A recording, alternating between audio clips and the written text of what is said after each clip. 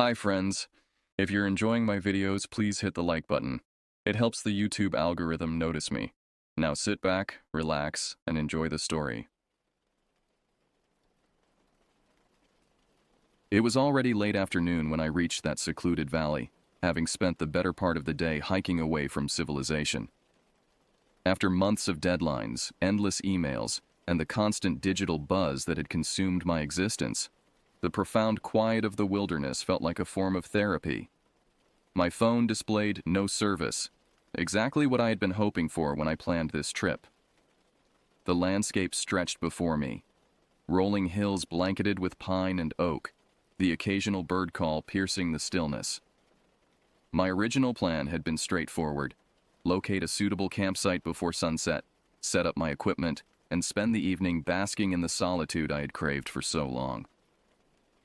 However, I had underestimated the hiking time required to reach this remote location. The sun was descending rapidly, casting long shadows across the trail as its orange glow filtered through the canopy above. I paused to catch my breath and check my bearings when movement caught my eye. A figure materialized on the path ahead. A man appearing to be in his 60s with weathered skin that spoke of years spent outdoors. He approached with a casual demeanor that seemed oddly out of place in such isolation. "Looking for a spot to camp?"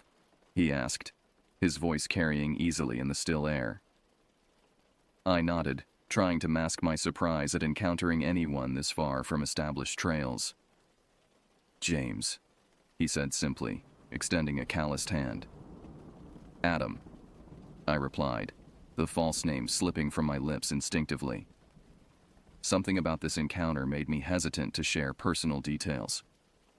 James gestured down a barely visible side path. "There's a perfect clearing about half a mile that way. Close enough to the access road if you need to leave quickly, but hidden enough that day hikers won't disturb you." His specific mention of quick departures raised questions, but the rapidly fading daylight outweighed my caution. I nodded my thanks and allowed him to lead the way. As we moved deeper into the undergrowth, the vegetation seemed to close ranks behind us, obscuring any trace of our passage. Several times I glanced back, seeking reassurance that the main trail remained accessible, but saw only an impenetrable wall of foliage and deepening shadows. James moved with surprising agility for his age, navigating the hidden path with the familiarity of someone who had traversed it countless times. Finally, he stopped at a small clearing beside a gently flowing river. A stone-ringed fire pit occupied the center of the space, its well-used appearance suggesting frequent occupation despite the apparent seclusion. "Perfect spot for your truck." James indicated an area just large enough for my vehicle. "River provides fresh water, trees block the wind, and nobody will bother you here." He emphasized the last point with an intensity that momentarily unsettled me. "I appreciate the help," I said, surveying the site. "Do many people camp around here?" "Not really," he replied, already backing away. "You'll have the place to yourself."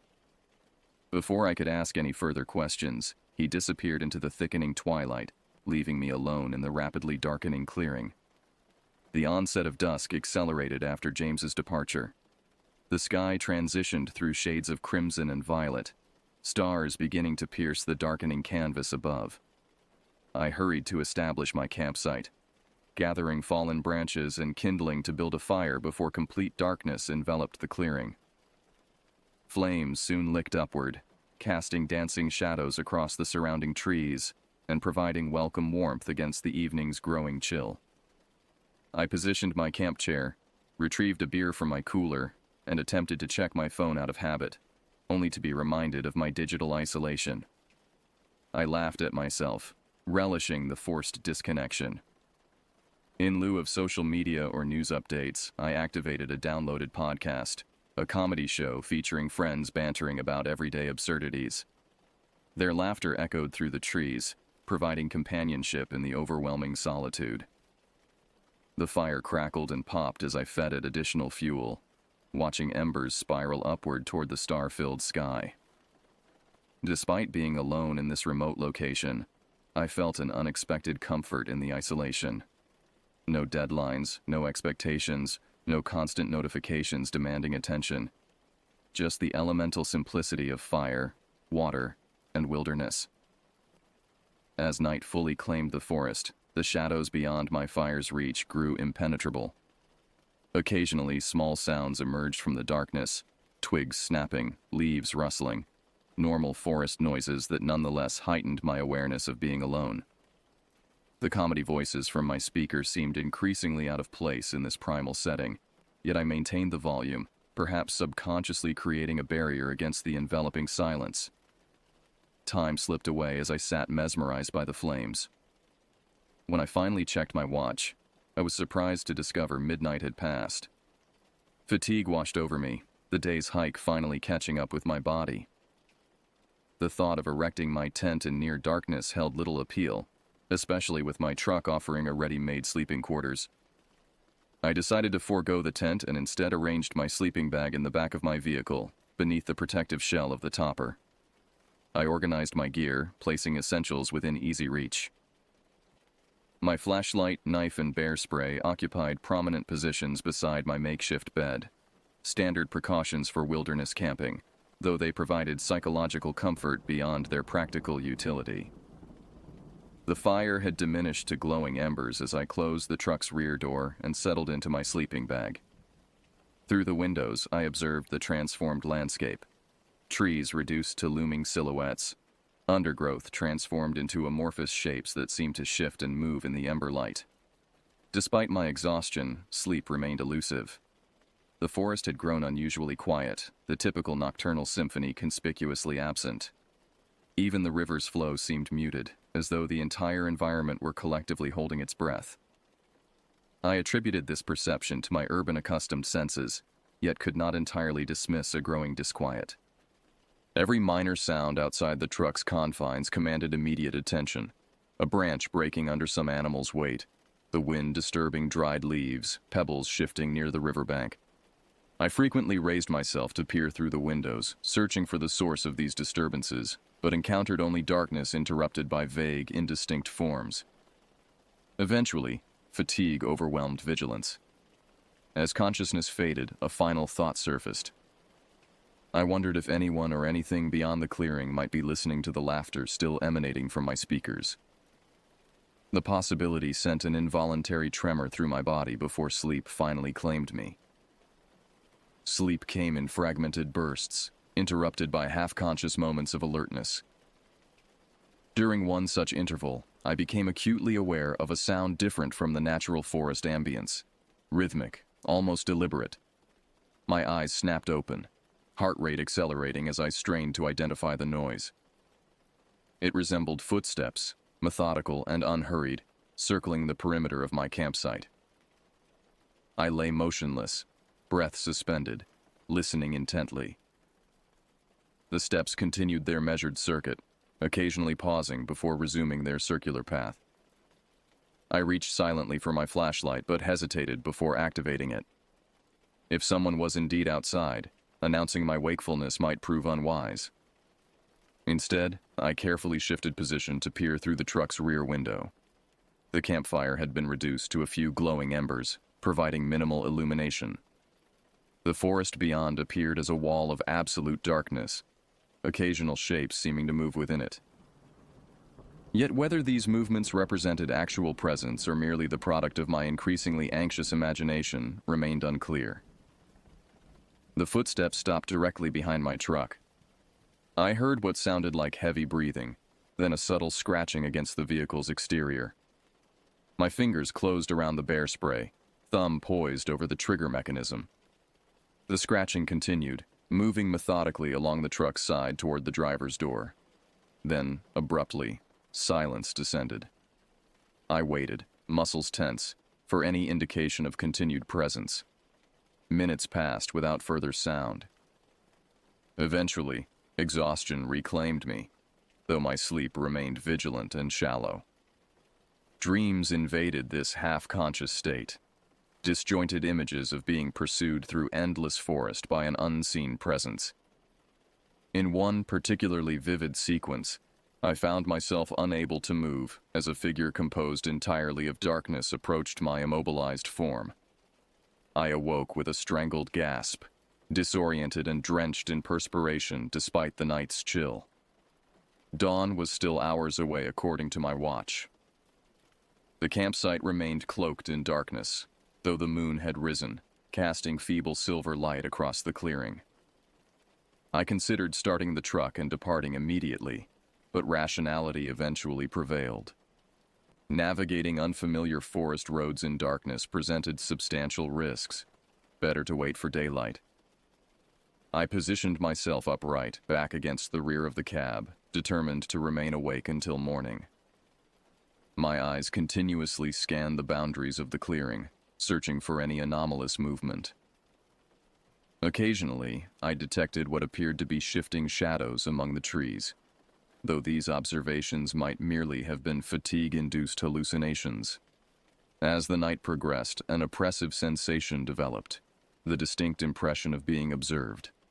It emanated not from any specific direction, but seemed omnipresent, as though the entire forest had developed consciousness and focused its collective attention upon my presence. I found myself repeatedly checking the truck's locks, irrationally fearful that they might have disengaged themselves. The podcast had long since ended, leaving only natural sounds: the river's constant murmur, wind through branches, occasional rustling from the underbrush. These ordinary noises now seemed imbued with malevolent intent, each potentially signaling approach rather than random forest activity. The first hint of dawn arrived as a subtle lightening along the eastern horizon, visible through gaps in the forest canopy. I greeted this initial indication of morning with profound relief.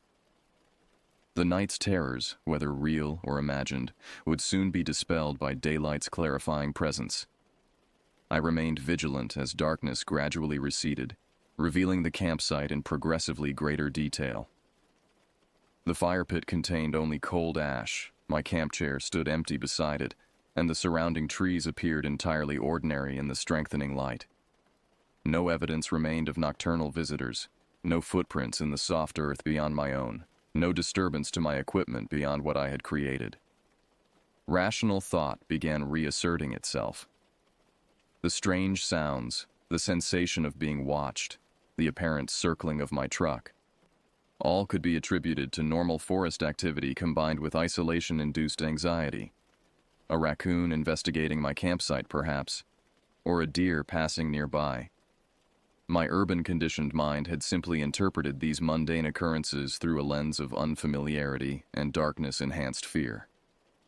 As the sun finally crested the eastern ridge, I emerged from the truck, muscles protesting after hours of tension and restricted movement. The morning air carried a sharp chill that immediately cleared the remaining cobwebs of fatigue. I stretched thoroughly, then set about rekindling the fire, focusing on this practical task as further evidence of returning normalcy. Flames soon danced among fresh kindling, their warmth a welcome counterpoint to the morning's brisk temperature.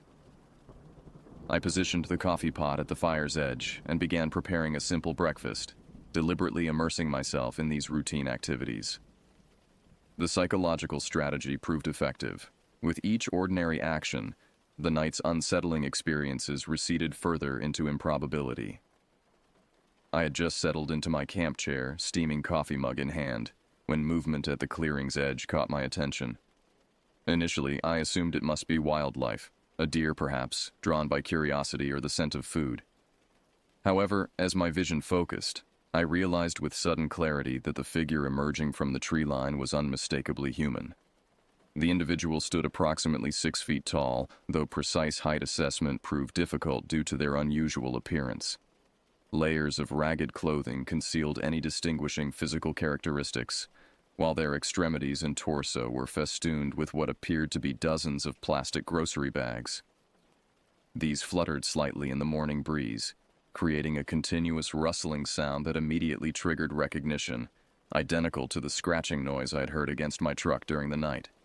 The figure remained partially obscured by foliage, neither fully entering the clearing nor retreating into the forest.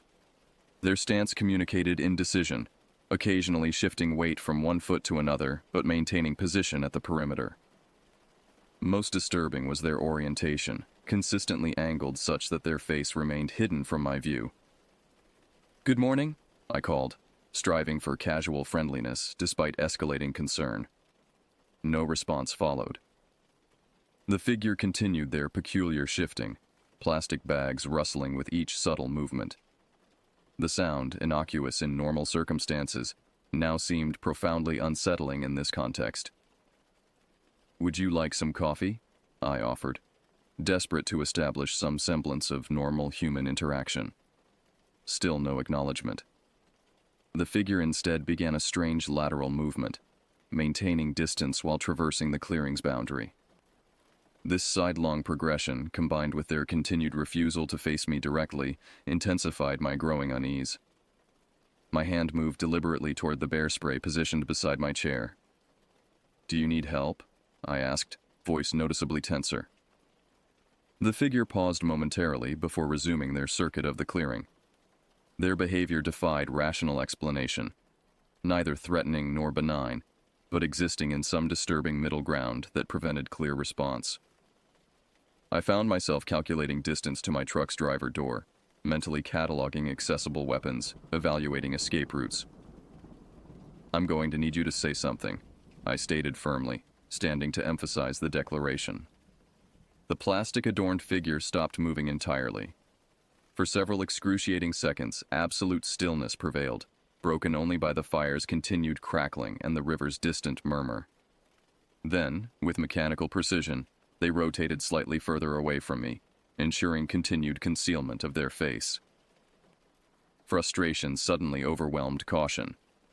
"Either acknowledge me or leave," I shouted, voice cracking with the strain of accumulated fear and sleeplessness.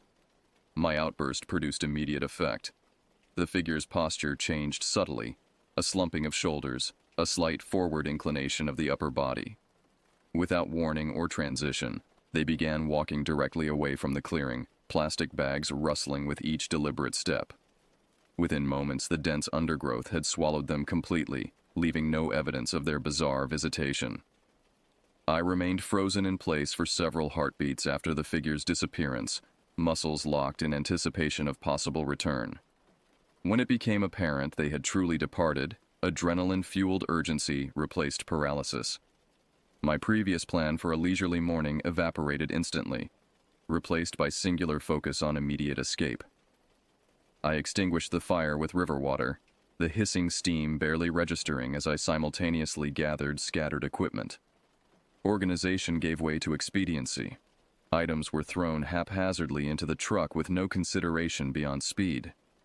Throughout this frantic activity, I continuously scanned the tree line, half expecting the plastic-adorned figure to emerge from any direction. The coffee pot was abandoned, breakfast left uneaten. Within minutes, I had secured my essential gear and slid behind the steering wheel. The engine roared to life with the first attempt, its mechanical sound reassuringly normal amid the morning's surreal events. Gravel sprayed as I accelerated away from the clearing, tires briefly struggling for purchase on the uneven ground. The narrow access path James had shown me yesterday now seemed impossibly constricted, branches scratching the truck's sides as I navigated its serpentine course. Each curve obscured what lay ahead, creating a succession of blind corners that demanded reduced speed despite my desperation for rapid departure. My knuckles whitened on the steering wheel, eyes constantly alternating between the path ahead and the rearview mirror. After what seemed an eternity but likely represented mere minutes, the truck emerged onto the main forest road.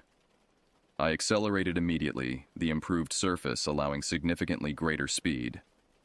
Trees flashed past in peripheral vision as I focused intensely on maintaining control while maximizing velocity. Despite rational awareness that I had likely escaped whatever threat the strange figure might have posed, an overwhelming compulsion to put maximum distance between myself and that location persisted. I drove without pause for nearly an hour, eventually reaching a small roadside convenience store on the outskirts of civilization. Only after parking beside the mundane establishment did I allow myself to relax marginally. The ordinary sight of people purchasing gas and snacks provided stark contrast to my morning's experience, anchoring me once again in normality's comforting embrace. I entered the store, purchased coffee and a prepackaged sandwich, then sat in my truck consuming both while processing recent events. The encounter with the plastic-adorned figure continued defying logical explanation. Their behavior exhibited neither the characteristics of a homeless individual seeking assistance, nor those of someone intending harm. The deliberate refusal to show their face, the methodical circling, the complete absence of verbal communication, all suggested something beyond typical human interaction. As caffeine cleared residual fatigue, new questions emerged. Had James deliberately directed me to that specific location? His insistence on the spot's isolation, his emphasis on privacy, his knowledge of the hidden path, all now seemed potentially suspicious rather than helpful. Had he known about the strange figure? Was there some connection between them? More disturbing still was the realization that the plastic-covered figure had likely been present throughout the night. The footsteps I'd heard, the scratching against my truck, these now found explanation in their presence. How long had they observed me? Had they approached while I slept? What might have transpired had I used the tent rather than seeking refuge in my truck? The drive home proceeded without incident, traffic increasing steadily as I approached urban areas. Streets filled with pedestrians, storefronts displaying their wares, traffic signals regulating movement. The mundane infrastructure of civilization provided profound comfort after my wilderness experience. Upon reaching my apartment, I unloaded only essential items, leaving most camping equipment in the truck for later retrieval. A hot shower washed away physical grime but did little to cleanse mental residue. Images of the plastic-adorned figure continued intruding into consciousness, accompanied by renewed analysis of their possible motives and nature. Exhaustion eventually claimed me. I collapsed onto my bed, curtains drawn against afternoon sunlight, and immediately descended into deep, dreamless sleep. When consciousness returned, evening had arrived, my apartment shrouded in darkness.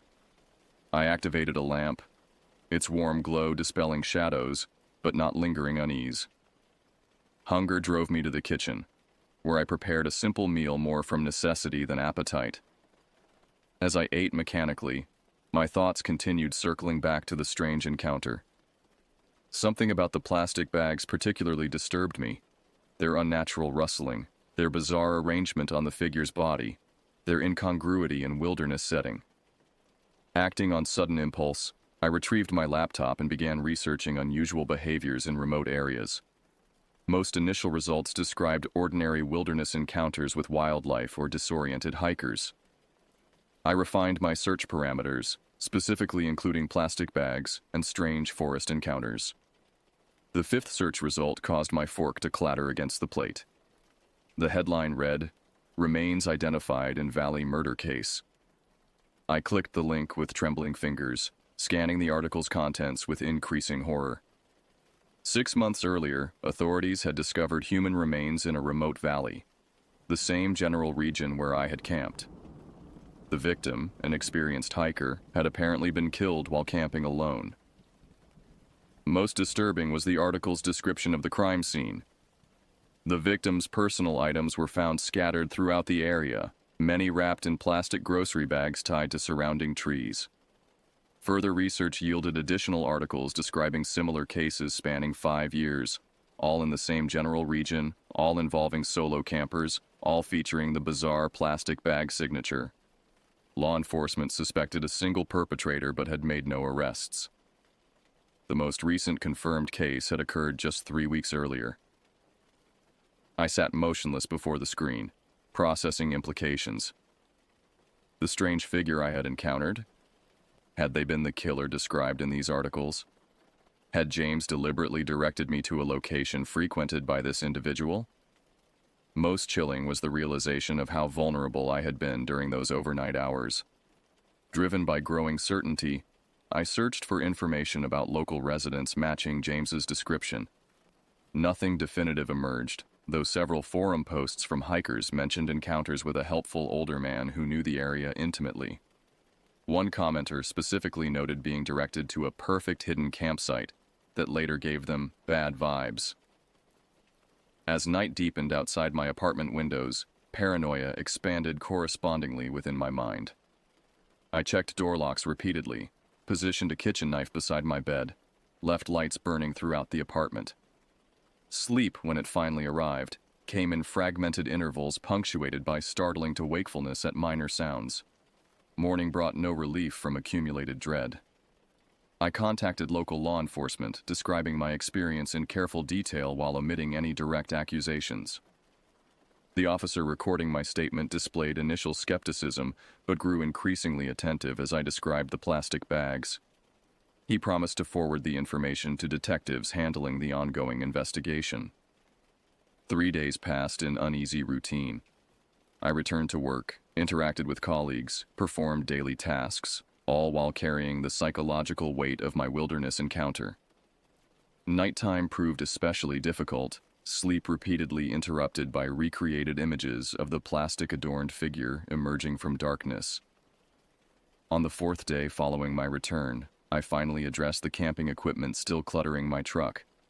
Most items required cleaning before storage, a task I had continuously postponed. Reluctantly, I began unloading gear onto my apartment's small balcony, organizing items for appropriate treatment. The tent, though unused during the trip, had been hastily stowed during my frantic departure. I removed it from its carrying bag, intending to ensure it was properly dried before extended storage. As the fabric unfolded across concrete flooring, an object fell from its folds, a plastic grocery bag tightly knotted into a compact bundle. I stared at the innocuous item, initially uncomprehending. Then understanding struck with physical force. I had never opened the tent at the campsite. This object could not have been accidentally included during packing. Someone had deliberately placed it there, likely while I slept in my truck, believing my belongings secure. With tremendous reluctance but driven by morbid necessity, I retrieved a pair of kitchen scissors and carefully cut through the bag's outer layer. Inside was another bag, similarly knotted. This pattern continued through 6 layers, each opening revealing another tightly secured plastic container. At the center of this nested arrangement lay a single item, a small, worn leather wallet. I did not touch this final object, immediately recognizing its probable significance.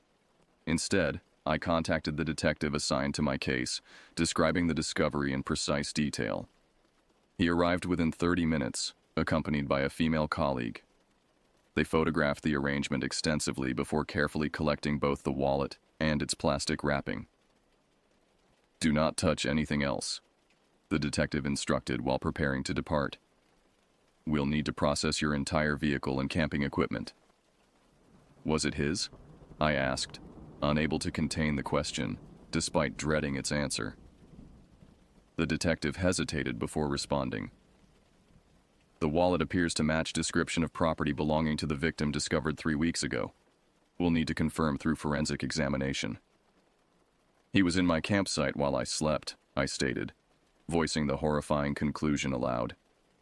"He could have, but he didn't," the female detective interjected firmly. "That's significant. In previous cases, victims never had opportunity to report encounters." "Meaning what exactly?" "Meaning something about your situation was different. Perhaps you're using the truck rather than a tent. Perhaps something else entirely." They departed with the evidence, leaving me alone with escalating realization of how narrowly I had avoided becoming another statistic, another body discovered in remote wilderness, possessions distributed in plastic shrouds throughout the surrounding forest.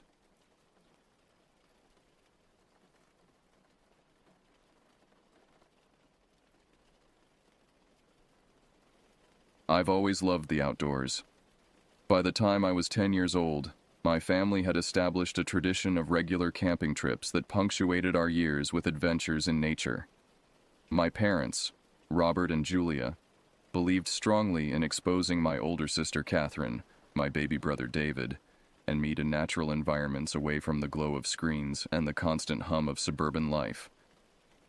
Our camping experiences had always been positive, educational, bonding opportunities where we pitched tents under star-filled skies, learned to build fires, identify plants, and respect wildlife. These trips formed some of my most cherished childhood memories: the taste of slightly burnt marshmallows, the comforting sound of my father's deep laugh echoing across a lake, my mother's patient instruction as she taught us to identify constellations.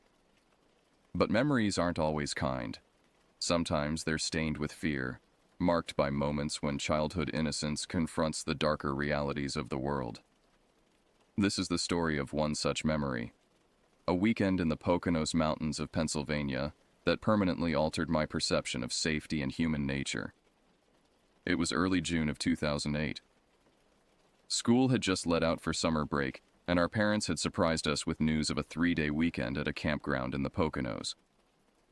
Unlike our usual trips where we pitched tents and roughed it, this time they had rented a small cabin at Pine Grove Campground, a sprawling property featuring dozens of wooden structures scattered around a central recreation area. "It'll be more comfortable," my mother had explained while packing our bags. "And there are more facilities for you kids." At the time, I was just excited about the change of scenery and the promise of new adventures. I couldn't have known that amidst the beauty of those mountains lurked a danger no parent can fully protect against, and no child should ever have to face. The drive to the Poconos took just over 3 hours from our home in New Jersey. I remember pressing my face against the car window as we wound through increasingly densely forested roads, watching as civilization gradually gave way to wilderness. Catherine, then 13, spent most of the journey with headphones firmly planted over her ears, while 2-year-old David alternated between napping and demanding attention from anyone who would give it. Pine Grove Campground announced itself with a weathered wooden sign, the paint peeling slightly at the edges, a detail that in retrospect seems ominous but at the time merely registered as rustic charm. The gravel road leading into the property was flanked by tall pines that seemed to watch our progress, their shadows dancing across our car as we passed beneath them.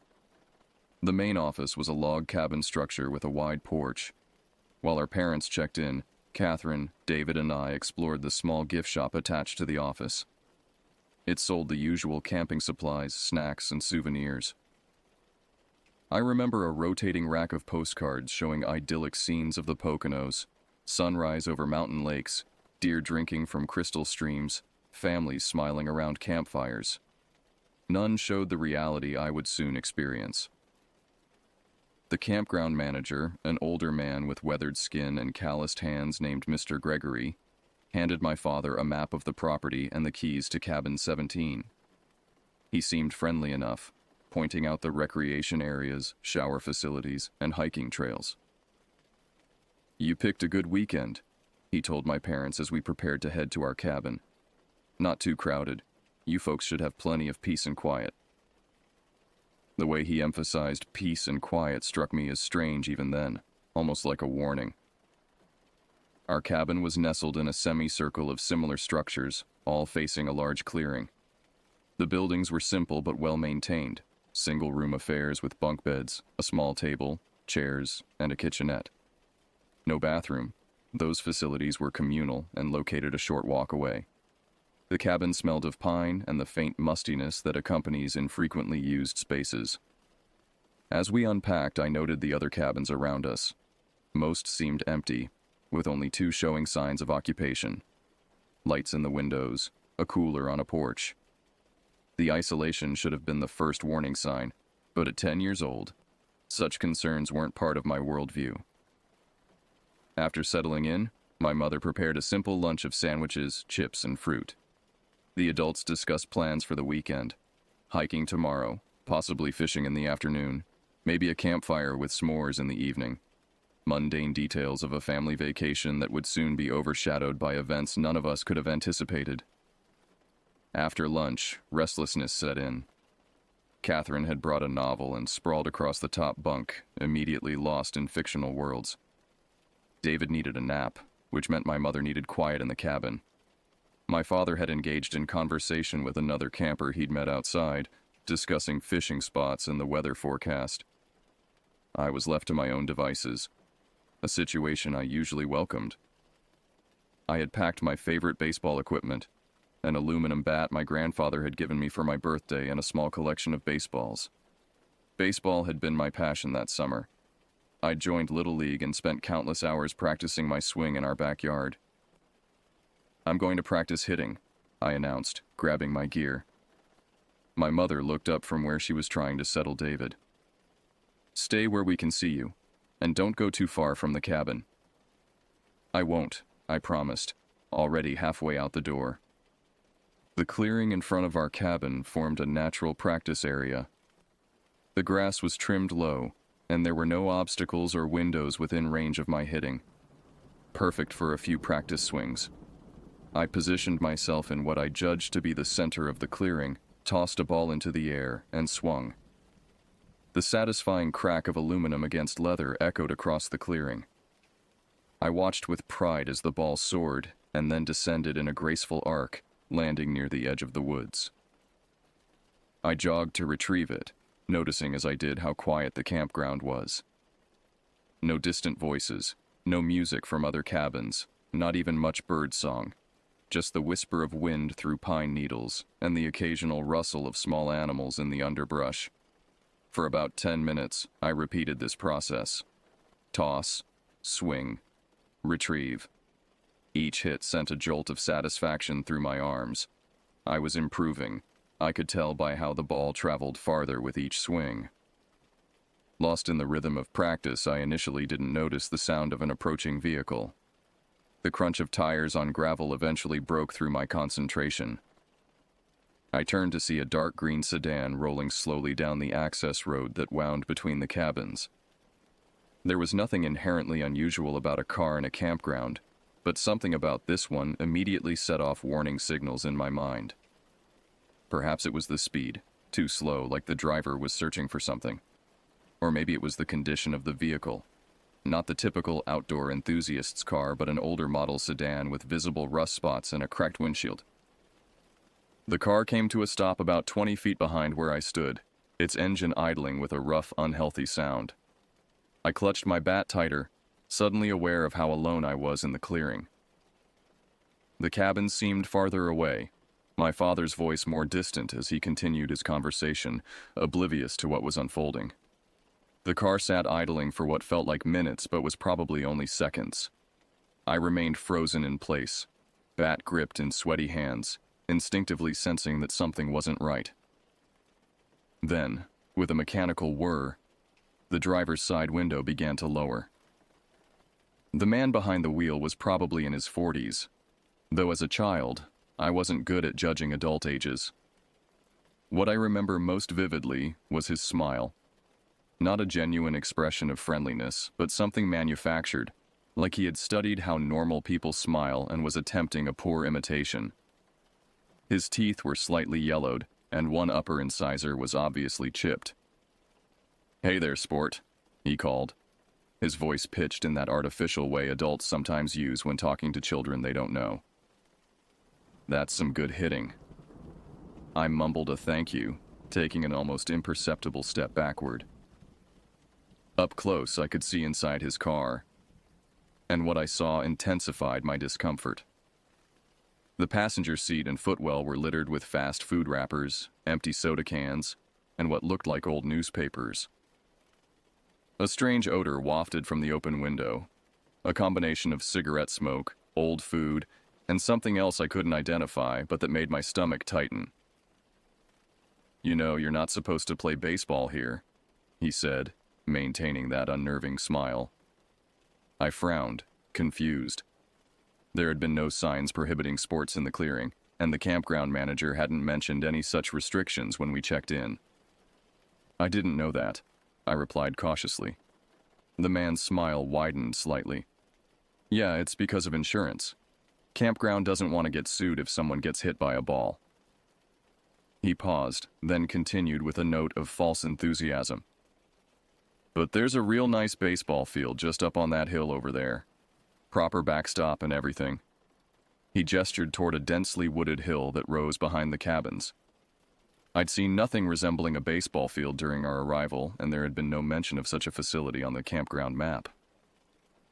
"I can drive you up there if you want," he continued when I didn't respond. It's a bit of a hike, but only a minute by car. You'll have a lot more room to practice. He leaned across the passenger seat and pushed the door open. Hop in. It'll be fun.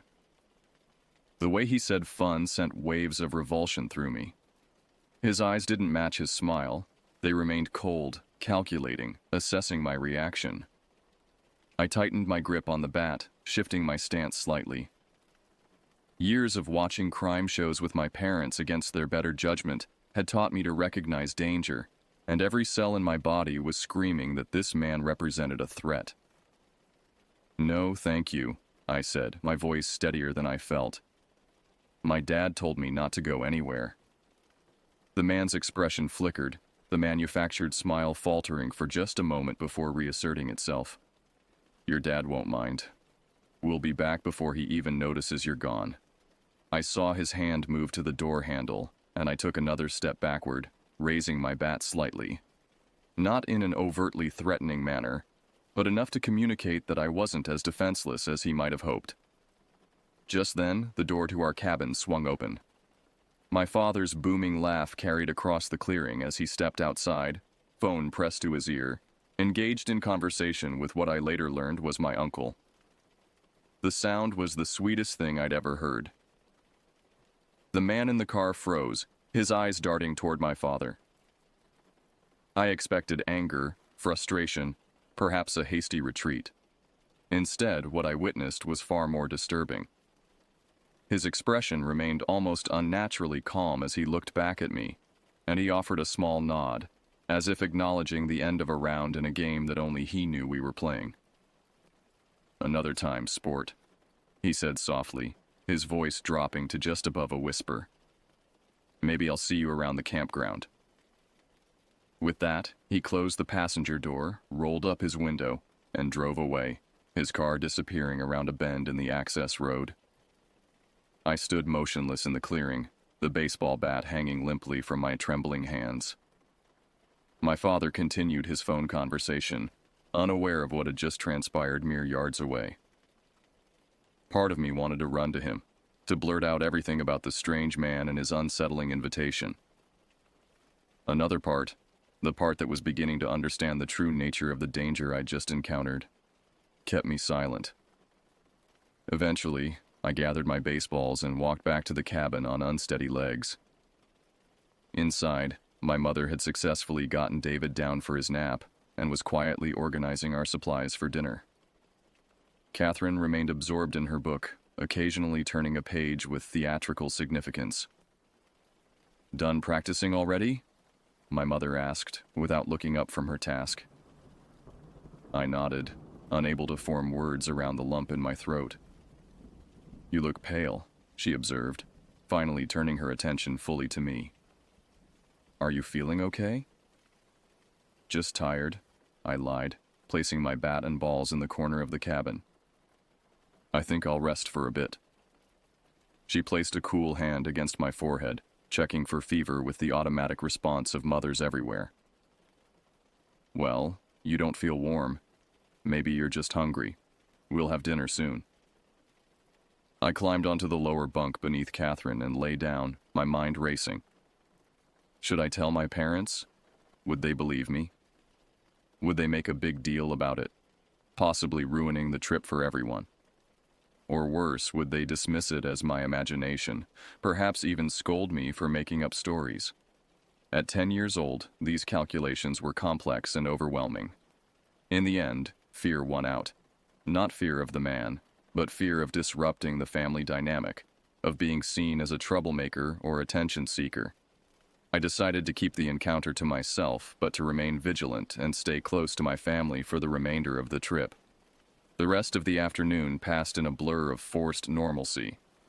I went through the motions of helping prepare dinner, playing a card game with Catherine when she finally emerged from her literary cocoon, and listening to my parents discuss plans for the next day's hike. All the while, my eyes constantly drifted to the windows, scanning for any sign of a dark green sedan. As dusk fell, the forest around us transformed. Shadows lengthened and merged, turning familiar shapes into looming threats. Each rustle of leaves became the footsteps of an approaching predator. Each distant car engine morphed into the return of the green sedan. By the time we gathered around the small fire pit outside our cabin for s'mores, I was a bundle of raw nerves.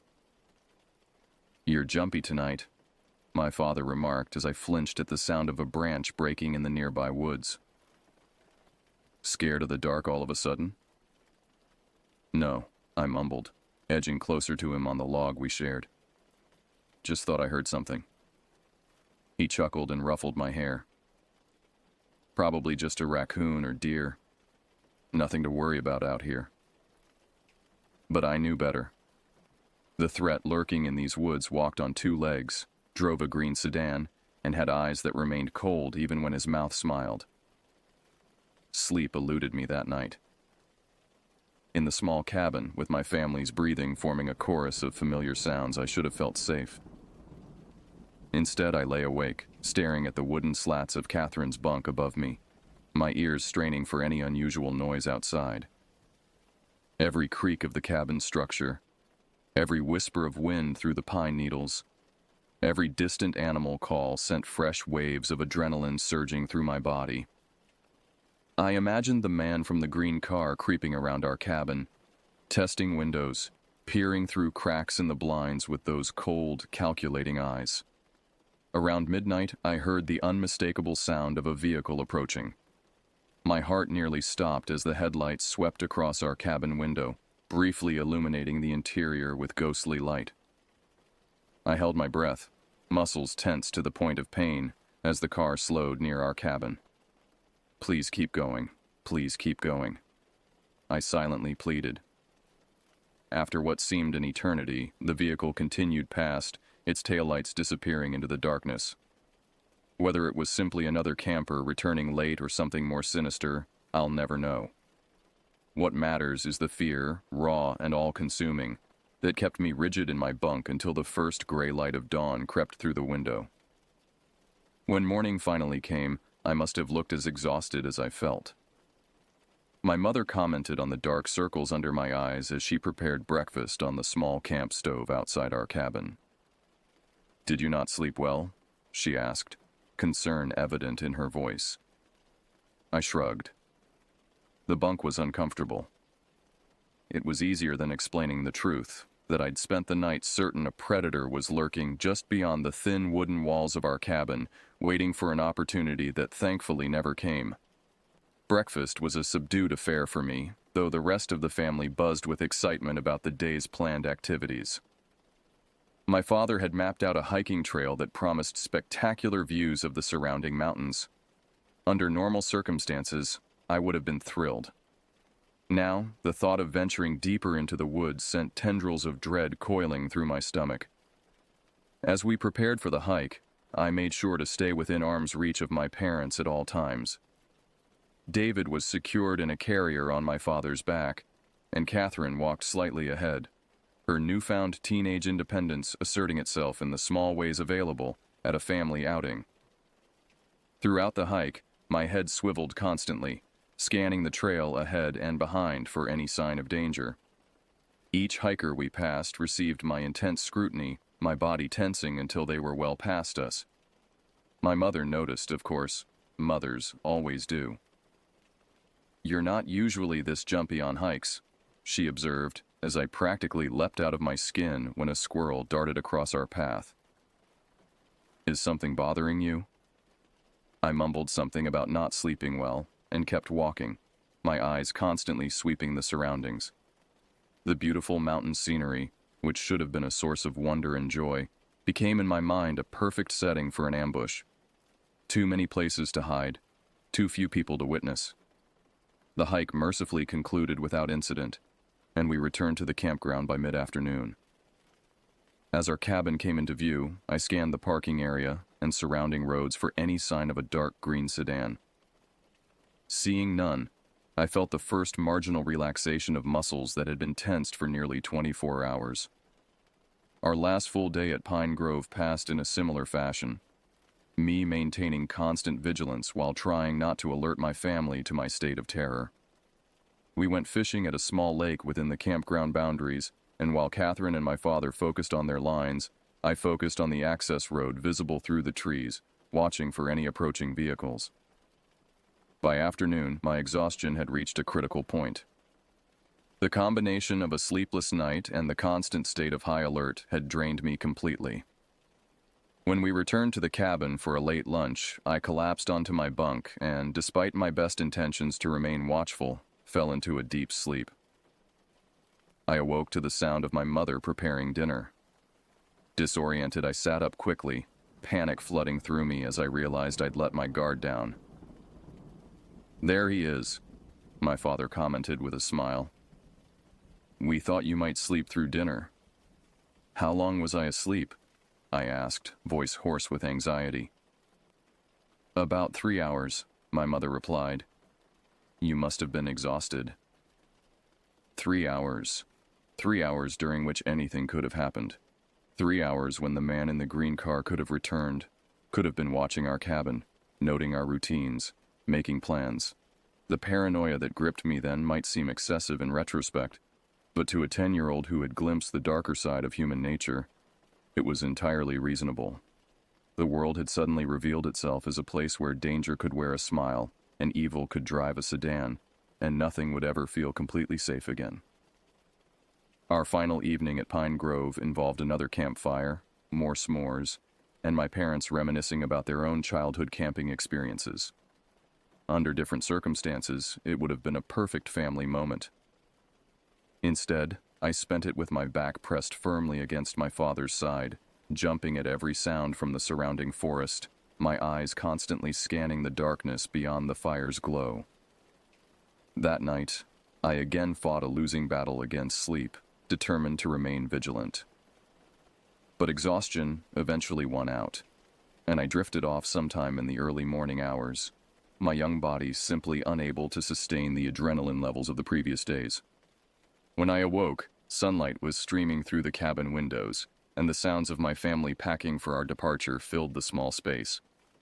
We had survived the weekend. The man in the green car had not returned, or if he had not made his presence known.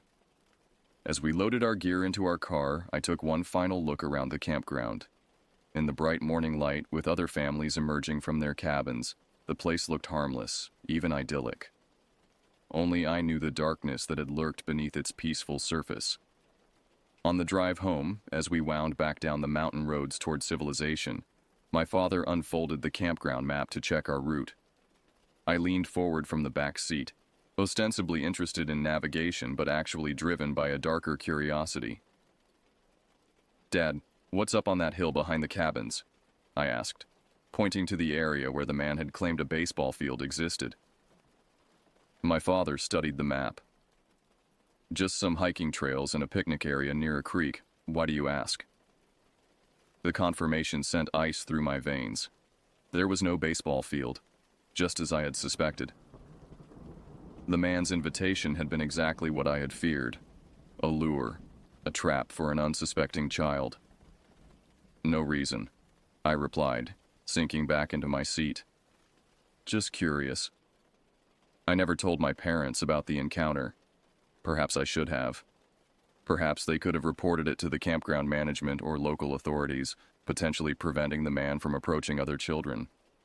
That guilt has stayed with me over the years, tempering the relief I feel at my own escape. In the weeks and months that followed our trip to Pine Grove, I developed habits that puzzled my parents. A reluctance to play outside alone, a newfound suspicion of strangers that bordered on rudeness, startling awake from nightmares I refused to discuss.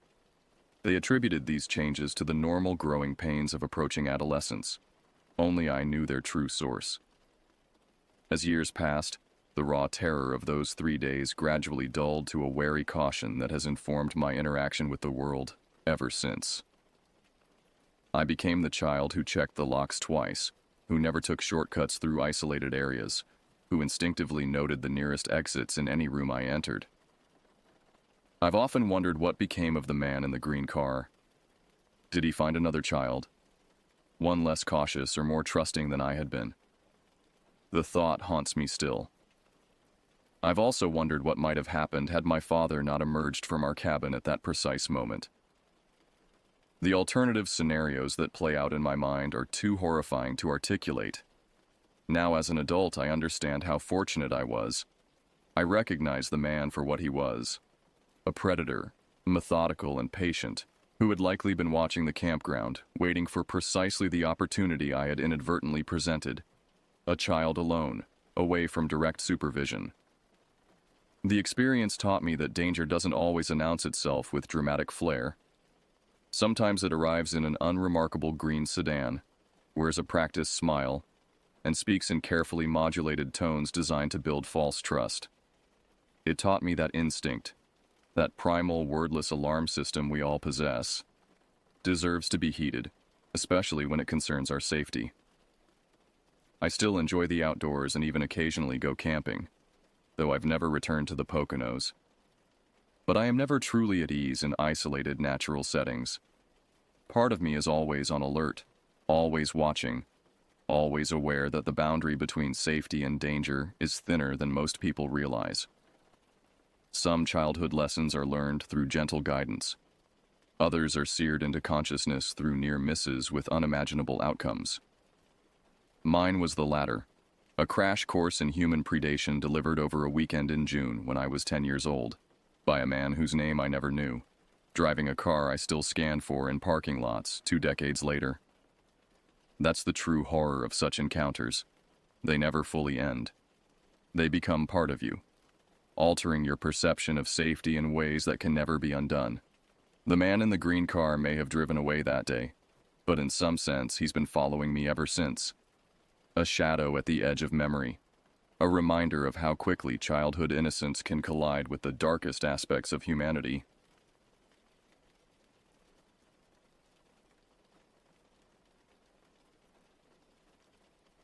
The manila envelope arrived on a Tuesday, unexpected and oddly thick with official-looking documents bearing the embossed letterhead of Blackwater County Records Office. I'd been sorting through bills at my kitchen table when I found it buried beneath advertisements and credit card offers. My name was typed precisely on the front. No errors, no hesitation in the clean black letters. Inside was a deed and a letter from a law firm I'd never heard of. Morrison, Langley, and Associates. According to the documents, I'd inherited a property from a distant great-uncle I barely remembered meeting as a child. His name was Samuel Redpath, and he'd apparently owned 5 acres of woodland with a cabin near Blackwater Lake, tucked deep in the remote wilderness nearly 4 hours from the nearest major city. As the last surviving relative of Samuel Redpath, the letter read, "You are now the legal owner of the property located at 1572 Old Forest Road, including all structures and personal effects therein." I vaguely remembered Uncle Sam, a weathered man with leathery skin who'd visited once when I was maybe 7 or 8. He'd brought me a carved wooden fox and told stories about living alone in the woods. My parents had exchanged uncomfortable glances throughout his visit, and after he left, I never saw him again. When I asked about him years later, my mother had simply said, "He prefers his solitude." Now, 20 years later, his solitude had somehow led to me inheriting a cabin I'd never seen in a place I'd never been. The lawyer's letter explained that property taxes were paid up for the next 3 years from my uncle's estate. But the cabin had been unoccupied for nearly 8 months since his death. There were concerns about deterioration and potential squatters, so a prompt inspection was recommended.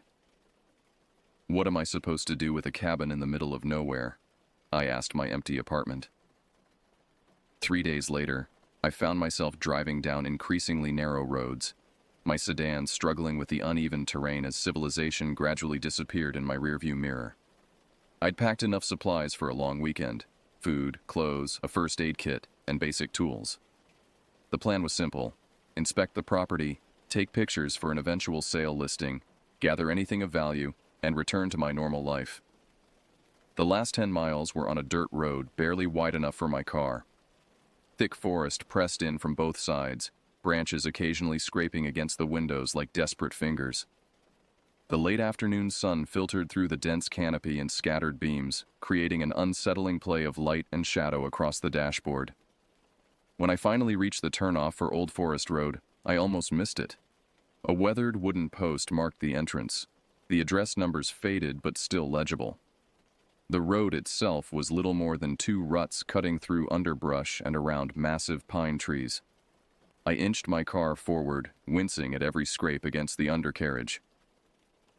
After nearly half a mile of this punishment, the forest suddenly opened into a small clearing. And there it stood.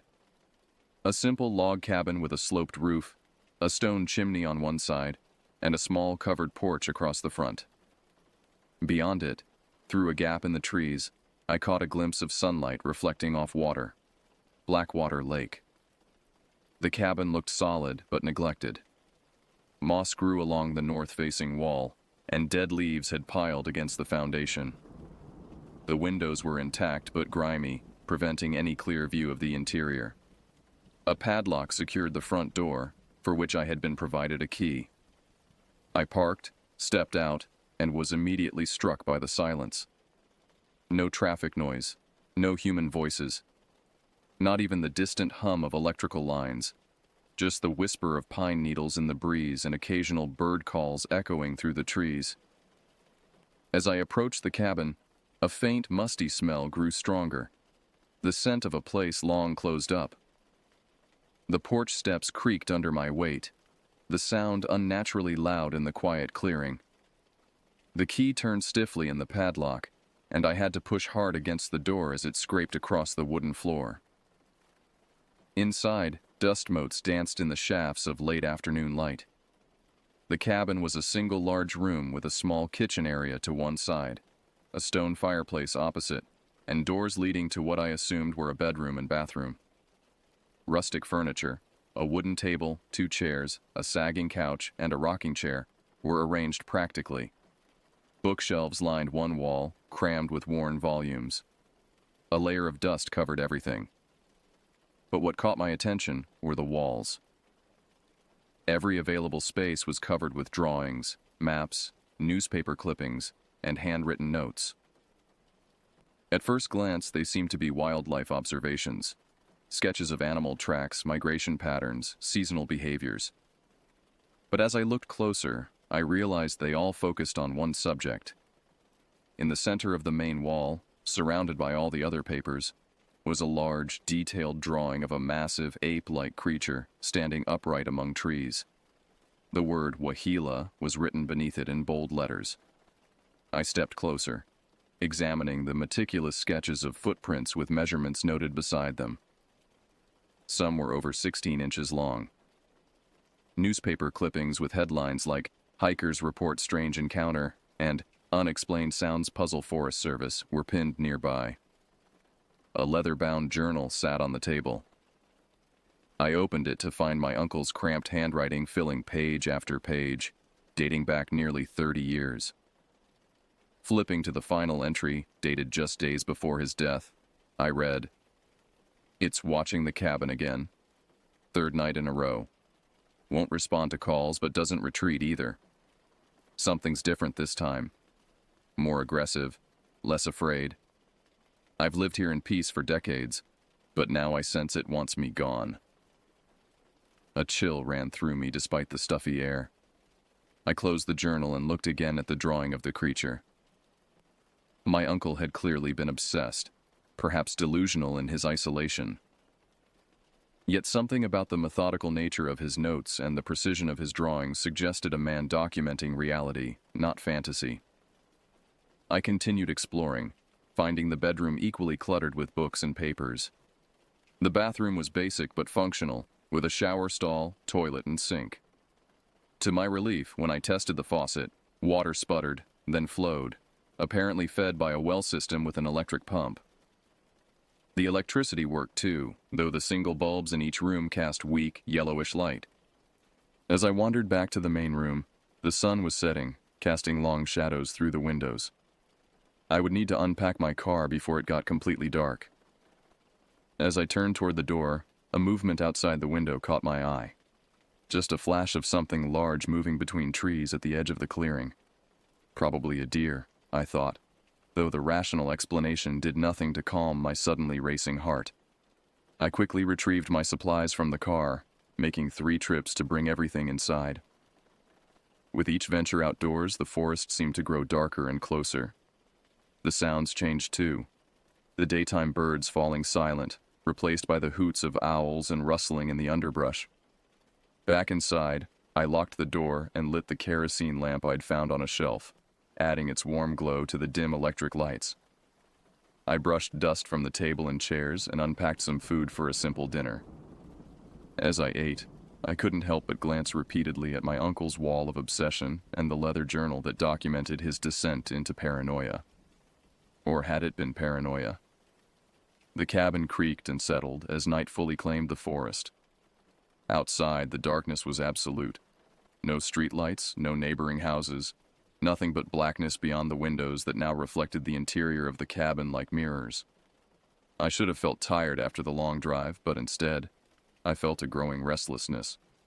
Something about this place, my uncle's research, the isolation, the primal darkness outside, had gotten under my skin.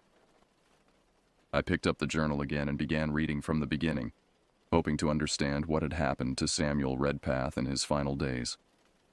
The early entries were mundane observations about wildlife and weather, interspersed with practical notes about cabin maintenance. But about 15 years ago, the tone changed. He began documenting strange sounds in the night, wood knocks and howls unlike any known animal. Then footprints appeared around the property, massive, human-like prints that couldn't be explained away. Page after page detailed encounters and evidence, building a disturbing picture of something large and intelligent lurking in the forest surrounding the cabin. My uncle had become convinced he was sharing the woods with a creature known in Native American folklore as the Wahila, a spirit being that walked between worlds, sometimes appearing as a massive wolf-like creature, sometimes as an ape-like human. I was so absorbed in reading that the sudden crack from outside made me jump. It sounded like a branch breaking, a large one. I froze, listening intently. Another crack, closer to the cabin. Then another. Something was moving methodically around the perimeter of the clearing, circling the cabin. I switched off the lamp and the electric lights, plunging the interior into darkness so I could see outside. Pressing my face to the window, I strained to detect any movement in the moonless night. For a long moment, nothing. Then, at the edge of the trees, something shifted. A deeper darkness within the dark. Something massive and upright moved slowly between two pines, pausing as if sensing my observation. My breath fogged the glass, and I instinctively stepped back. When I looked again, whatever I'd seen, if I'd seen anything at all, was gone. Sleep came fitfully that night in my uncle's musty bed. My dreams were filled with shambling shapes just beyond my vision and the sensation of being watched. I woke several times, certain I'd heard something moving outside, but dawn eventually came without incident. In the clear light of morning, last night's fears seemed foolish. I made coffee using the old percolator on the propane stove and stepped onto the porch to breathe the crisp forest air. That's when I saw them, a line of massive footprints cutting across the clearing, passing within yards of the cabin's front door. They led from the forest edge on one side to the forest edge on the other, as if something had walked straight through the property while I slept. I approached the nearest print cautiously. It was huge, at least 16 inches long, with 5 distinct toe impressions. The impression was deep, suggesting whatever made it was extraordinarily heavy. I placed my own foot beside it for comparison and felt a wave of dizziness at the difference in size. Following the tracks with my eyes, I noticed they led in the direction of the lake. According to the property map I'd been sent, the shoreline was only about a quarter-mile from the cabin through the woods. Perhaps exploring the entire property would give me a better understanding of what I was dealing with. I returned to the cabin, dressed in hiking clothes, filled a water bottle, and pocketed the small digital camera I'd brought to document the property. After a moment's hesitation, I also took the heavy flashlight I'd packed, both for seeing in dark corners and, if necessary, as a weapon. The path to the lake was overgrown but still visible, winding between ancient pines and dense undergrowth. Birds called overhead, and occasionally small animals rustled in the bushes, fleeing my approach. It was beautiful in the morning light, making last night's fears seem absurd. The trees thinned as I approached the lake, revealing a breathtaking view. Blackwater Lake stretched out before me, mist rising from its dark surface in the morning sun. The water was so still, it perfectly mirrored the surrounding forest and distant mountains. Near the shoreline stood another structure, smaller than the cabin, more like a shed or workshop. It wasn't mentioned in any of the property documents, and curiosity drew me closer. Unlike the main cabin, this building was in poor condition. The roof had partially collapsed on one side, and the door hung askew from rusted hinges. I approached cautiously, testing the wooden platform it stood on before stepping up. The interior was dim, but enough light filtered through gaps in the walls to reveal a cluttered space. Old fishing gear hung from hooks, and tools lined a workbench against one wall. But what dominated the space was a large map spread across a central table, weighed down at the corners with stones. It was a detailed topographical map of the surrounding wilderness, far more precise than anything in the property documents. Red X marks dotted the landscape, concentrated in certain areas, with dates written beside them. Notes in my uncle's handwriting filled the margins, observations, measurements, and theories. In one corner of the map, partially hidden by a stone, was a yellowed newspaper clipping. I carefully moved the stone to read the faded headline: 3 hikers missing in Blackwater Wilderness. The date was from 17 years ago. As I leaned closer to read the article, a board creaked behind me. I whirled around to find the doorway empty, but with the distinct feeling I was being watched. Through the gaps in the walls, I could see nothing but trees and glimpses of the lake shore. I quickly photographed the map and the newspaper clipping, then stepped back outside. The morning had advanced, burning off most of the mist from the lake. In the distance, a fish jumped, sending ripples across the otherwise mirror-like surface. I followed the shoreline for a while, taking pictures of the property from different angles. According to the map, my uncle's land included about 300 feet of lake frontage.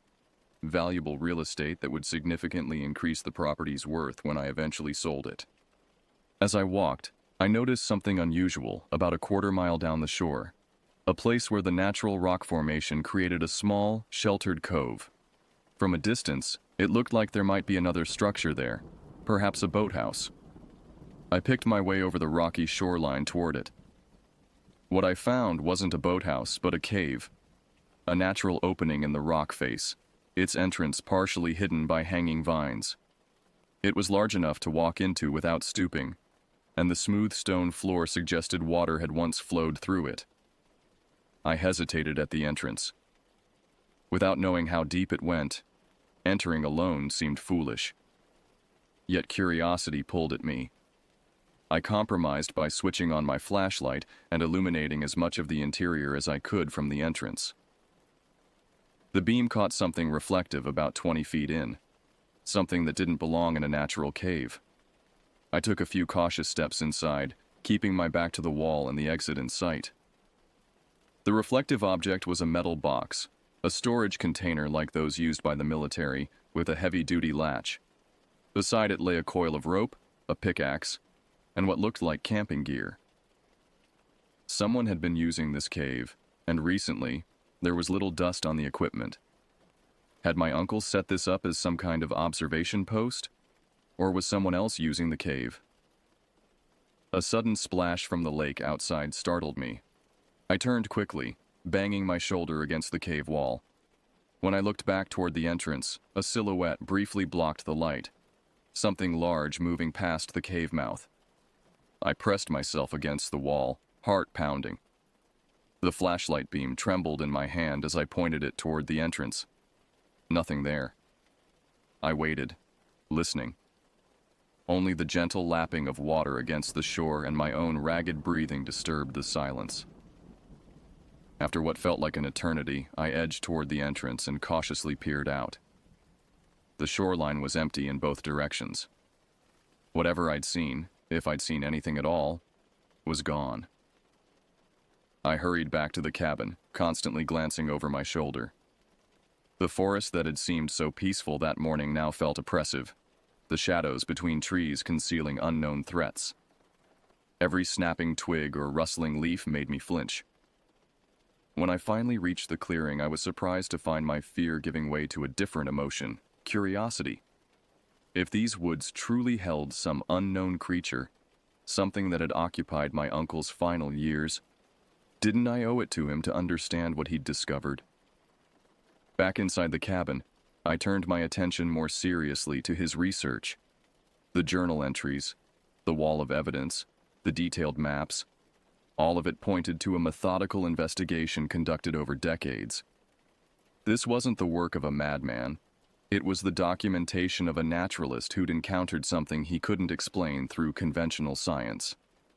I spent the afternoon organizing his notes chronologically, creating a timeline of encounters and evidence. As the pattern emerged, so did my understanding of what had happened to Samuel Redpath. He'd come to these woods as a recluse, seeking solitude after some unnamed tragedy in his past. For years he'd lived quietly, observing nature and keeping to himself. Then came the first encounter, unexplained footprints near his woodpile after a snowfall. He'd been curious but skeptical, looking for known wildlife that might create such prints. Over time, the evidence mounted. Strange vocalizations at night, glimpses of something large moving through the trees, more footprints, small structures of broken branches that no known animal would create. The incidents occurred in cycles, sometimes with years between major encounters. My uncle had reached out to others with similar experiences, corresponding with researchers and witnesses across the country. He'd studied Native American folklore about forest beings, finding striking similarities to what he was experiencing. He'd become convinced that the creature known variously as Bigfoot, Sasquatch, or Wahila was real, and that a small group of them inhabited the wilderness around Blackwater Lake. For most of those years, the encounters had been peaceful, even curious in nature. But something had changed in the final months. The tone of the journal entries darkened. The creatures had become more aggressive, more territorial.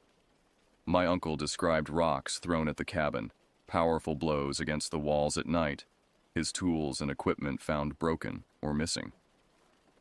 The final entries were almost frantic, describing near constant activity around the property.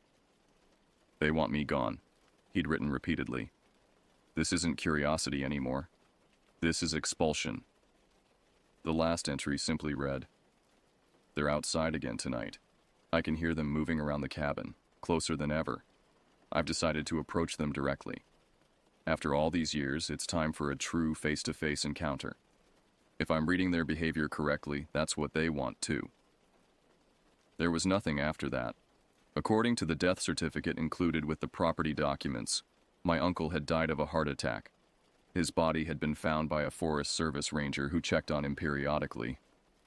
The official report noted nothing suspicious, despite the strange circumstances of his final journal entry. As I finished reading, I realized the sun was setting. Another night in this isolated cabin loomed ahead, but now my mind was filled with my uncle's documented encounters and his disturbing final words. I checked all the windows and doors, making sure everything was securely locked. I brought in more firewood from the stack on the porch and built a fire in the stone fireplace, both for warmth and comfort. The crackling flames and golden light made the cabin feel safer somehow. As full darkness fell outside, I heated a simple dinner and tried to distract myself by cataloging items of value in the cabin. Despite my efforts to focus on practical matters, my attention kept returning to the journal and the wall of evidence. What if it was all true? What if something really did live in these woods? Something science hadn't acknowledged, but that generations of people had encountered and described. What if it had driven my uncle from his home in his final days? And if so, how would it react to my presence now? A sudden, sharp crack from outside cut through my thoughts, the unmistakable sound of a large branch breaking under significant weight. I froze, listening intently. Another crack, then another. Something was moving through the forest at the edge of the clearing.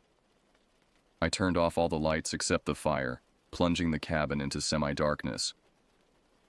Moving to the window, I peered out into the night. The fire cast enough light through the windows to illuminate a small portion of the yard, but beyond that was impenetrable blackness. The sounds continued, methodically circling the clearing just as they had the night before. I thought of my uncle's final journal entries, describing the same nocturnal activity. Then something new happened. 3 distinct knocks, like someone striking a tree trunk with a heavy object. Knock, knock, knock. The sound echoed through the clearing. From the opposite side of the property came a response, the same pattern.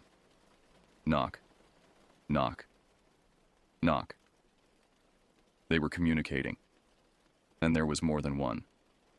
My heart hammered against my ribs as I realized I was surrounded.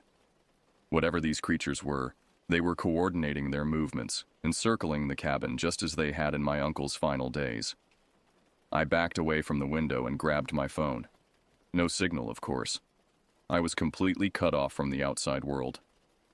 For hours, the activity continued. Strange vocalizations joined the wood knocks, low, guttural howls unlike any wildlife I'd ever heard. Branches broke as heavy bodies moved through the forest. Occasionally, something large would dart between trees at the edge of my vision, visible only as a darker shape against the night. I didn't sleep. How could I? I sat in the center of the cabin, back against the wall, flashlight in hand, listening to the sounds of something powerful and unknown circling my shelter. Near dawn, the activity ceased as suddenly as it had begun. The forest fell silent except for the normal sounds of birds awakening. Exhausted and strung out from fear and lack of sleep, I must have dozed off in the early morning hours. I awoke with a start to bright sunlight streaming through the windows. For a moment, the events of the night seemed like a bad dream. Then I stepped onto the porch and saw the clearing. All around the perimeter, just at the edge of the forest, branches had been placed on the ground. Not broken or fallen branches, but deliberately arranged ones, all pointing toward the cabin like arrows. Dozens of them, creating a complete circle around my uncle's property. This was no natural phenomenon. This was communication. A message. A warning. I should have left then. Any rational person would have packed up and fled this increasingly threatening situation. But something kept me there. A combination of curiosity, stubbornness, and a growing sense of connection to my uncle's experience. If he had stayed for decades despite these encounters, shouldn't I at least try to understand what he had learned? I spent the morning photographing the branch arrangements and searching the property for other signs. I found more footprints, a disturbed area where something large had bedded down for the night, and, most disturbingly, the remains of a deer carcass partially hidden in the underbrush. Whatever had killed it possessed tremendous strength. The back leg had been torn completely from the body. By midday, I'd made a decision. I would stay one more night, but I would be prepared. Using my uncle's research as a guide, I devised a plan to observe whatever was watching me, rather than hiding from it. The remainder of the day passed in tense preparation. I gathered supplies, positioned battery-powered lamps at strategic points around the cabin, and reviewed every detail of my uncle's encounters. As dusk approached, I felt a strange mix of fear and anticipation. Tonight I might finally see what had consumed the last years of Samuel Redpath's life. The waiting was excruciating. Hours passed with nothing but normal forest sounds. Had they left? Or were they observing my preparations, adapting their approach? Just as I began to think nothing would happen, the first wood knock came, louder than before, closer to the cabin. I switched off all interior lights and moved to the window, my digital camera ready. The knocking continued, moving around the property just as it had the night before. I caught glimpses of movement between trees, something large, bipedal, but quick to vanish when my gaze fixed on it. Then came a new development, a heavy impact against the back wall of the cabin, powerful enough to shake the entire structure. Something had struck the building with tremendous force. Another impact followed, then another. Not random blows, but a pattern. The same 3-knock sequence I'd heard in the woods. Whatever was out there wanted a response. My uncle's journal had described similar behavior in his final days. He'd interpreted it as a demand for communication, or confrontation. The impacts continued, growing more forceful. A window in the bedroom rattled loose from its frame. Soon the cabin would begin to come apart under this assault. I had to make a decision. Standing at the front door, flashlight in one hand and camera in the other, I took a deep breath and stepped outside. The night air was cool on my face as I moved slowly into the yard. The impacts on the cabin immediately ceased. The forest went completely silent. Even the insects stopped their chirping. Everything was waiting. "I'm here," I called out, my voice sounding pitifully small in the vast darkness. "I'm not a threat. I just want to understand." For a long moment, nothing happened. Then, from the edge of the trees directly ahead of me, came movement. Something massive stepped partially into the dim light cast from the cabin windows, a dark, hulking figure that stood upright on 2 legs. It remained half hidden by shadows, but what I could see defied explanation. It was at least 8 feet tall, with a broad chest and powerful arms that hung longer than a human's. Dense hair covered its body, and its face, what I could see of it, featured a prominent brow ridge and deep-set eyes that reflected the light like a nocturnal animal's. I raised the camera with trembling hands and pressed the shutter button. The flash illuminated the clearing for a split second, capturing the figure in harsh white light. With a roar that seemed to shake the very ground, the creature recoiled from the flash, then charged directly toward me. My survival instinct kicked in before conscious thought could form.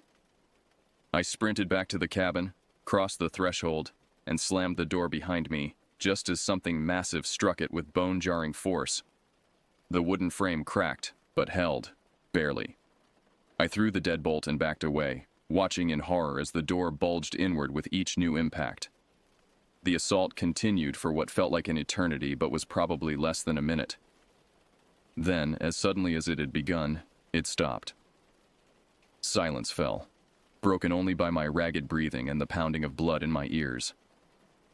I stood frozen in the center of the room, flashlight beam trained on the damaged door, waiting for the next attack.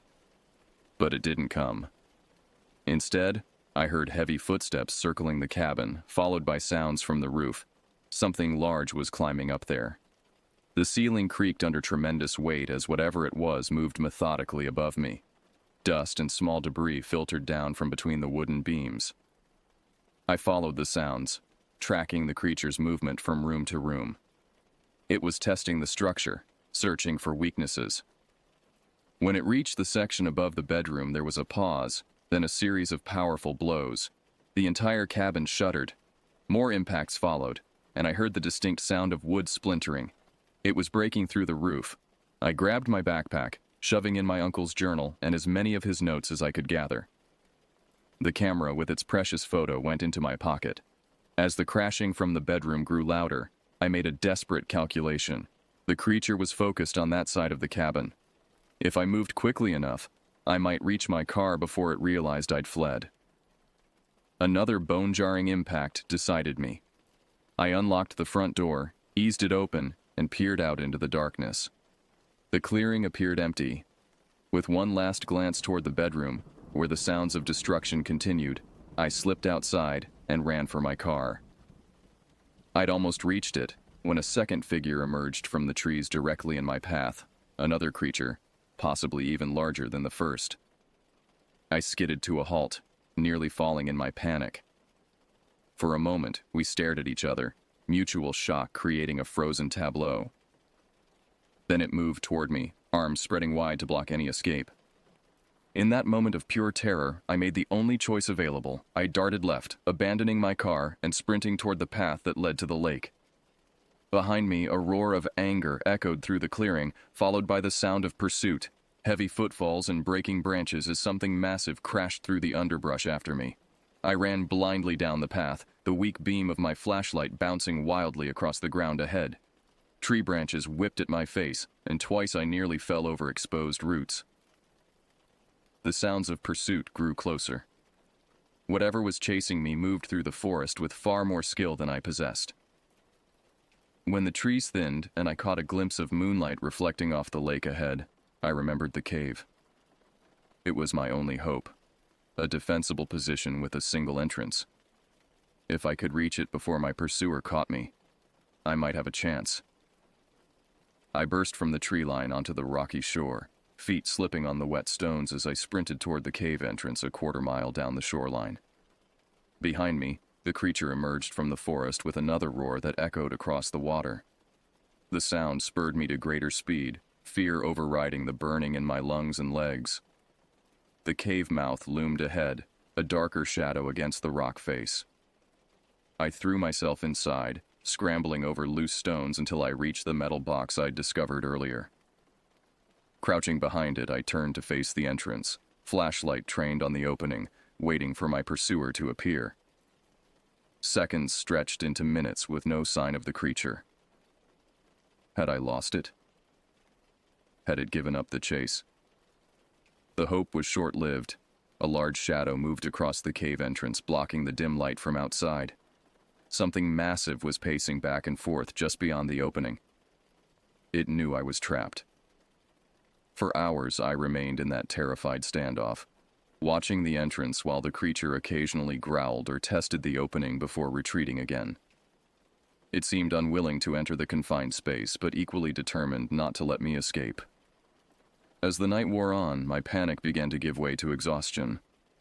I needed to think clearly if I was going to survive until morning. Perhaps the creature would retreat with the daylight, giving me a chance to reach my car and flee this nightmare. To distract myself from fear, I examined my surroundings more carefully. The metal box I was hiding behind was locked, but not secured to anything. With considerable effort, I managed to drag it deeper into the cave, creating a more effective barrier between myself and the entrance.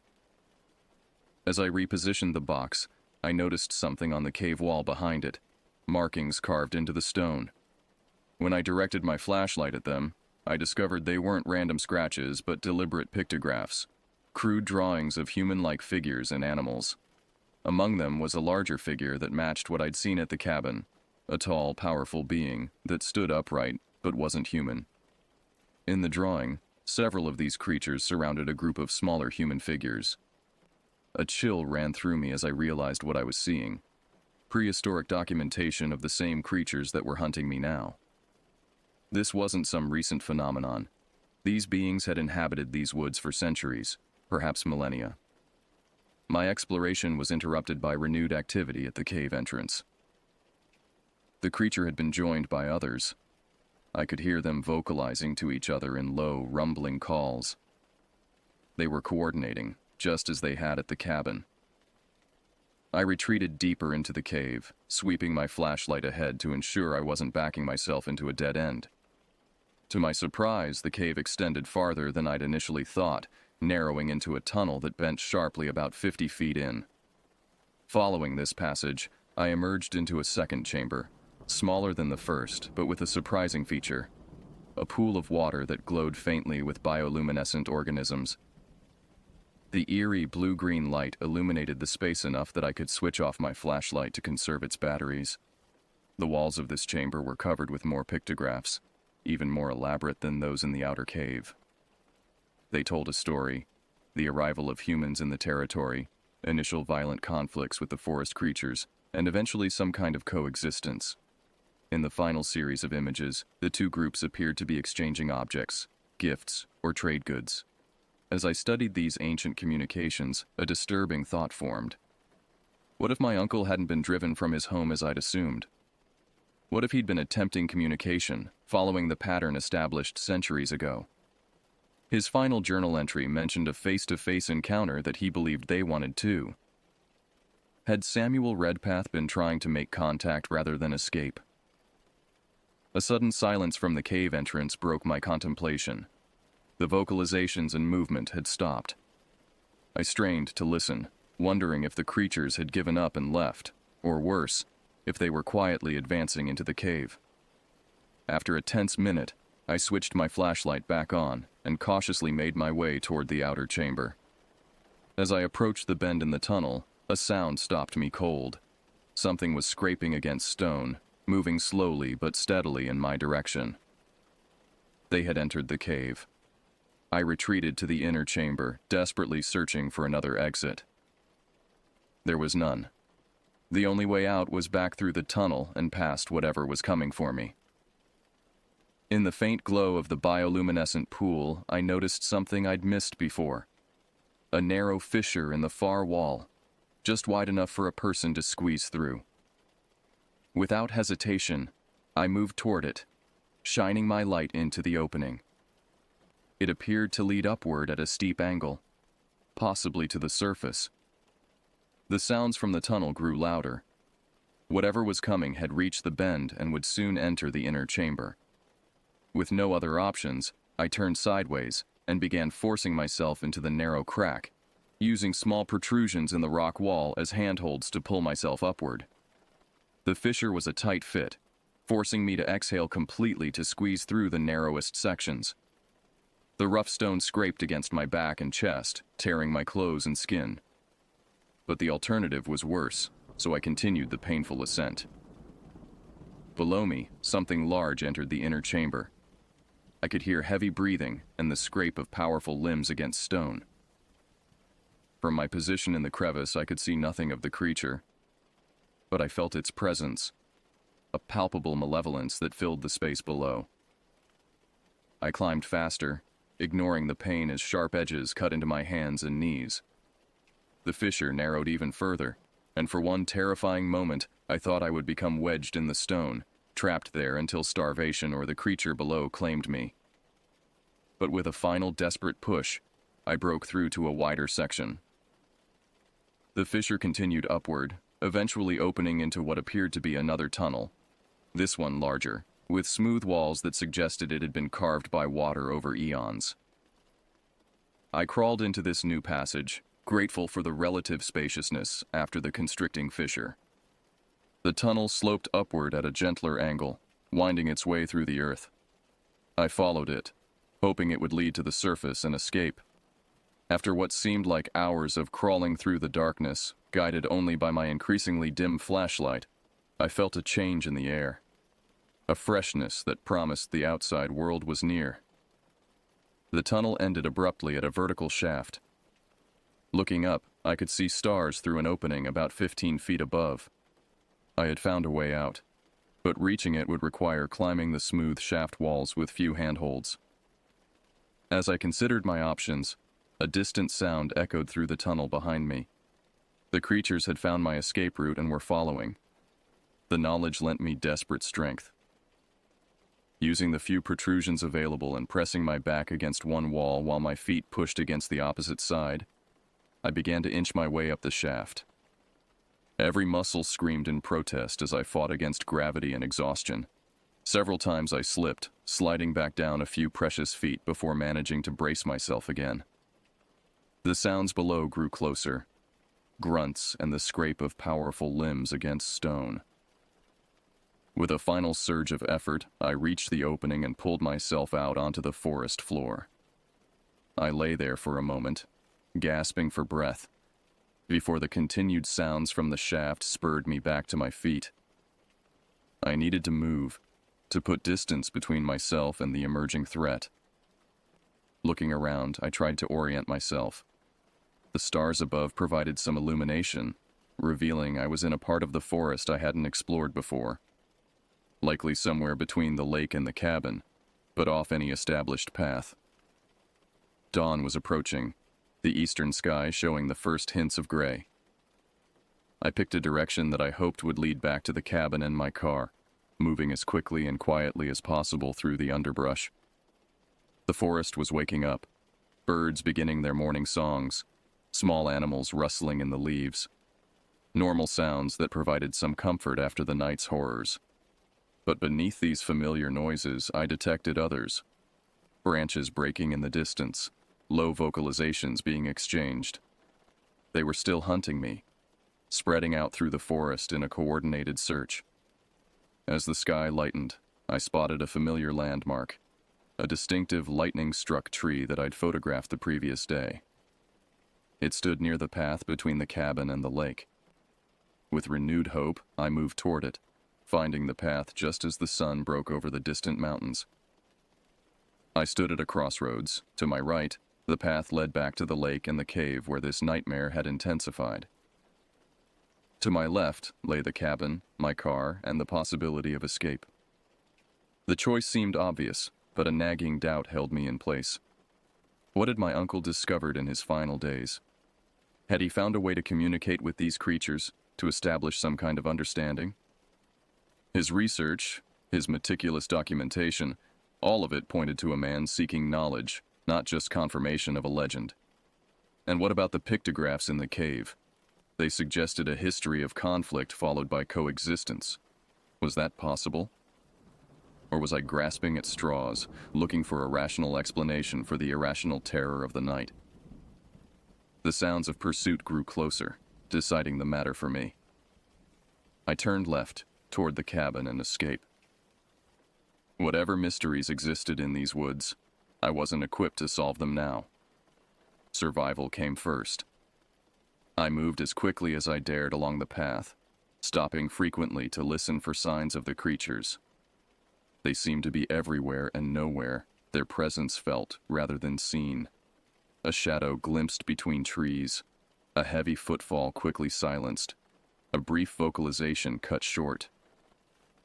When the cabin finally came into view through the trees, I almost cried with relief. It stood as I had left it, though the bedroom roof showed significant damage. My car was still parked in the clearing, apparently untouched. But between me and escape stood one of them, a massive figure waiting motionless at the edge of the clearing, watching the cabin. From my position on the path, I could see it clearly for the first time in daylight. It was magnificent and terrifying. Nearly 9 feet tall, with a powerful barrel-chested build covered in thick reddish-brown hair. Its face was a disturbing blend of ape and human features, with a prominent brow ridge and deep-set eyes that conveyed unsettling intelligence. The creature hadn't noticed me yet. It remained focused on the cabin, as if expecting me to return there. I had a choice. Wait and hope it eventually left, or try to circle around through the forest to reach my car from another angle. Movement from behind made the decision urgent. More of them were approaching along the path. I slipped off the trail and into the dense underbrush, beginning a painstaking circuit around the clearing, always keeping trees between myself and the watching creature. The process was agonizingly slow. Every snapping twig or rustling leaf might give away my position. Twice I froze as the creature's head turned in my direction, its nostrils flaring as it tested the air. But the morning breeze was in my favor, carrying my scent away from it. After what felt like hours but was probably 20 minutes, I reached the opposite side of the clearing. My car was now only about 50 yards away, with no obvious watchers between us. This was my chance.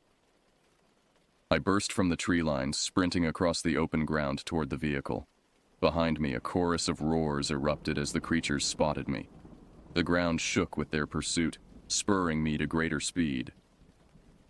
Reaching the car, I fumbled with the keys, dropping them once before managing to unlock the door and throw myself inside. Through the rear window, I could see them emerging from the forest, 3 massive figures charging across the clearing with frightening speed. The engine started on the first try, a small miracle that brought tears of relief to my eyes. I threw the car into reverse, tires spinning in the dirt before finding purchase. As I backed away, the lead creature reached the vehicle, pounding on the hood with enough force to dent the metal. I shifted into drive and hit the gas, swerving around the being and heading for the narrow track that led back to the main road. In the rearview mirror, I saw them standing in the clearing, watching my escape but making no move to follow. They knew the car would outpace them. The rough track tested my already damaged vehicle, branches scraping against the sides and rocks thumping against the undercarriage.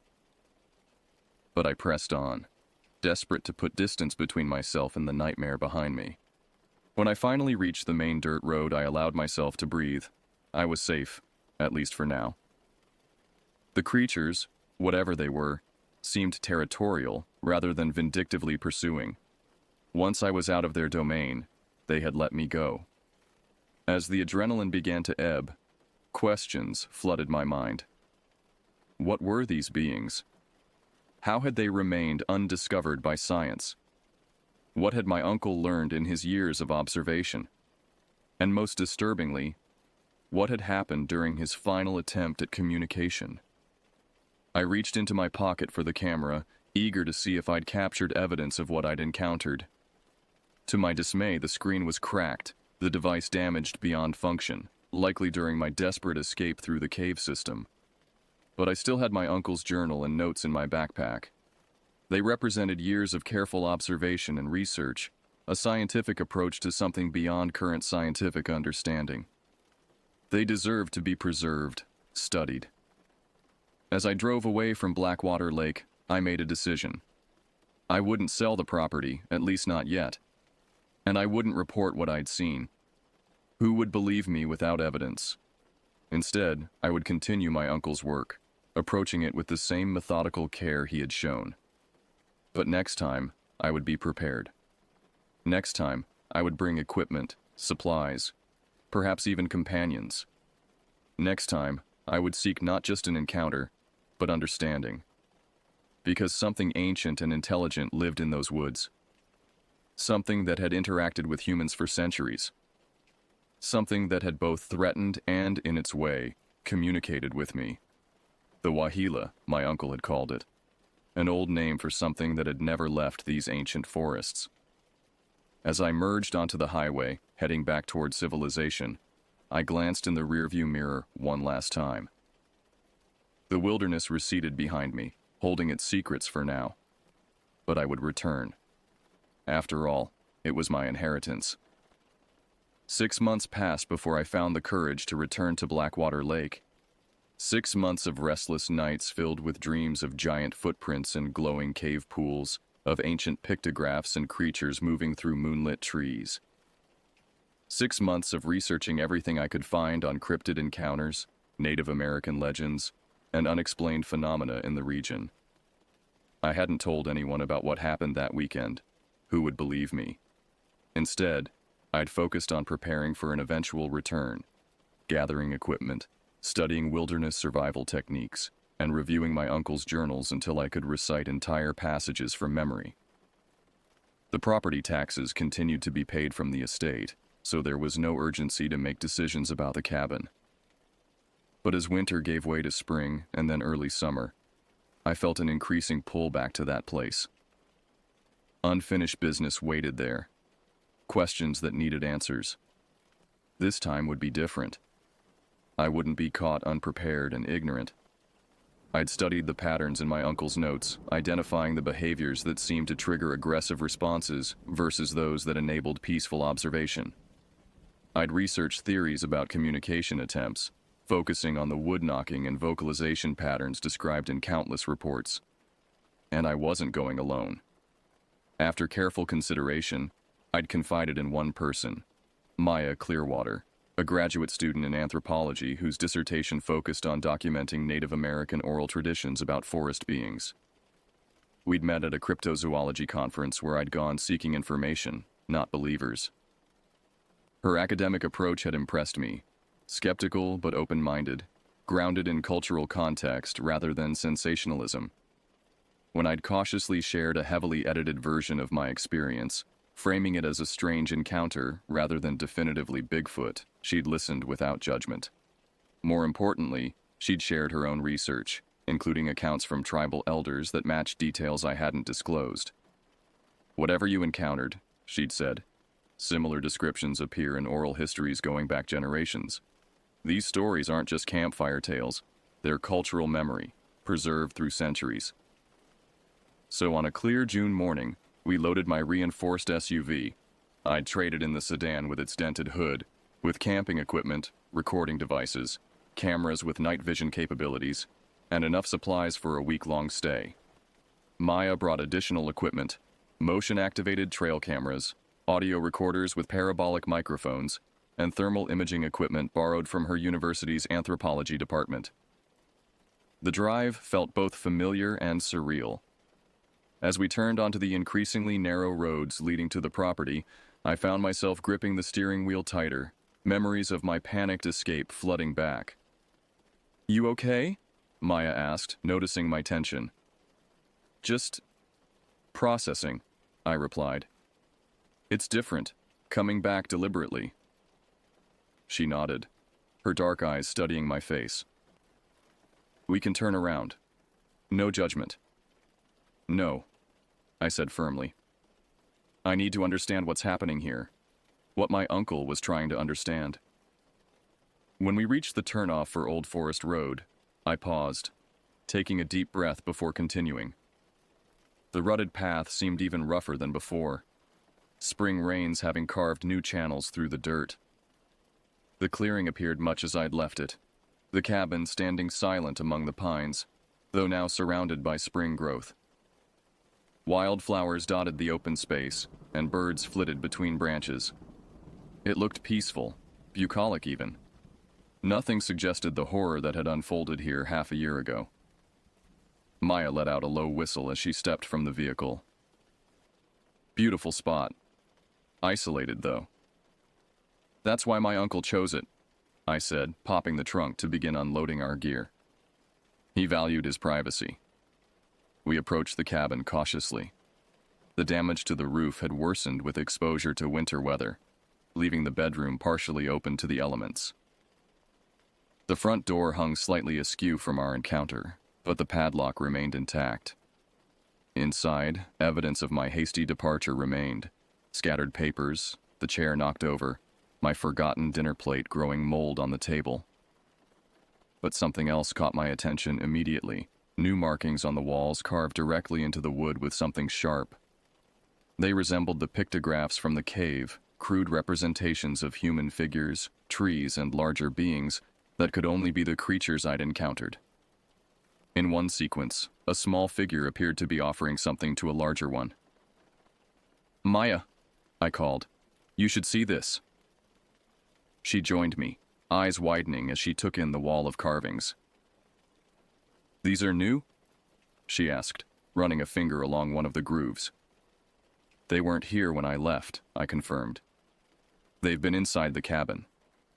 Instead of the fear I expected, I felt a strange excitement. This wasn't random destruction. This was communication. They were responding to my uncle's research, perhaps to my own brief presence. Maya pulled out her camera, documenting the carvings from multiple angles. "These are consistent with pictograph styles found throughout the Pacific Northwest," she explained, "but with unique elements. The figure proportions, the use of concentric circles for eyes.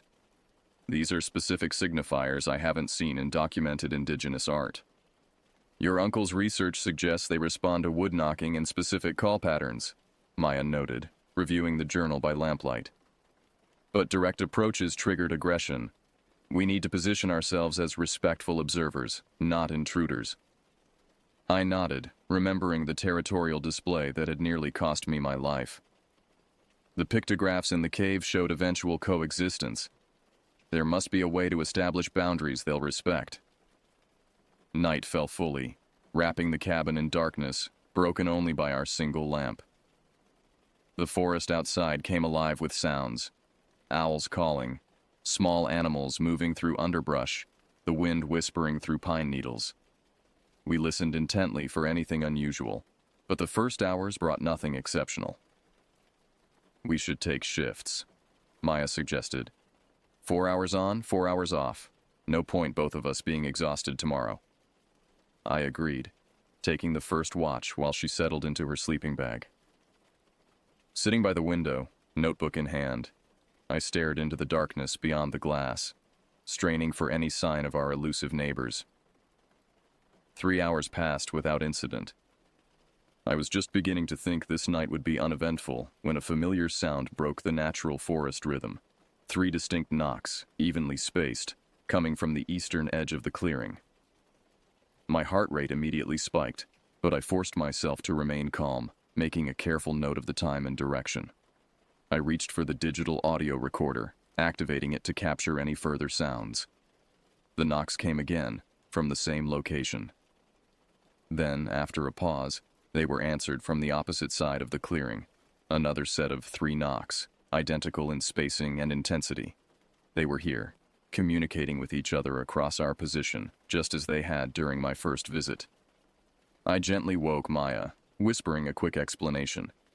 She joined me at the window, eyes wide with excitement rather than fear. "Should we respond?" she asked softly. I hesitated, remembering the aggression that had followed my last interaction.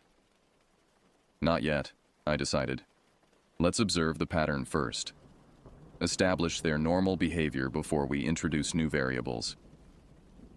Throughout the night, the knocking continued at irregular intervals, sometimes accompanied by vocalizations, low, rumbling calls that carried easily through the forest. The creatures remained just beyond the range of our visibility, never entering the clearing but making their presence unmistakably known.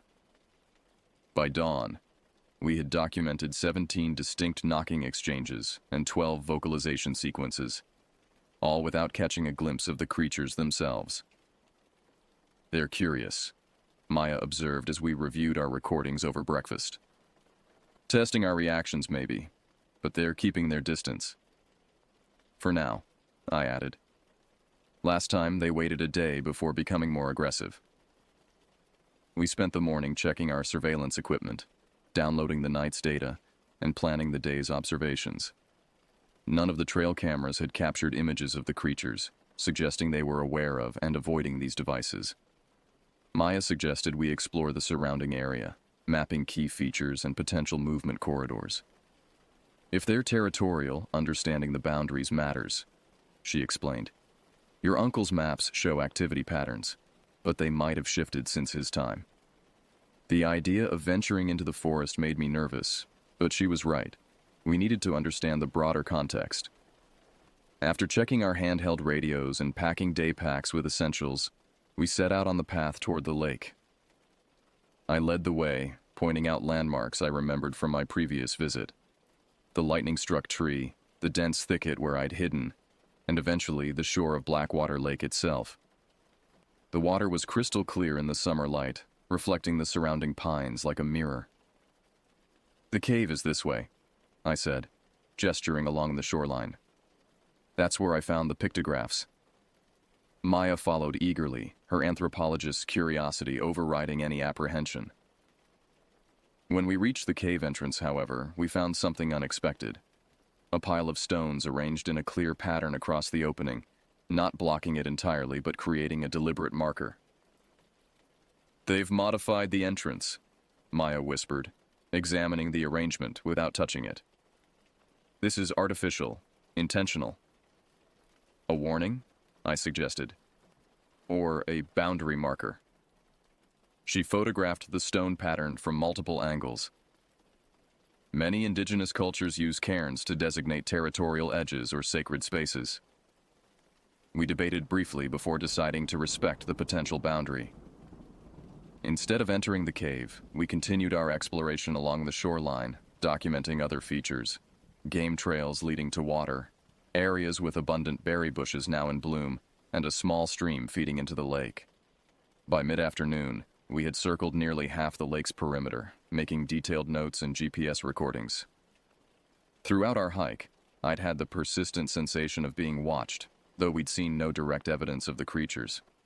Occasionally, birds would fall suddenly silent, or small animals would freeze, suggesting something larger was moving nearby. As we turned to head back to the cabin, Maya paused, kneeling to examine something on the ground. "Track," she said quietly, pointing to an impression in the soft earth near the water's edge. It was a footprint, large, humanoid, but far bigger than any human foot. 5 distinct toe impressions were visible, and the depth suggested considerable weight. "Fresh," I noted, seeing how crisp the edges remained. "Within the last hour, probably." We documented the print thoroughly before continuing, now moving with heightened awareness. The forest seemed to close in around us, branches creating shifting patterns of light and shadow that played tricks on the eye. Several times I thought I glimpsed movement just at the edge of my vision, but when I turned, nothing was there. When we finally reached the cabin clearing, an unexpected sight greeted us. A large branch had been placed on the porch, deliberately positioned across the steps. On it were arranged several items: 3 smooth river stones, a cluster of red berries, and what appeared to be a crudely shaped clay figure. An offering, Maya breathed, approaching slowly. This is extraordinary. We photographed the arrangement without disturbing it, then carefully examined each item. The clay figure was the most intriguing, a rough humanoid shape with exaggerated limbs, similar to the images carved inside the cabin. "They're initiating contact," I said, a mixture of excitement and apprehension filling me. "But what do they want in return?" Maya considered the question. "In traditional exchange practices, reciprocity is essential. We should respond with an offering of our own, but nothing threatening or technological." We discussed options before settling on a simple arrangement: food items, dried fruit and nuts, placed on a wooden board, along with a small carved wooden figure I'd found among my uncle's possessions. We positioned our return offering beside theirs on the porch steps, then retreated inside to observe through the window. As dusk approached, the familiar wood knocks began again, this time closer to the cabin than the previous night. Activity seemed concentrated near the porch, though we still couldn't directly observe the creatures. "They're aware of the cameras," Maya noted, avoiding them deliberately. "Should we remove them?" I asked. "If they're preventing interaction." She shook her head. "Not yet. Let's see if they become accustomed to them, or if they continue to circumvent them." That night followed a similar pattern to the first: knocking and vocalization exchanges, the sense of being surrounded and watched, but no direct approach. When we checked the porch at first light, our offering had been taken, replaced with a new arrangement: more berries, a small carved wooden object that resembled a bird, and a clump of coarse reddish-brown hair. "DNA," Maya whispered, reverently placing the hair sample in a collection envelope. "This is intentional sharing of identifying material." The implications were staggering: not just intelligence, but an understanding of the information we sought. Somewhere in the decades of my uncle's documentation and attempted communication, they had learned what humans wanted from these encounters. Over the next 3 days, a pattern emerged. Each morning we would find new offerings, each slightly different but following a similar theme: natural objects, carved items, and occasionally biological samples like hair, or, once, a shed claw or nail. We would respond with our own carefully selected items, focusing on food, simple tools, or symbolic objects. The nightly activity gradually moved closer to the cabin, though still avoiding direct visual contact. The wood knocks and vocalizations became more elaborate, with distinct patterns emerging that seemed to correlate with specific times or activities. On the 4th night, Maya suggested we attempt direct communication. "They're establishing a dialogue," she argued. "We should acknowledge it." I hesitated, remembering the violent response to my previous attempt. "What exactly are you proposing?" "A simple wood knock response," she said. 3 knocks, matching their pattern. Nothing more threatening than that." After careful consideration, I agreed. When the evening knocking began, we waited for a natural pause. Then Maya struck a wooden stick against the porch railing. 3 measured knocks, identical in rhythm to theirs. The forest fell immediately silent. Even the natural sounds ceased, creating an unnerving vacuum of noise. For several minutes, nothing moved or made a sound. Then came a response: 3 knocks from directly ahead, followed by a new pattern. 2 quick knocks, a pause, then 3 more. Maya repeated the sequence precisely. Again, silence fell. Then the same response came, followed by a deep, modulated vocalization that sounded almost like speech, rising and falling tones that conveyed clear intentionality, if not understandable words. "They're testing our ability to mimic," Maya whispered excitedly. It's a linguistic assessment. For over an hour, we engaged in this exchange, patterns growing increasingly complex. We recorded everything, both audio and written documentation. By the time the interaction ended, we had established a rudimentary communication protocol, specific sequences that received consistent responses. "This is unprecedented," Maya said as we reviewed our notes afterward.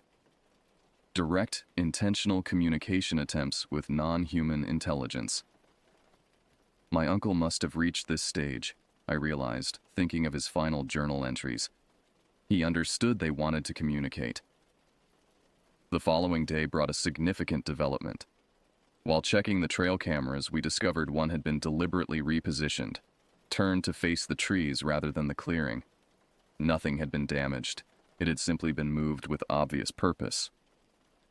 "They're controlling what we can see," I observed.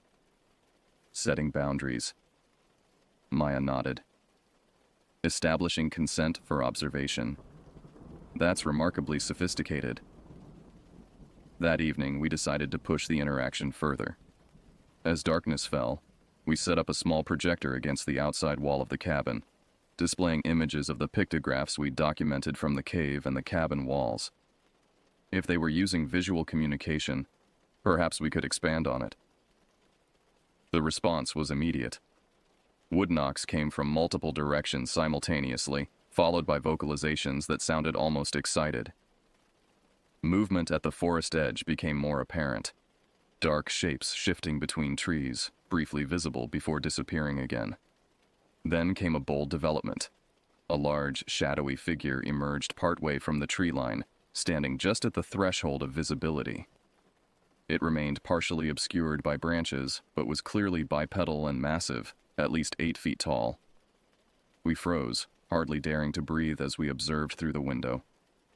The figure remained motionless for nearly 5 minutes, watching the projected images. Then it retreated back into the darkness, disappearing as silently as it had appeared. "Contact," Maya whispered, her voice trembling with excitement. "Deliberate, controlled contact." The night that followed brought increased activity around the cabin. More movement, more vocalizations, more wood knocks. But nothing threatening, nothing aggressive.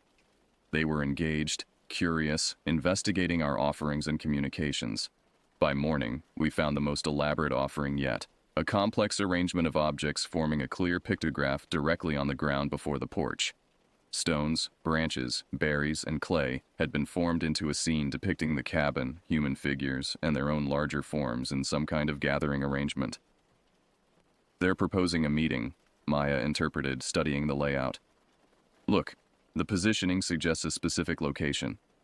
She pointed to an arrangement that appeared to represent the lake shore, with a distinctive rock formation we had documented in our exploration.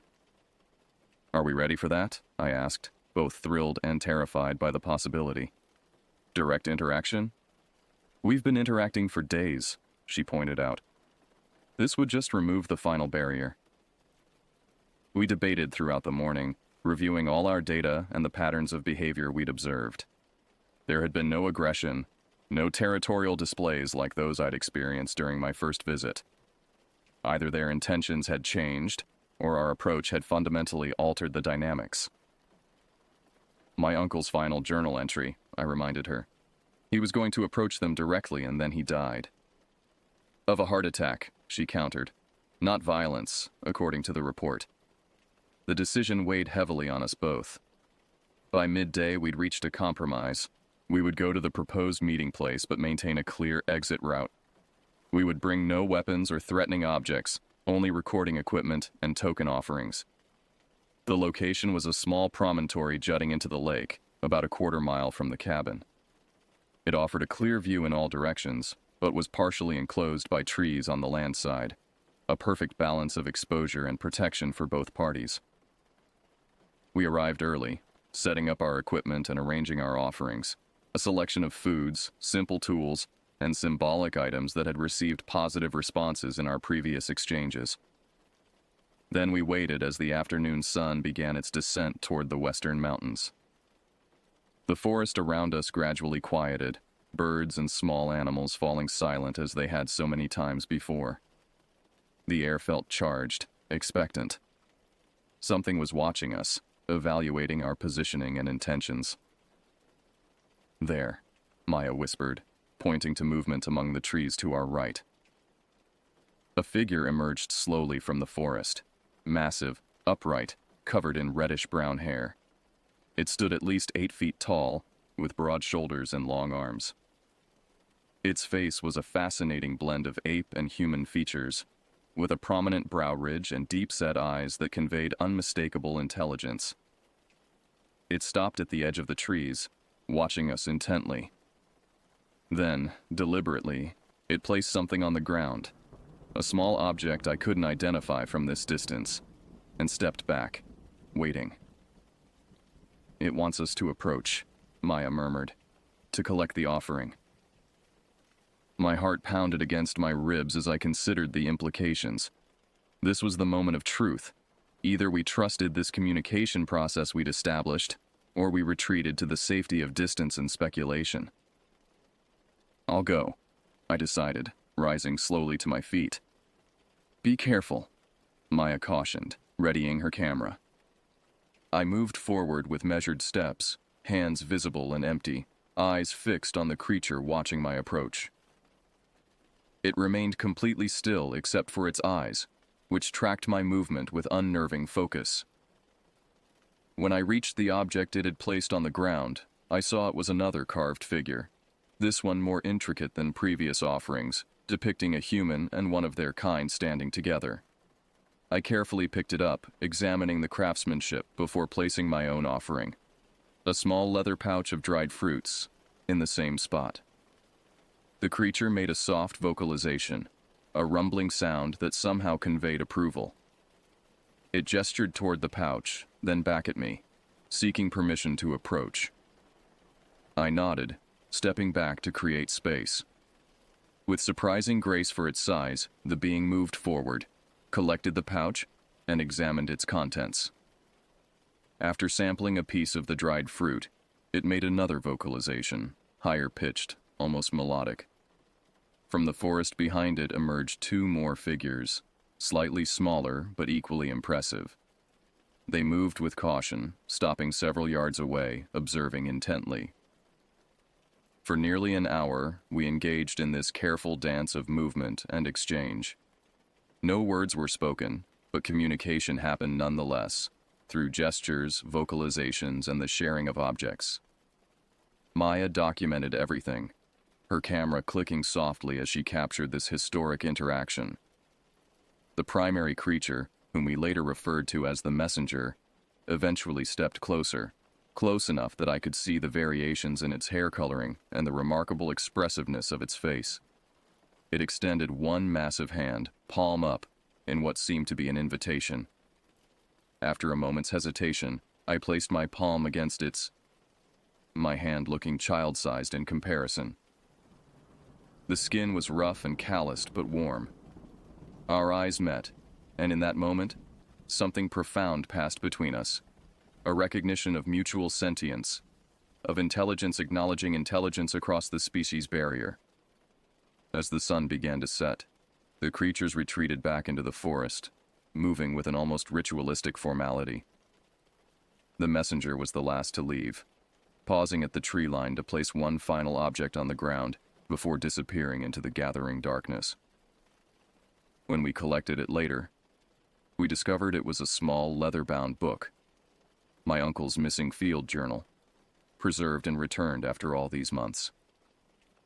The final pages contained entries I hadn't seen before, documenting his own successful contact experience just days before his death. They didn't kill him, I realized, reading his joyful account of finally achieving peaceful interaction after decades of study. He died naturally after accomplishing his life's work. In the days that followed, we continued our careful documentation and exchanges, each interaction building upon the previous one. The creatures, whom Maya identified as most closely resembling the beings described in Salish folklore as Siatko or Stick Indians, maintained their boundaries while gradually allowing closer observation. Through a combination of pictographs, gestures, and exchanged objects, we began building a rudimentary symbolic language. They demonstrated remarkable cognitive abilities, including abstract thinking, tool use, and complex social structures. By the end of our 2-week stay, we had accumulated enough evidence to fill multiple research volumes, audio recordings, photographs, mostly partial or obscured, respecting their apparent preferences, hair and tissue samples freely given, and detailed documentation of behavioral patterns and communication attempts. Maya was ecstatic about the academic implications, though we agreed that any publication would need to be handled with extreme care. The beings deserved protection from the circus that would inevitably follow public disclosure. As for me, I had found an unexpected peace in this place that had once terrified me. My uncle's legacy wasn't just a cabin in the woods or his meticulous research. It was the relationship he had gradually built with these remarkable beings, a relationship they had chosen to extend to me as his successor. On our final day, we left the cabin secured, but prepared for my return. I would come back regularly, continuing the work Samuel Redpath had begun. This wild place between worlds would remain my inheritance, a sacred trust between species. As we drove away, I glanced in the rearview mirror one last time. At the edge of the forest stood the messenger, watching our departure.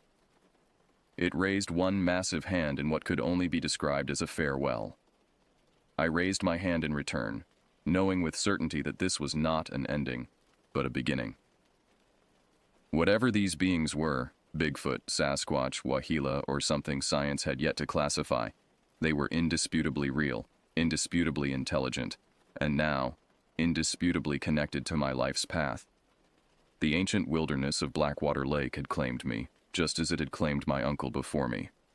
Some inheritances transcend property deeds and legal ownership. Some inheritances transform the very fabric of understanding and possibility. And so I drive back toward civilization, carrying secrets and samples and recordings, evidence of something miraculous hiding in the shadows of the known world. But more importantly, I carry a promise to return, to continue the dialogue between two intelligent species sharing one remarkable planet. The cabin waits in its clearing, standing between worlds. And I too now stand between worlds, between the comfortable certainties of modern life and the profound mysteries of the ancient forest. My uncle understood this. In his final journal entry, returned to me by beings science claims don't exist, he wrote what I now know to be true. We are never alone in these woods. We never were. The greatest discovery isn't finding something new. It's recognizing what has always been there, watching and waiting for us to finally see.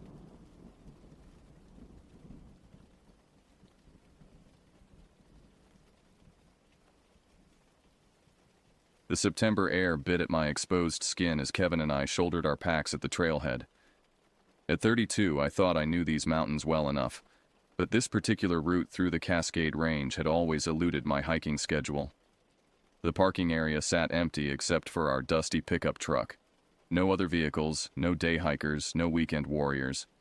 Just us and approximately 47 square miles of designated wilderness area stretching ahead.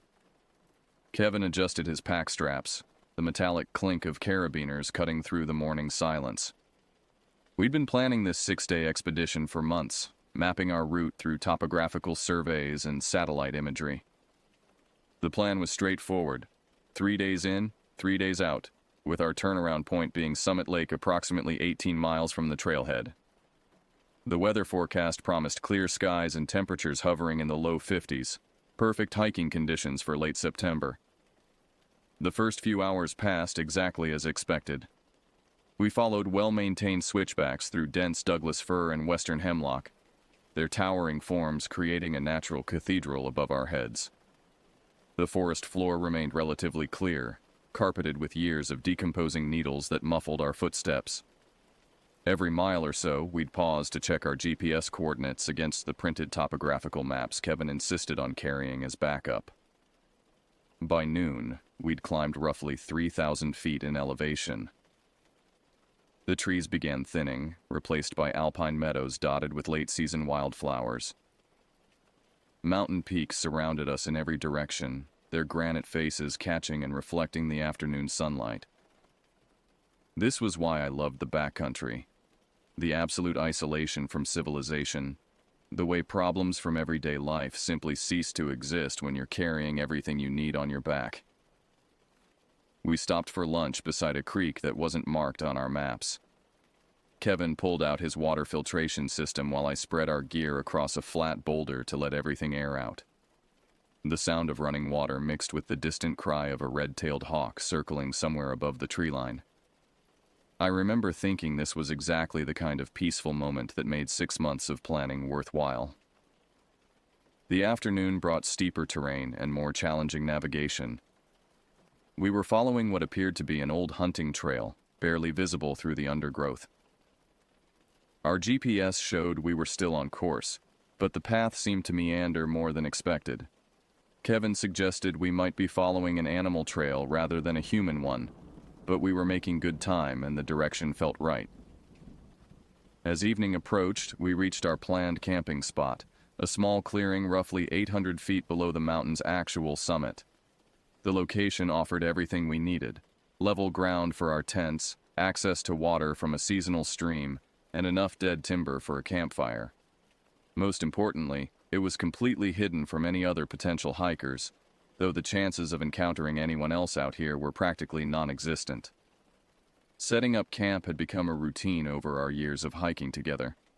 Kevin cleared rocks and debris from our tent sites while I gathered firewood from the surrounding forest. Dead branches were plentiful, and I managed to collect enough fuel to keep a fire burning well into the night. The temperature was already dropping as the sun disappeared behind the western peaks, and I could see my breath forming small clouds in the rapidly cooling air. By 8 o'clock, we had our camp fully established. 2 small backpacking tents positioned about 10 feet apart, a fire ring constructed from local stones, and our food properly stored in bear-proof containers hung from a tree branch 15 feet above ground level. The familiar routine of backcountry camping felt comforting after the long day of hiking. We cooked dinner over our camp stove, dehydrated beef stew that actually tasted decent when you've been burning calories all day. The fire provided warmth and light as darkness settled over the mountains. Above us, stars began appearing in numbers impossible to see from any city. The Milky Way stretched across the sky like a gossamer bridge connecting the peaks surrounding our small clearing. Everything felt perfect. Normal. Exactly as it should be. The temperature dropped to what I estimated was around 38 degrees by 10 o'clock. Kevin and I sat close to the fire, drinking hot coffee from our camp mugs and discussing our route for the following day. The plan was to push northeast toward Summit Lake, then establish our second camp somewhere along the lake's southern shore. From there, we'd have access to some of the best fishing in the entire wilderness area. That's when we heard the first elk call. The sound came from somewhere in the forest below our campsite, a high-pitched bugle that echoed off the surrounding granite walls. Neither of us found this particularly concerning. September was mating season for elk, and their vocalizations were a common feature of autumn camping trips. If anything, hearing elk meant we were in healthy wilderness, far from human development and road noise. The calls continued at irregular intervals. Every 5 to 15 seconds, another bugle would drift up from the darkness below. Kevin commented that it sounded like a particularly vocal bull, probably trying to attract females or warn off competing males. We'd heard similar displays on previous trips, sometimes lasting for hours throughout the night. I added more wood to the fire and checked my watch. 10:17 p.m. The elk calls had been going on for approximately 15 minutes without pause. Something about the consistency began to feel unusual. In my experience, elk typically called in shorter bursts with longer periods of silence between vocalizations. This animal seemed unusually persistent, almost mechanical in its timing. Kevin noticed it too. "That bull's really worked up about something," he said, stirring the fire with a long stick. Sparks rose into the darkness, briefly illuminating the trees at the edge of our clearing before disappearing into the night sky. The calls continued for another 5 minutes, Then, without warning, a completely different sound shattered the mountain silence. The scream that erupted from the forest below was unlike anything I'd ever heard. It started low, almost like a human moan, then rose to a piercing shriek that seemed to go on forever. The sound was raw, desperate, filled with what I can only describe as agony. It lasted for what felt like an eternity, but was probably only 7 or 8 seconds. Kevin and I looked at each other across the fire. "Cougar," he said, though his voice carried a note of uncertainty. I nodded, but something felt wrong. I'd heard mountain lions before, and while their screams were indeed terrifying, this sound had qualities that didn't quite fit. It was too sustained, too deliberate. Mountain lions typically made shorter vocalizations, quick screams or growls rather than prolonged wails. The forest fell completely silent. Not just quiet, silent. The elk calls stopped immediately. No insects chirped. No small mammals rustled through the underbrush. Even the gentle sound of wind moving through the trees seemed to have ceased entirely. The only sounds were the crackling of our campfire and our own breathing. We sat there for several minutes, listening to nothing. The silence felt heavy, oppressive in a way that natural quiet never did. It was as if every living thing in the forest had simultaneously decided to hold its breath. "Maybe the cougar got the elk," Kevin suggested, though he didn't sound convinced. I checked my watch again, 10:34 p.m. The entire episode, the elk calls, the scream, the sudden silence, had lasted less than 20 minutes.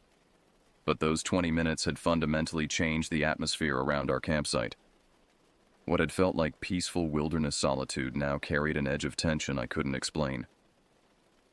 We decided to bank the fire and get some rest. Kevin disappeared into his tent first, and I heard him moving around inside, probably changing into his sleeping clothes and organizing his gear for the night. I stayed by the fire for a few more minutes, listening for any return of the forest sounds. Nothing. I scattered the remaining coals and made sure our fire was completely extinguished before retreating to my own tent. Inside my sleeping bag, I found myself straining to hear something, anything, that would indicate the forest was returning to normal. The silence continued, absolute and unnerving. Despite my growing unease, exhaustion from the long day of hiking eventually won out. I must have fallen asleep sometime after 11 o'clock, though I don't remember the exact moment when consciousness faded. My last clear memory was lying in my sleeping bag, listening to Kevin's steady breathing from the tent next to mine, and wondering why the silence felt so threatening. I slept deeply that night, dreamlessly, my body recovering from the physical demands of the day's climb. Whatever was happening in the forest around us would have to wait until morning to reveal itself. Dawn came with the gradual return of normal forest sounds. Birds calling from the trees, a squirrel chattering somewhere nearby, the gentle whisper of wind through the pine boughs. The oppressive silence from the night before had lifted, replaced by the familiar symphony of wilderness awakening. Kevin was already up when I emerged from my tent, crouched beside our camp stove preparing coffee and instant oatmeal. The morning air was crisp, probably around 40 degrees, and I could see frost covering the edges of our tent flies. Above us, the sky showed clear blue between the mountain peaks. Perfect weather for the day's hike. "Sleep well?" Kevin asked, handing me a steaming cup of coffee. "Like a rock," I replied, though as I said it, I realized I felt unusually groggy for someone who'd slept 8 hours. Sometimes heavy sleep in the mountains left you feeling thick-headed until the caffeine kicked in. We broke camp efficiently, stuffing sleeping bags and collapsing tents with the practiced movements of experienced backpackers. Our packs felt heavier than they had the previous morning, but that was normal for the second day of a long trip. Your body needed time to adjust to carrying weight over rough terrain. By 8:30, we were hiking northeast through increasingly dense forest. The trail we'd been following became even more indistinct, sometimes disappearing entirely for stretches of 50 or 60 yards. we relied heavily on our GPS units and compass bearings to maintain our general direction towards Summit Lake. The forest around us was old-growth western hemlock and Douglas fir, some of the trees easily 3 or 4 feet in diameter. Fallen logs created natural obstacles that required careful navigation with full packs. The undergrowth was thick but not impenetrable, mostly ferns, salmonberry bushes, and young trees struggling to find sunlight beneath the dense canopy. After approximately 2 hours of hiking, we emerged into a small clearing that wasn't marked on any of our maps. The space was roughly circular, maybe 40 feet across, with a single massive Douglas fir standing in the center. Sunlight streamed down through the opening in the canopy, creating a natural spotlight effect on the forest floor. That's when we saw it. At first, neither of us could process what we were looking at. Hanging from the lower branches of the central tree was what appeared to be some sort of crude display. As we moved closer, the details became horrifyingly clear. 3 elk heads hung from thick rope, their eyes clouded and mouths hanging open. They were arranged in a triangle, suspended approximately 8 feet above the ground. In the center of this triangle, hanging slightly lower, was the head of a mountain lion. Its lips were pulled back in a permanent snarl, exposing sharp canine teeth. The heads appeared to have been severed cleanly, probably with a sharp blade rather than torn off by scavengers. There was no blood visible on the ground below, suggesting they'd been killed and prepared elsewhere before being brought to this location. The flesh looked relatively fresh, certainly not more than a day or 2 old. "What the hell?" Kevin whispered, his voice barely audible. I couldn't speak. My mind was trying to process the scene while my stomach churned with revulsion. This wasn't the work of animals. No predator or scavenger creates deliberate displays like this. Someone had killed these animals, removed their heads, and arranged them in this clearing for reasons I couldn't begin to understand. The rope appeared to be standard climbing rope, probably 8 or 10 millimeter diameter. It was tied with what looked like bowline knots, the kind of knots you learn in Boy Scouts or sailing classes. Whoever had done this possessed at least basic rope handling skills and had taken time to ensure the display would remain stable. I pulled out my digital camera and took several photographs from different angles. Something this bizarre needed to be documented, even if we never showed the images to anyone else. The forest around us remained silent except for our own breathing and the rapid beating of my heart. "We need to get out of here," Kevin said, already backing toward the edge of the clearing. I agreed completely. This wasn't a natural animal behavior or some kind of ecological phenomenon. A human being had created this display, and their motivations were almost certainly not benign. We needed to put distance between ourselves and this location as quickly as possible. We consulted our maps and GPS units, planning a route that would take us several kilometers east before turning north again toward Summit Lake. The detour would add distance to our hike, but neither of us wanted to continue in the same direction we'd been traveling. For all we knew, there might be more displays ahead, or worse, we might encounter whoever was responsible for this one. The next few hours passed in tense silence as we pushed through increasingly difficult terrain. We were no longer following any kind of trail, instead navigating by compass bearing through dense forest and over fallen logs. The detour was exhausting, but it felt necessary. As we hiked, my mind kept returning to the sounds we'd heard the night before. The elk calls, the prolonged scream, the sudden silence. Now those sounds took on a completely different significance. We might have been listening to the actual killing of the animals whose heads we'd discovered that morning. The thought made my skin crawl. By noon, we'd covered approximately 6 kilometers of rough terrain, working our way around steep ravines and through sections of forest so dense we had to remove our packs and push them ahead of us. The physical exertion was welcome. It gave us something to focus on other than the gruesome discovery from earlier that morning. We stopped for lunch beside a small stream that provided fresh water and a relatively open area where we could spread out our gear. Kevin filtered water while I pulled out our maps to verify our current position. According to my GPS, we were approximately 3 kilometers east of our original route, and still roughly 8 kilometers from Summit Lake. The stream gurgled pleasantly over smooth rocks, and for a few minutes the normalcy of eating lunch beside running water helped restore some sense of equilibrium. We were experienced hikers in familiar terrain, carrying proper equipment and survival gear.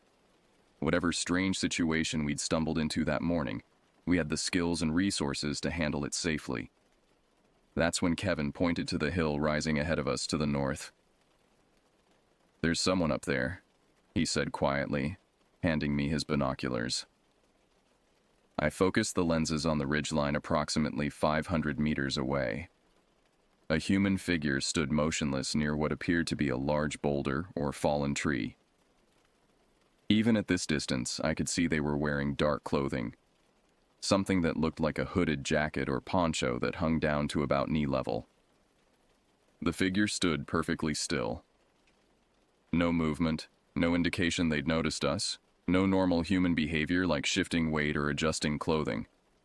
They might as well have been a statue. "How long have they been there?" I asked, continuing to watch through the binoculars. "I don't know. I just noticed them when I looked up from the water filter." We were in designated wilderness area, dozens of miles from the nearest road or trailhead. Encountering another person wasn't impossible, but it was highly unusual. More concerning was this person's location and behavior. They weren't near any established trail or camping area, and they weren't moving like someone engaged in normal hiking or hunting activities. Given what we'd discovered that morning, the presence of another person in this remote area felt far too coincidental to be comfortable. "Could be a hunter," Kevin suggested, though his tone indicated he didn't really believe it. I continued watching through the binoculars. The figure remained motionless for several more minutes, then slowly began walking eastward along the ridgeline. Their movement was deliberate, measured, almost ritualistic. They covered maybe 50 meters before stopping again beside another boulder. "We should follow them," I said, surprising myself with the words. Kevin looked at me like I'd suggested jumping off a cliff. "Are you insane? After what we saw this morning, you want to follow some random person through the wilderness?" He was right, of course. Every rational instinct told us to avoid this person entirely, to pack up immediately and head in the opposite direction. But something else was driving my decision, a combination of curiosity and genuine concern about what might be happening in these mountains. "What if there are other hikers out here?" I argued. "What if this person is dangerous and there are other people in the area who don't know about it?" It was a weak argument, and we both knew it. The chances of encountering other backpackers in this remote section of the wilderness were minimal. But I couldn't shake the feeling that we'd stumbled into something significant, something that might be part of a larger pattern. After several minutes of debate, we reached a compromise. We would follow the figure at a safe distance, staying well hidden and retreating immediately if the situation felt dangerous. We had satellite communication equipment and could call for help if necessary. We packed our gear quickly and began working our way up the hillside, staying within the tree line to avoid being seen.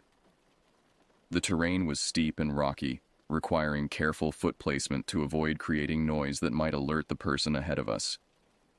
It took nearly an hour to reach a position where we could observe the figure clearly.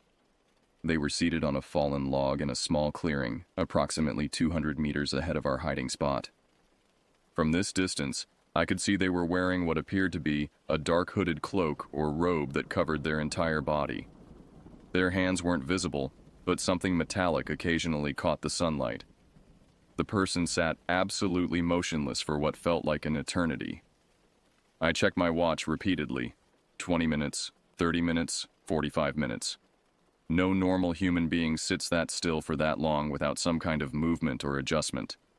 Then, at exactly 3:17 p.m. according to my watch, a mule deer stepped into the clearing. What happened next occurred so quickly that my brain struggled to process the sequence of events. The cloaked figure erupted from their seated position with inhuman speed, crossing the distance to the deer in what seemed like a single fluid motion. The metallic object, clearly a knife of some kind, flashed in the sunlight as it struck the deer's neck.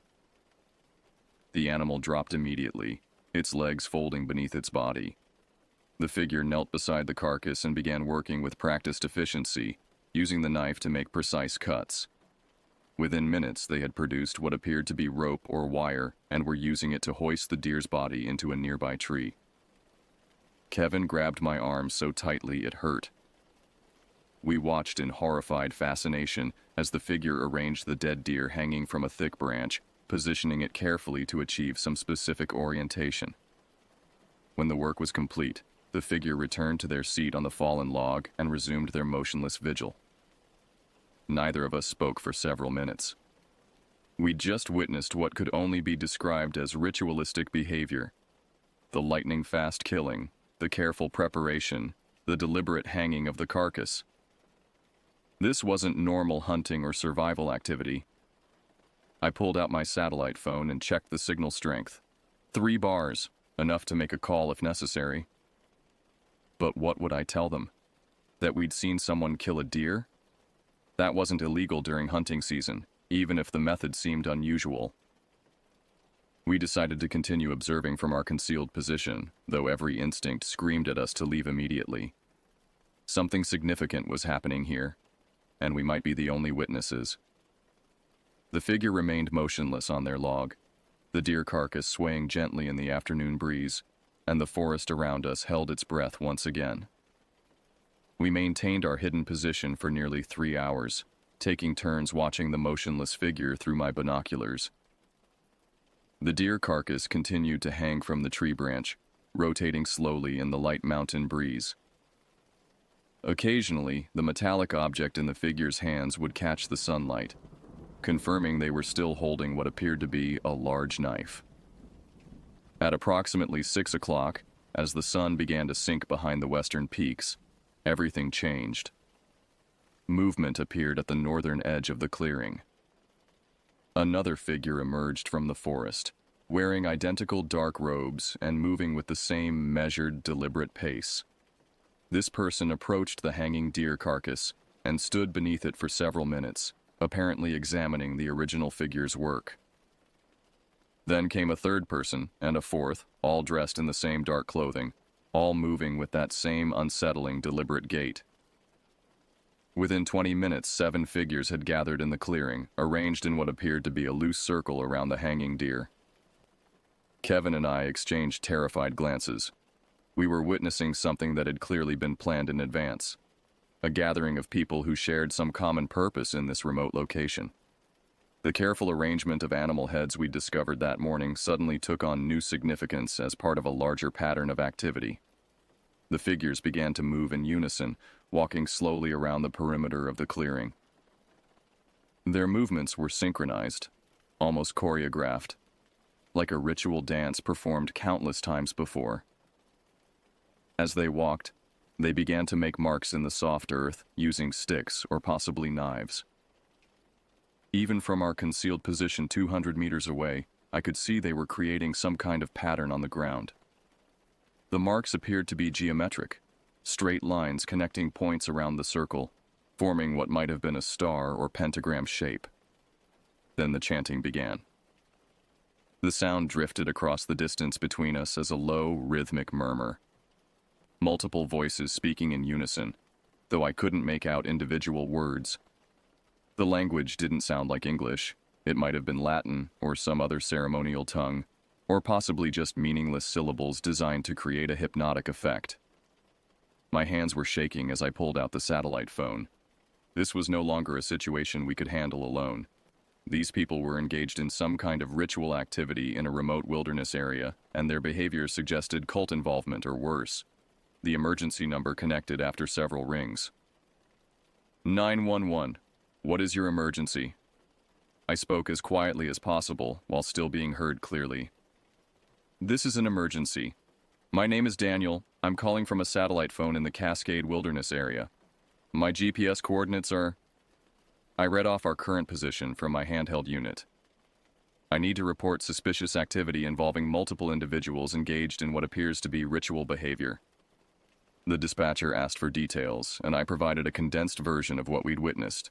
The animal head display, the deer killing, the gathering of robed figures. I stressed that we were hidden and relatively safe, but needed law enforcement assistance as soon as possible. Sir, your location is extremely remote. The nearest ground units are several hours away, but we can dispatch a helicopter to your area. Can you maintain your current position safely? I think so, I replied, though I wasn't certain of anything at this point. Stay on the line if possible. We're tracking your phone signal and dispatch is en route. I kept the phone connected but muted the microphone so I could continue observing the situation while remaining in contact with emergency services. Kevin had taken over watching through the binoculars, and his expression grew increasingly alarmed. They're doing something to themselves, he whispered. I took the binoculars and focused on the clearing. 6 of the 7 figures had produced knives and were making deliberate cuts on their own bodies. Their arms, I thought, though the distance and fading light made it difficult to see clearly. Dark stains appeared on their robes, spreading slowly from the areas where they'd cut themselves. The chanting continued, growing louder and more intense. The figures began to sway in unison, their movements becoming more animated as they worked themselves into what could only be described as a frenzy. Then, one by one, the 6 figures who had cut themselves began to collapse. I watched in horror through the binoculars as each person fell to the ground and stopped moving. Within minutes, only the original figure remained standing. The one who had killed the deer, who had been sitting motionless on the log when we first discovered them. This remaining figure began moving among the fallen bodies, kneeling beside each one and apparently checking their condition. From the complete stillness of the collapsed figures, it seemed clear they were dead. Whether from blood loss, poison, or some other cause, I couldn't determine. Oh God, Kevin breathed. Are they? I think so, I replied, though my voice came out as barely a whisper. The remaining figure began to drag the bodies toward the center of the clearing, arranging them in a circle around the base of the tree where the deer carcass hung. Then, to our absolute horror, they knelt beside the first body and began what could only be described as cannibalistic feeding. I had to lower the binoculars. My stomach churned with revulsion, and I fought to keep from vomiting. We were witnessing something beyond any normal human experience, a ritual that had ended in mass suicide and was now continuing with acts too horrible to fully comprehend. The satellite phone crackled in my ear. Sir, are you still there? We show helicopter units approximately 40 minutes from your location. Still here, I managed to say. The situation has escalated. Multiple casualties. The remaining individual appears to be engaging in extreme behavior. 40 minutes felt like an eternity. We needed to leave our observation point immediately, but we also needed to maintain contact with emergency services and provide GPS coordinates for the rescue operation. Kevin tapped my shoulder urgently. We need to go. Now. I looked through the binoculars one more time. The remaining figure had stopped their feeding and was now looking in our direction. Even at this distance, even with their face hidden by the hood of their robe, I could feel their gaze fixed directly on our hiding spot. They knew we were there. Chapter 6. The Pursuit. The realization that we'd been discovered sent adrenaline surging through my system. Kevin was already stuffing gear into his pack, abandoning any attempt at quiet organization in favor of speed. I kept the satellite phone connected while helping to gather our equipment, maintaining contact with the emergency dispatcher. We've been spotted, I reported into the phone. We're leaving our current position and heading south toward the original trail system. Understood. Can you provide updates on your movement? The helicopter crew needs to know where to find you. Through the binoculars, I watched the lone figure rise from beside the circle of bodies and begin walking deliberately in our direction. Their pace wasn't hurried. They moved with the same measured gait we'd observed all afternoon, but their trajectory was clearly aimed at our position. We had perhaps a 10-minute head start, maybe 15 if we moved quickly. The problem was that heading south toward established trails meant traversing difficult terrain in rapidly fading daylight, while carrying full backpacks and trying to maintain phone contact with emergency services. Kevin shouldered his pack and checked his GPS unit. If we push hard, we can reach the creek drainage in about 30 minutes. From there, it's easier hiking toward the main trail system. We began our retreat, moving as quickly as the terrain would allow while trying to minimize noise. Behind us, the chanting had stopped completely. The forest felt unnaturally quiet again, as if the normal sounds of evening, birds calling, insects chirping, small animals moving through the underbrush, had been somehow suppressed.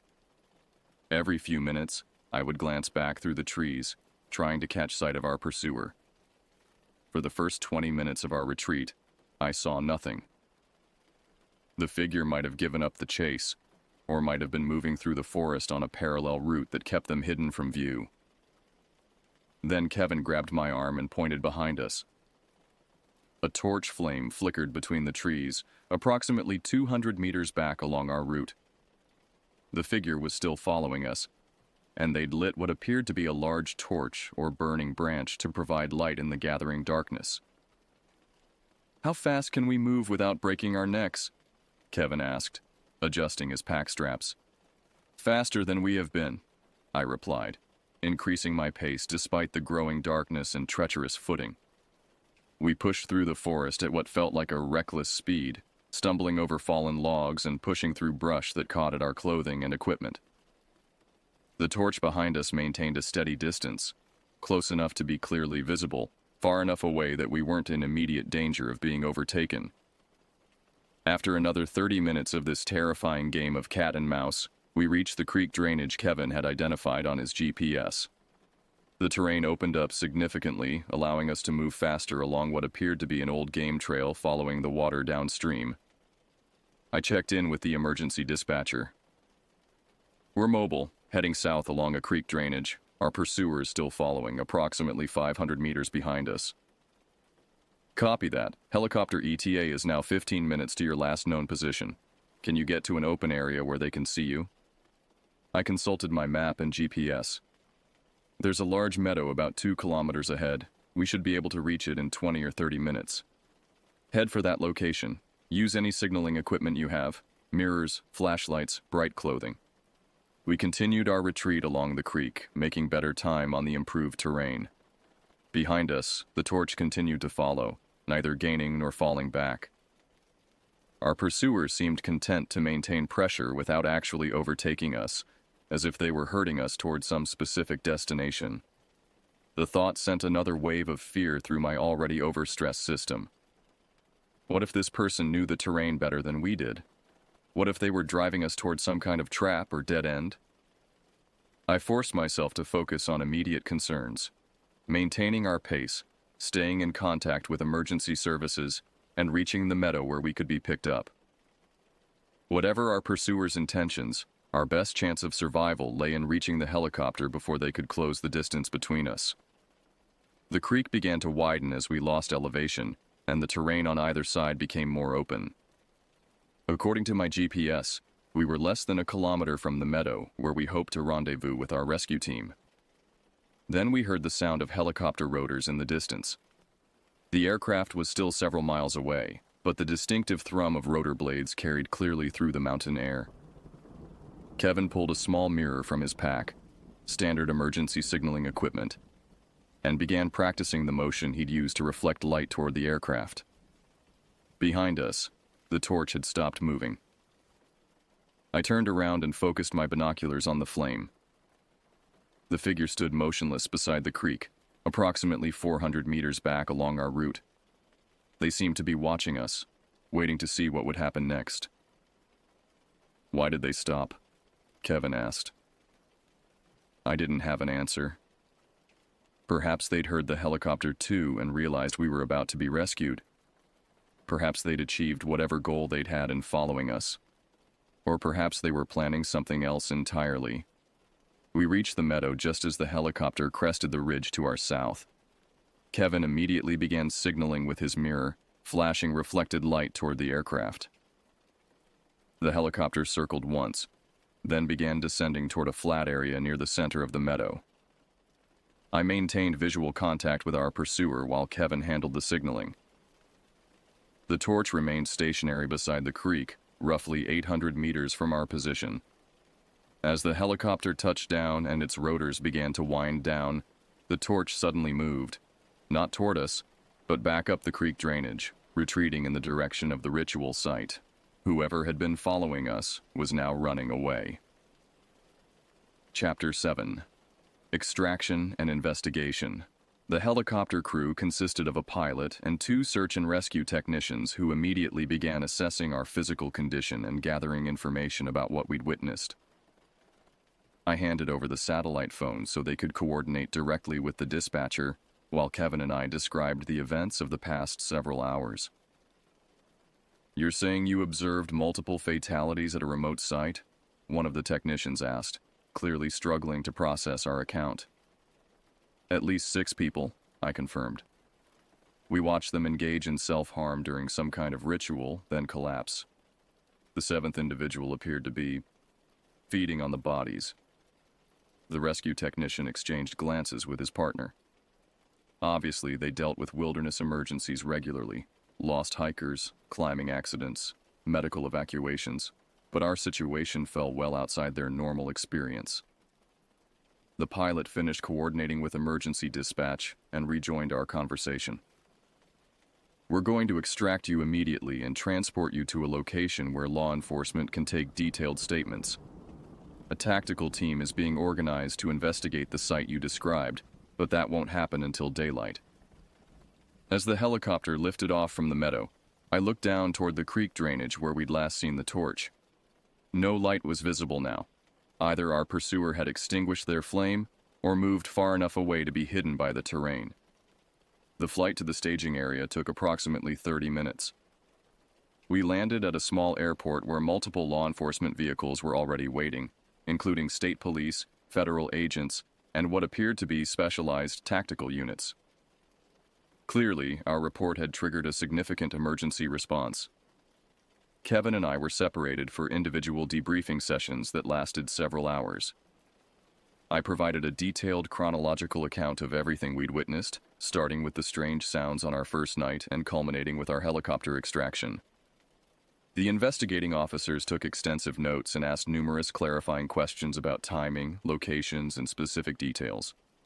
They were particularly interested in our photographs of the animal head display and the GPS coordinates we'd recorded throughout our ordeal. I provided copies of all digital images and allowed them to download GPS tracking data from both my handheld unit and my satellite phone. "How certain are you about the number of individuals involved?" one detective asked. 7 total, I replied. 6 who appeared to die during the ritual, and 1 who survived and followed us. "And you're confident they were engaged in cannibalistic behavior?" The question forced me to relive those horrible moments watching through binoculars as the surviving figure fed on the corpses. "Yes. I know how that sounds. But that's what we observed." The debriefing continued past midnight. By the time the officers finished their questions, I was emotionally and physically exhausted. Kevin and I were transported to a local hotel where we could rest while law enforcement organized their investigation of the remote site. I barely slept that night. Every time I closed my eyes, I saw images of the hanging animal heads, the ritualistic killing of the deer, the collapse of the robed figures, and the torch following us through the darkness. The rational part of my mind understood we were safe now, but my nervous system remained in a state of high alert. The next morning brought news of the investigation. A tactical team had been inserted by helicopter at first light and had located the ritual site using our GPS coordinates. They'd found the circle of 6 bodies arranged exactly as we'd described, along with evidence of the ritualistic markings on the ground and the hanging deer carcass. The 7th individual, our pursuer, was nowhere to be found. "The scene is consistent with your account," the lead investigator informed us during a follow-up interview. 6 deceased individuals, evidence of self-inflicted wounds, ritualistic markings, and signs of Unusual post-mortem activity. What about the animal heads we found earlier? Kevin asked. Also located and documented. The entire area is being treated as a complex crime scene. We'll need you to remain available for additional questions as the investigation proceeds. Over the following days, more details emerged. The deceased individuals were identified through fingerprints and dental records as members of a group that had been under FBI surveillance for suspected cult activities. They'd been linked to similar ritualistic incidents in other remote wilderness areas across the Pacific Northwest. The seventh individual, the one who had survived the ritual and pursued us, remained unidentified and at large. Search teams combed the wilderness area for several days, but found no trace of this person or any evidence of their current whereabouts. Kevin and I provided additional testimony to federal investigators and were eventually cleared to return home. The helicopter evacuation had cost us $5,000 each, but considering the alternative outcome if we'd remained in the wilderness, it seemed like a bargain. 6 months have passed since our encounter in the Cascade Mountains, and I still struggle to process everything we witnessed during those terrifying hours. The federal investigation concluded that we'd stumbled upon a scheduled ritual conducted by members of a domestic extremist group with connections to similar organizations across the country. The 6 deceased individuals were identified as core members of a cult that practiced what investigators described as ritualistic violence combined with survivalist ideology.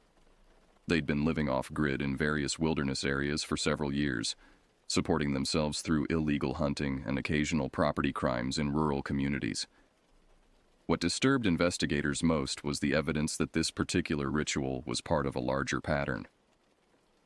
Similar scenes had been discovered in remote areas of Oregon, Idaho, and Northern California over the past 3 years. In each case, multiple individuals had died during ritualistic activities, with one surviving member disappearing into the wilderness. The implication was that either the same individual was traveling between different cult groups, conducting these deadly rituals, or multiple groups were following the same horrific practices independently. Either possibility suggested a level of organization and commitment that went far beyond casual extremist activity. The surviving individual from our encounter was never found. Despite extensive searches involving multiple agencies and specialized tracking teams, this person had simply vanished into the vast wilderness of the Cascade Range. Whether they died from exposure, left the area entirely, or continued living off-grid somewhere in the mountains remained an open question. Kevin and I both underwent psychological counseling to help process the trauma of what we'd witnessed. The counselor explained that observing extreme violence, even from a distance, could have lasting effects on mental health and recommended ongoing therapy sessions. I found myself unable to enjoy wilderness hiking for several months after the incident. Every shadow between trees, every unexpected sound, every moment of forest silence triggered memories of that torch following us through the darkness. The peace and solitude I'd always found in the mountains had been replaced by hypervigilance and anxiety. Gradually, with professional help and the support of family and friends, I've been able to return to outdoor activities. But I'll never again venture into remote wilderness areas with the same sense of carefree adventure I once enjoyed. The knowledge that dangerous individuals might be operating in these remote locations has fundamentally changed my relationship with the backcountry. The official investigation remains open. Federal agents continue to monitor wilderness areas for signs of similar activity, and they've established protocols for hikers and hunters to report unusual discoveries or encounters. Our case has become part of a larger effort to understand and combat domestic extremist groups that operate in remote areas. Sometimes I wonder what would have happened if we'd chosen a different route that morning, or if we'd turned back immediately after discovering the animal head display. Would those 6 people still have died during their ritual? Would the surviving individual have continued to other locations, conducting more ceremonies with other victims? I try not to dwell on these questions, but they remain at the edge of my consciousness whenever I think about our experience. We'd planned a simple 6-day hiking trip and instead became witnesses to something that belonged in the darkest corners of human behavior. The helicopter evacuation fee was eventually refunded by our insurance company after we provided documentation from law enforcement confirming the legitimacy of our emergency. But the real cost? The loss of innocence about the safety of wilderness areas, the trauma of witnessing ritualistic violence, the ongoing anxiety about what might be happening in other remote locations, can't be measured in dollars. Kevin and I still hike together occasionally, though we stick to well-established trails and popular camping areas. We carry satellite communication equipment and maintain regular check-ins with family members who know our planned routes and schedules. Most importantly, we've learned to trust our instincts about potentially dangerous situations. When something feels wrong in the wilderness, whether it's unusual sounds, strange discoveries, or the presence of other people in unexpected locations, we don't rationalize away our concerns or give anyone the benefit of the doubt. The mountains remain beautiful, challenging, and spiritually renewing, but they're also vast enough to hide activities that most people couldn't imagine. Our experience taught us that the greatest dangers in the wilderness might not be natural hazards like weather, terrain, or wildlife, but the possibility of encountering human beings whose motivations and methods exist far outside the boundaries of normal civilization. I still believe in the value of wilderness experiences and the importance of preserving these natural areas for future generations. But I'll never again venture into the backcountry without remembering that we share these spaces with others whose purposes might be far darker than our own. That torch flickering through the trees behind us will remain in my nightmares for the rest of my life. A reminder that evil can find its way into even the most remote and beautiful places on Earth. And somewhere out there, in some other wilderness area, that individual might still be conducting their horrific rituals, adding to a pattern of violence that law enforcement is still working to understand and stop. God help any other hikers who might encounter them.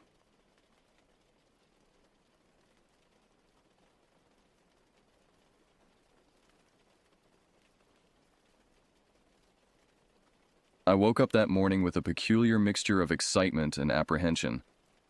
Our family trip to Dahile and Bukidnon Park had been planned for months, and now the day had finally arrived. My cousins and I were crammed into the back of Uncle Joey's large SUV, competing good-naturedly for the coveted window seats. We had packed an abundance of snacks, created several playlists of our favorite music, and possessed all the naive optimism typical of travelers setting out on what should have been a straightforward journey. The morning sky stretched above us in an expanse of brilliant blue, almost painful to look at directly. My uncle adjusted the GPS system mounted on the dashboard, entering our destination with confident taps of his finger. Aunt Vera occupied the passenger seat, her dark hair neatly pulled back, occasionally glancing at her phone to verify the route. In retrospect, our excessive reliance on technology foreshadowed the troubles that would soon unfold.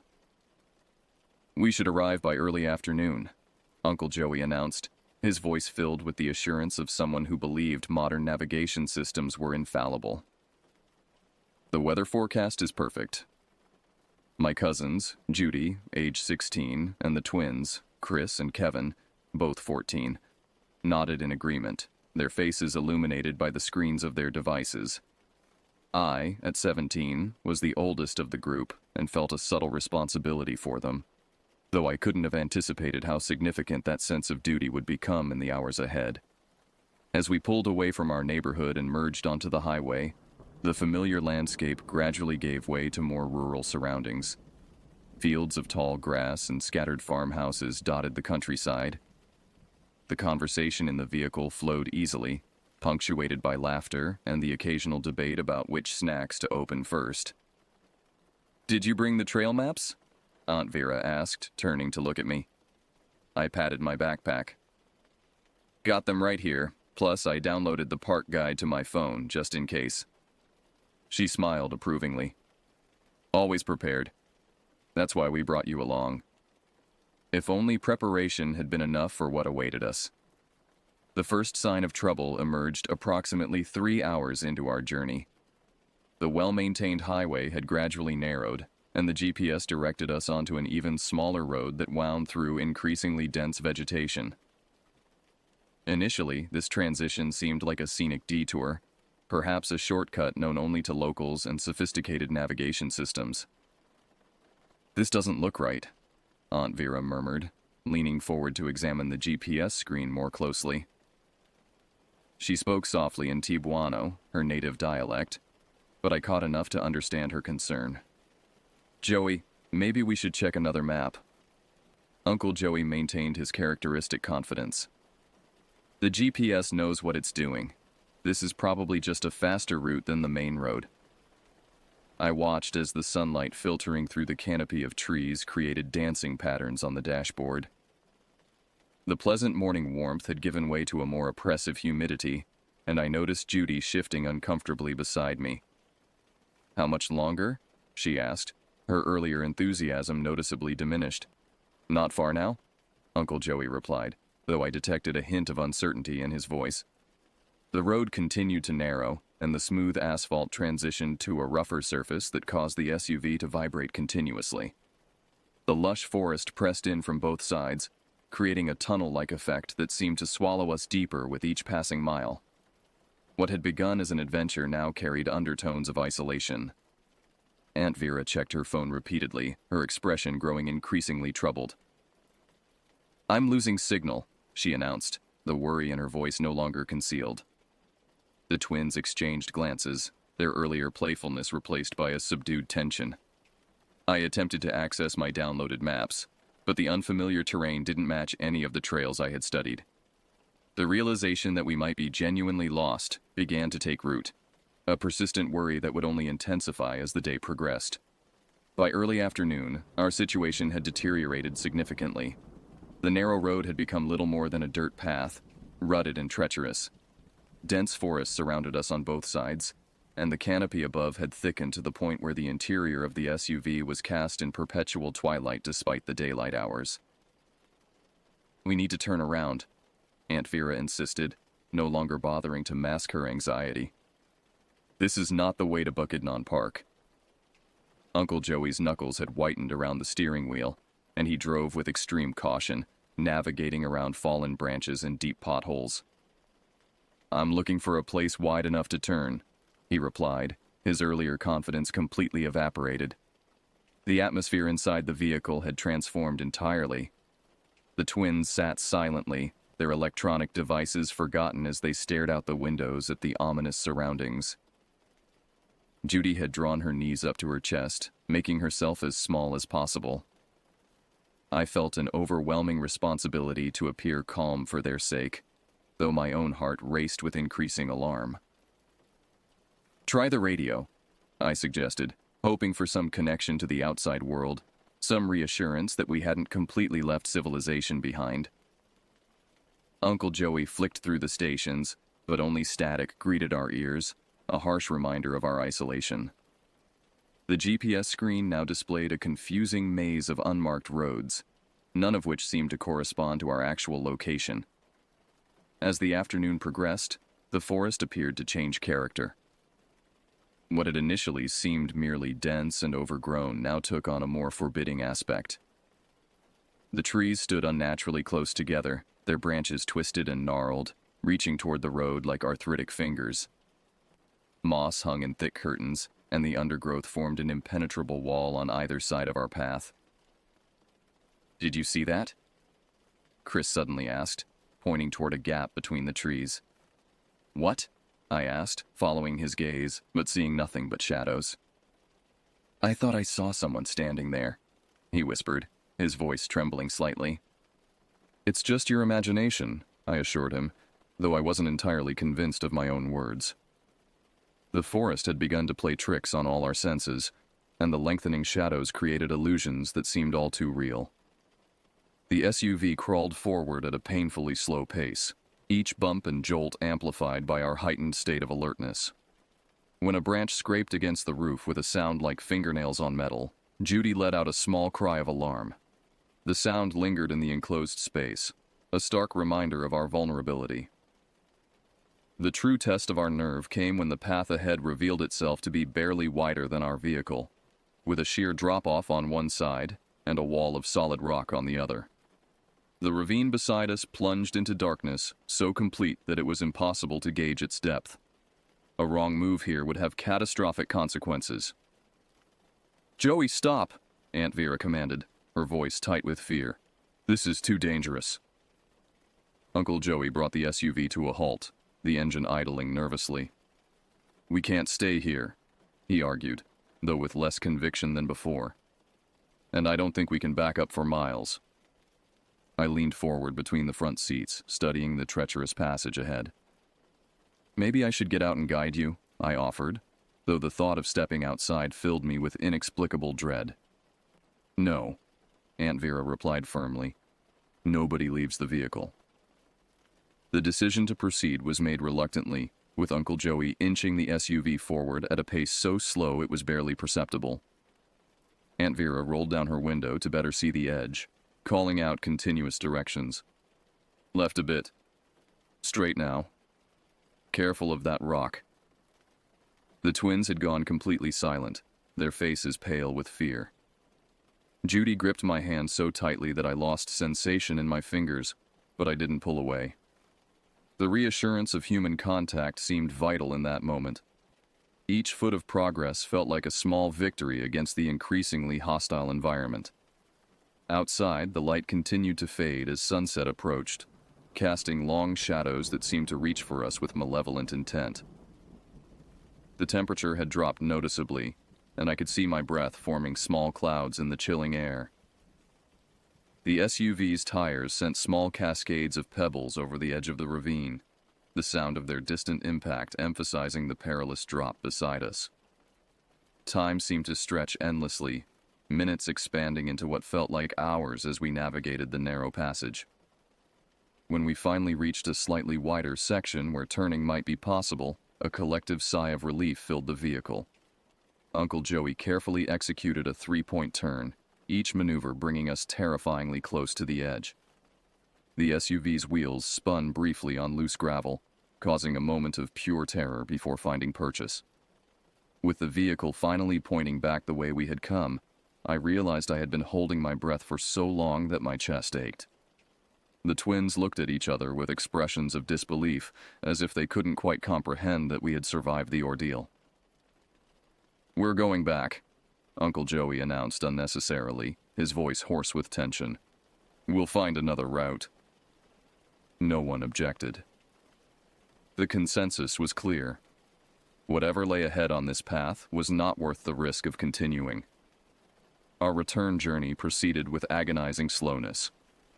The path that had seemed merely threatening on our outward journey now felt actively hostile. Shadows deepened as twilight approached, and the forest around us grew increasingly still, an unnatural quiet that pressed against my eardrums like physical pressure. "Something's wrong," Judy whispered, her eyes wide as she stared out the window. "It's too quiet." She was right. The normal sounds of a forest, birds, insects, the rustling of small animals, had completely ceased. The silence was absolute, broken only by the sound of our engine and the crunch of tires on gravel. The first figure appeared so suddenly that I questioned whether I had actually seen it. A dark silhouette standing motionless among the trees, partially obscured by foliage but unmistakably human in form. I blinked, and it was gone. "Did anyone else see that?" I asked, my voice sounding strange to my own ears. Before anyone could respond, Uncle Joey braked suddenly, bringing the SUV to an abrupt halt. Ahead of us, the road simply ended, terminating in a wall of dense undergrowth. It was as if the path we had traveled only hours before had somehow been erased. "This isn't possible," Uncle Joey muttered, his hands gripping the steering wheel so tightly that I could see the tendons standing out. "We came this way. The road was here." Aunt Vera fumbled in the glove compartment for a flashlight, her movements betraying her escalating fear. "We must have taken a wrong turn," she said, though we all knew we had been following the same narrow path without deviation. The beam of the flashlight cut through the gathering darkness, revealing nothing but impenetrable forest. Uncle Joey reluctantly stepped out of the vehicle to investigate, the dome light briefly illuminating our terrified faces before darkness closed in again. Through the windshield, I watched his figure move cautiously around the front of the SUV, the flashlight beam sweeping back and forth across the wall of vegetation. When he suddenly froze, the light fixed on a point just beyond the tree line. I felt a wave of dread wash over me. Uncle Joey backed toward the vehicle with measured steps, never turning his back on whatever he had seen. When he re-entered the SUV, his face was ashen. "There are people out there," he said quietly, locking the doors with deliberate care. "Standing among the trees. Just watching." As if his words had summoned them, dark figures emerged from the forest, arranging themselves in a loose semicircle around the front of our vehicle. They maintained a distance of perhaps 30 feet, never approaching closer, but never retreating. The headlights illuminated them dimly. Men and women of various ages, dressed in ordinary clothing that somehow seemed out of place in this remote location. Most disturbing was their complete stillness. They did not speak, did not gesture, did not even appear to breathe.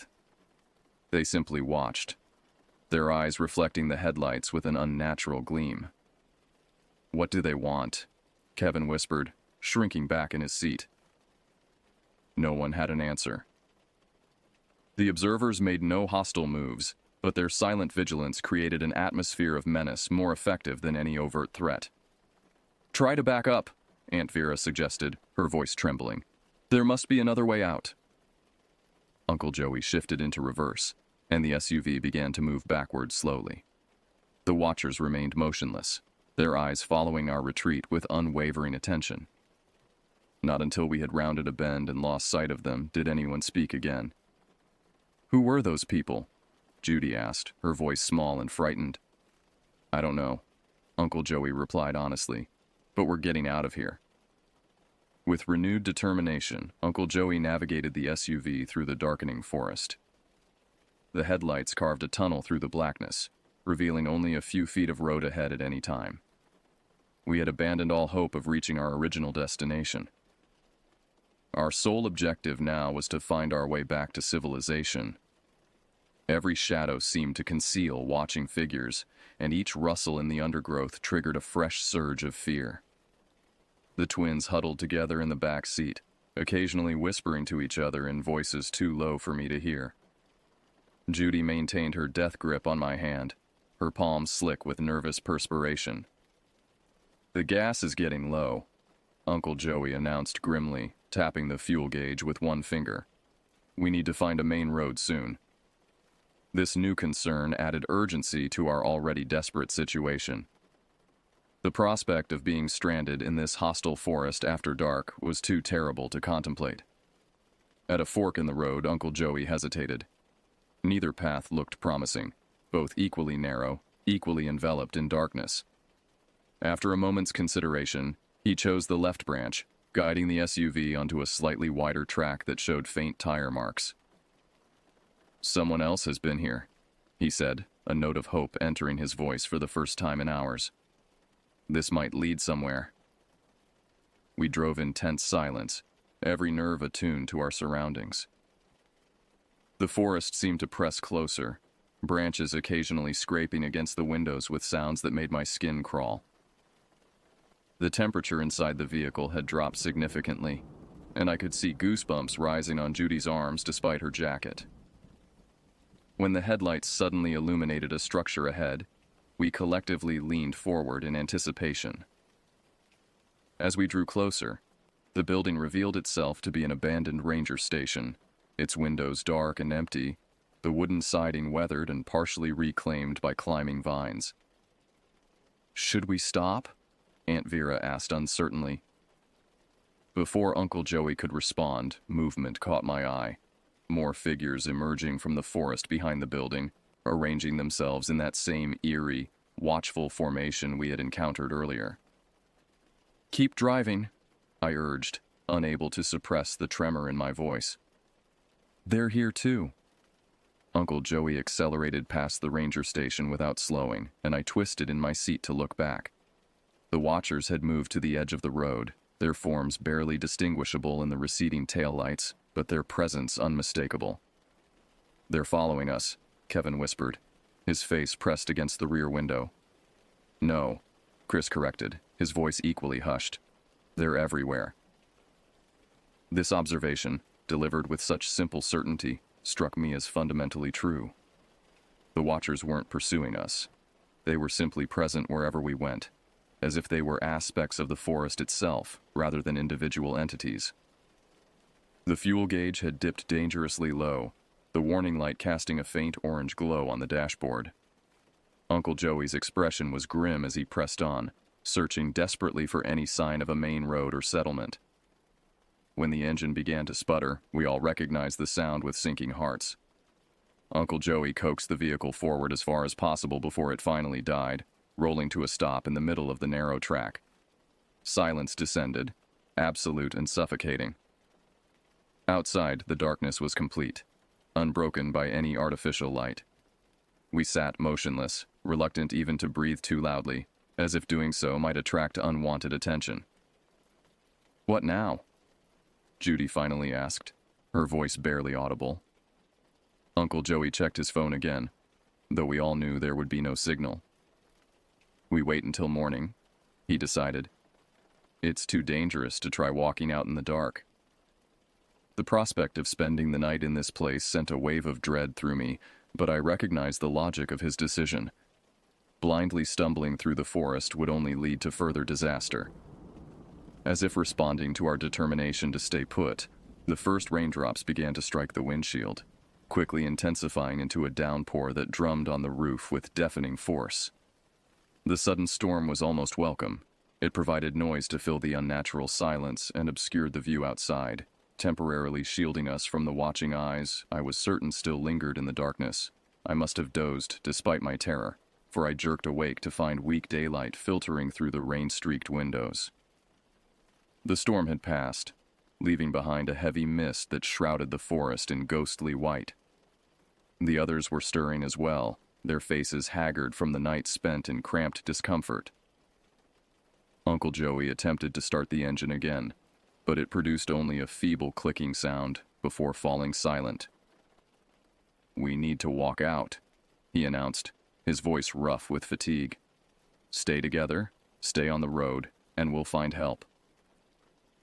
We gathered what supplies we could carry: water bottles, remaining snacks, a first aid kit from the glove compartment. Aunt Vera distributed rain jackets from her luggage, and Uncle Joey armed himself with a tire iron, though none of us mentioned what he might need it for. Stepping outside felt like crossing a threshold into another world. The mist muffled all sound, creating an illusion of isolation so complete that it was possible to believe we were the only living beings for miles. The air was heavy with moisture and the rich, earthy scent of wet vegetation. "This way," Uncle Joey directed, pointing along the track in the direction we had been traveling. "Single file. Stay close." We moved through the mist like ghosts, our footsteps unnaturally loud on the damp ground. I positioned myself between Judy and the twins, constantly checking to ensure they remained close. Aunt Vera led the way, with Uncle Joey bringing up the rear, frequently glancing behind as if expecting pursuit. The forest around us was transformed by the mist, familiar shapes rendered alien and threatening. Trees loomed suddenly out of the whiteness, their branches reaching like grasping hands. Twice I stumbled on hidden roots, my heart racing with momentary panic at each disruption of our careful progress. We had been walking for perhaps an hour when the character of the forest began to change subtly. The trees grew less densely packed, allowing more light to penetrate the mist. The undergrowth thinned, and the path beneath our feet widened almost imperceptibly.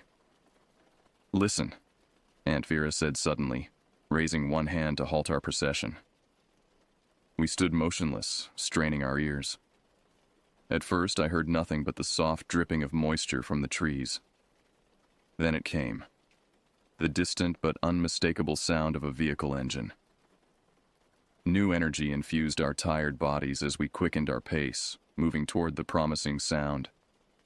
The mist began to dissipate, revealing glimpses of blue sky above. When the trees parted to display a paved road ahead, I nearly wept with relief.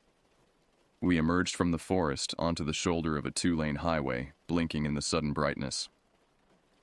A passing truck slowed at the sight of our bedraggled group, the driver leaning out his window with an expression of concern. "You folks need help?" he called, his ordinary question the most beautiful thing I had heard in 24 hours. Uncle Joey explained our situation. The wrong turn, the abandoned vehicle, the long walk. He carefully omitted any mention of the watchers, a tacit agreement we all understood. Some experiences defied rational explanation and were better left undiscussed. The truck driver, a middle-aged man named Hector with kind eyes and work-roughened hands, offered us a ride to the nearest town. We crowded into his cab with profuse thanks, our earlier ordeal already beginning to feel dreamlike in the normalcy of human contact. As we pulled away, I couldn't resist a final glance back at the forest edge. Through the thinning mist, I thought I glimpsed a solitary figure standing just within the tree line, watching our departure with that same unsettling stillness.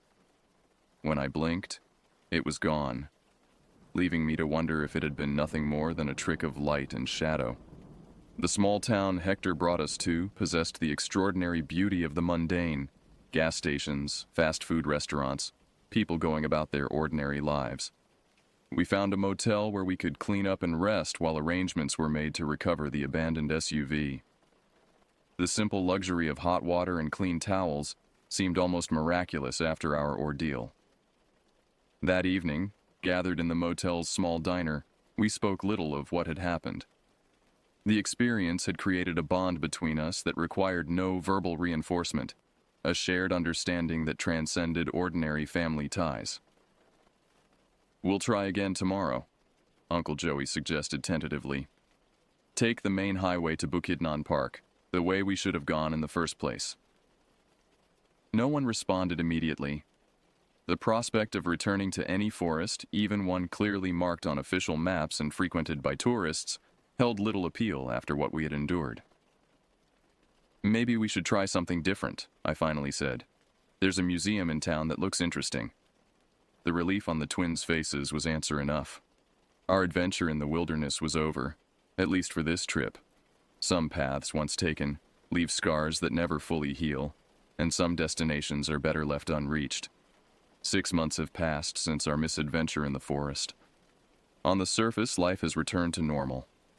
We never speak of that day, though I sometimes catch a meaningful glance from Judy or one of the twins when someone mentions camping or nature hikes. Uncle Joey sold the SUV shortly after our return, claiming it had developed mechanical problems that weren't worth fixing.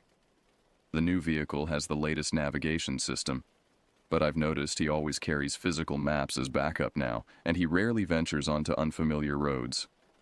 Aunt Vera has become more religious, attending services regularly and wearing a small cross around her neck. When I asked her about this change, she simply said that some experiences make you reconsider what you believe about the world. I understood perfectly what she meant. As for me, I find myself unable to walk in forests anymore. Even well-maintained parks with clearly marked trails trigger an anxiety that constricts my chest and quickens my pulse. The rustling of leaves sounds too much like whispered conversations, just beyond the range of comprehension, and the spaces between trees seem designed to conceal watching figures. In my dreams, I return to that place frequently. The road narrows, the light fades, and the watchers emerge from the trees with their terrible patience. Sometimes I am alone in these nightmares, abandoned in the deepening darkness, while unseen observers wait for me to make a fatal mistake. I've researched the area we traveled through, seeking some rational explanation for what we experienced. Local history mentions an abandoned settlement deep in those woods, a community that disappeared without explanation in the 1950s. The few photographs available show ordinary people standing before simple homes, their expressions solemn as they gaze into the camera. Sometimes I think I recognize those faces. What troubles me most is not the fear we felt that day, though it was more intense than anything I had previously experienced. Rather, it is the sense that we encountered something fundamentally wrong. A tear in the fabric of reality that revealed glimpses of something that should remain hidden. God protect me from ever learning the truth about those watchers in the forest. Some mysteries are not meant to be solved, some knowledge not meant to be possessed. The human mind is not designed to comprehend certain aspects of existence, and sanity depends on our continued ignorance. Yet I cannot escape the feeling that our encounter was not random. The Watchers selected us for reasons I cannot fathom, allowed us to leave when they could have prevented our escape. This sense of being chosen, of being marked in some way, follows me through my days like a shadow that cannot be outrun. Perhaps the most disturbing realization is that the Watchers may not have been confined to that remote forest. Now that I have seen them once, I sometimes think I glimpse similar figures in ordinary settings. A motionless observer at the edge of a crowded mall parking lot, a too-still presence on a subway platform, a solitary figure at the periphery of a public park who never seems to move or interact with others. Always watching, always waiting. For what purpose, I dare not imagine. I have told no one these thoughts. They would suggest therapy, medication, rational explanations for irrational fears. But I know what I experienced, what we all experienced in those woods. Some truths cannot be shared without sounding like madness, yet remain truths nonetheless. So I continue with my life, attending classes, planning for college, maintaining the appearance of normalcy. But a part of me remains in that forest, forever walking that narrow path between safety and oblivion, forever aware of unseen eyes tracking my progress through the gathering darkness.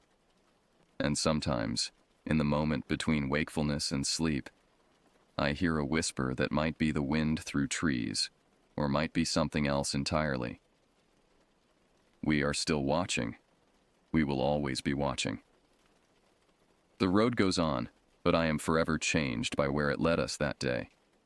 Some journeys mark you permanently, some destinations remain with you long after you have physically departed.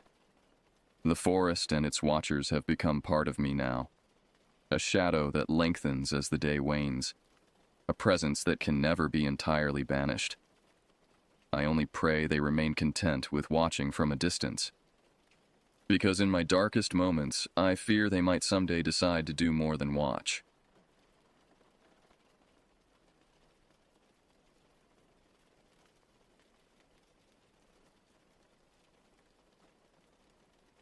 The campfire cast jagged shadows across our site as evening settled over Pine Ridge State Park. It was mid-July 2017, and I had just turned 17, old enough to think I knew everything about these woods after spending nearly every summer of my life exploring them. My parents sat with the Wilsons, passing a thermos of coffee between them while discussing tomorrow's hiking plans. Their laughter mingled with the crackling flames, creating a comfortable bubble that I was increasingly eager to escape. Across the fire, my friend Jasper caught my eye and nodded slightly. After 7 years of friendship, we barely needed words to communicate. It was time for our traditional midnight exploration, a ritual that had started when we were 12 and had become increasingly daring each year. Going to grab something from the tent, I announced casually, standing and stretching. My mother barely glanced up, waving her hand in acknowledgement. 5 years of well-behaved camping trips had earned me this trust, this freedom to move about without constant supervision. Jasper followed suit, mumbling something about needing his jacket. We retreated to our respective tents, where I grabbed my flashlight and pocket knife. Not that I expected to need it, but carrying it made me feel prepared, mature. When we reconvened behind the restroom building at the edge of the campground, excitement buzzed between us. "Where to tonight?" Jasper whispered, his breath forming small clouds in the unexpectedly cool summer air. I pointed toward a trail I'd noticed earlier that day. Not one of the marked paths we typically explored, but a narrow deer trail that disappeared into a denser section of forest. "That way. I want to see where it leads." "You sure? Looks pretty dark in there." Jasper hesitated, his usual enthusiasm dampened by something I couldn't quite identify. "What's wrong? Scared?" I teased, knowing full well that would be enough to goad him into agreement.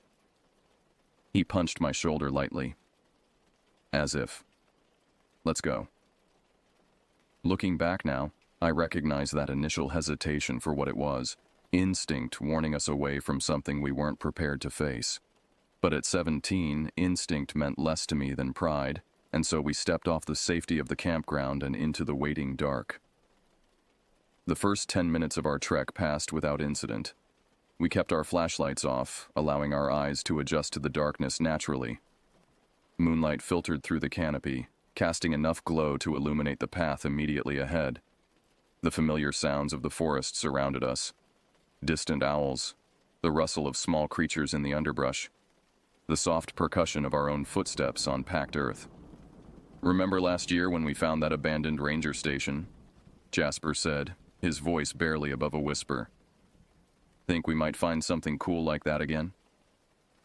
"Maybe something better," I replied, confidence masking the faint unease growing in my stomach. Something felt different tonight. The air hung heavier, somehow thicker in my lungs. And despite the typical forest sounds, there was an underlying quiet that seemed unnatural, as if the woods were holding something back. We pushed deeper along the deer trail, which gradually narrowed until branches scraped against our shoulders from both sides. The trees here were older, their trunks wider, and their presence more imposing. Moss hung from their branches in gray-green curtains, occasionally brushing against my face with unexpected dampness that made me flinch. 20 minutes in, the trail curved sharply, and we found ourselves in a small clearing. The moonlight that had guided us thus far suddenly vanished as clouds drifted across the night sky. Complete darkness enveloped us, the kind that seems to press against your eyeballs and make you doubt whether they're open at all. "Flashlights," Jasper suggested, his voice higher than usual. "Just for a second," I agreed, clicking mine on briefly to scan our surroundings. The beam cut through the darkness, revealing a circle of ancient trees surrounding the clearing. Their bark was blackened as if they had survived a fire long ago, and their branches reached toward each other overhead like arthritic fingers. At the center of the clearing stood what appeared to be the remains of a stone fire pit, long abandoned and partially reclaimed by moss and lichen. "This is new," I murmured, switching off my light. "Let's check it out." As we approached the fire pit, the temperature seemed to drop several degrees. I attributed it to the loss of tree cover in the clearing, but something primal in my brain suggested otherwise. The stones of the pit were arranged in a perfect circle, and at its center lay the charred remains of logs that looked more recent than I would have expected for an abandoned campsite this far from the marked trails. "Someone's been here," Jasper said, crouching to examine the ashes. "Not too long ago, either." That's when I first noticed the silence. Complete, absolute silence. No owls, no rustling leaves, no scurrying creatures. Even the persistent hum of summer insects had ceased. It was as if the forest had suddenly emptied of all life except our own. "Let's keep going," I said, not wanting to admit how unsettled I felt. "There's probably another trail on the other side of the clearing."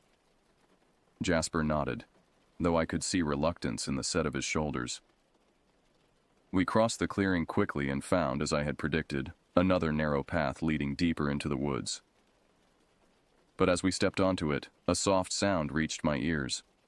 Not quite a voice, but somehow reminiscent of one. A whisper, just at the threshold of hearing. "Did you say something?" I asked Jasper, who shook his head slowly, eyes widening. "I thought you did," he replied. We both turned back toward the clearing, scanning the darkness for any sign of movement. Nothing disturbed the unnatural stillness. After a moment of hesitation, we continued forward, but something fundamental had changed. We were no longer two friends on an adventure. We were intruders in a place that was acutely aware of our presence. 30 minutes into our expedition, it became painfully clear that we had strayed much farther than ever before. The trail we followed became increasingly erratic, widening into what almost resembled a proper path before narrowing again to little more than a game trail. Twice it seemed to disappear entirely, forcing us to guess at its continuation. "We should turn back," Jasper suggested, no longer bothering to hide the anxiety in his voice. "This is way past our usual limit." I wanted to agree with him, but pride kept me pushing forward. "Just a little farther," I insisted. I want to see where this goes. That's when we heard it again. The whisper. This time it was clearly not our imagination. The sound floated through the darkness from somewhere ahead of us, formless syllables that almost but not quite resolved into words. It raised the hair on my arms, sending electric currents of adrenaline racing through my body. What was that? Jasper's voice cracked. I switched on my flashlight, sweeping the beam through the trees ahead. Nothing but more forest, twisted trunks and undergrowth that seemed to absorb the light rather than reflect it. Probably just the wind, I said, though we both knew there was no wind tonight.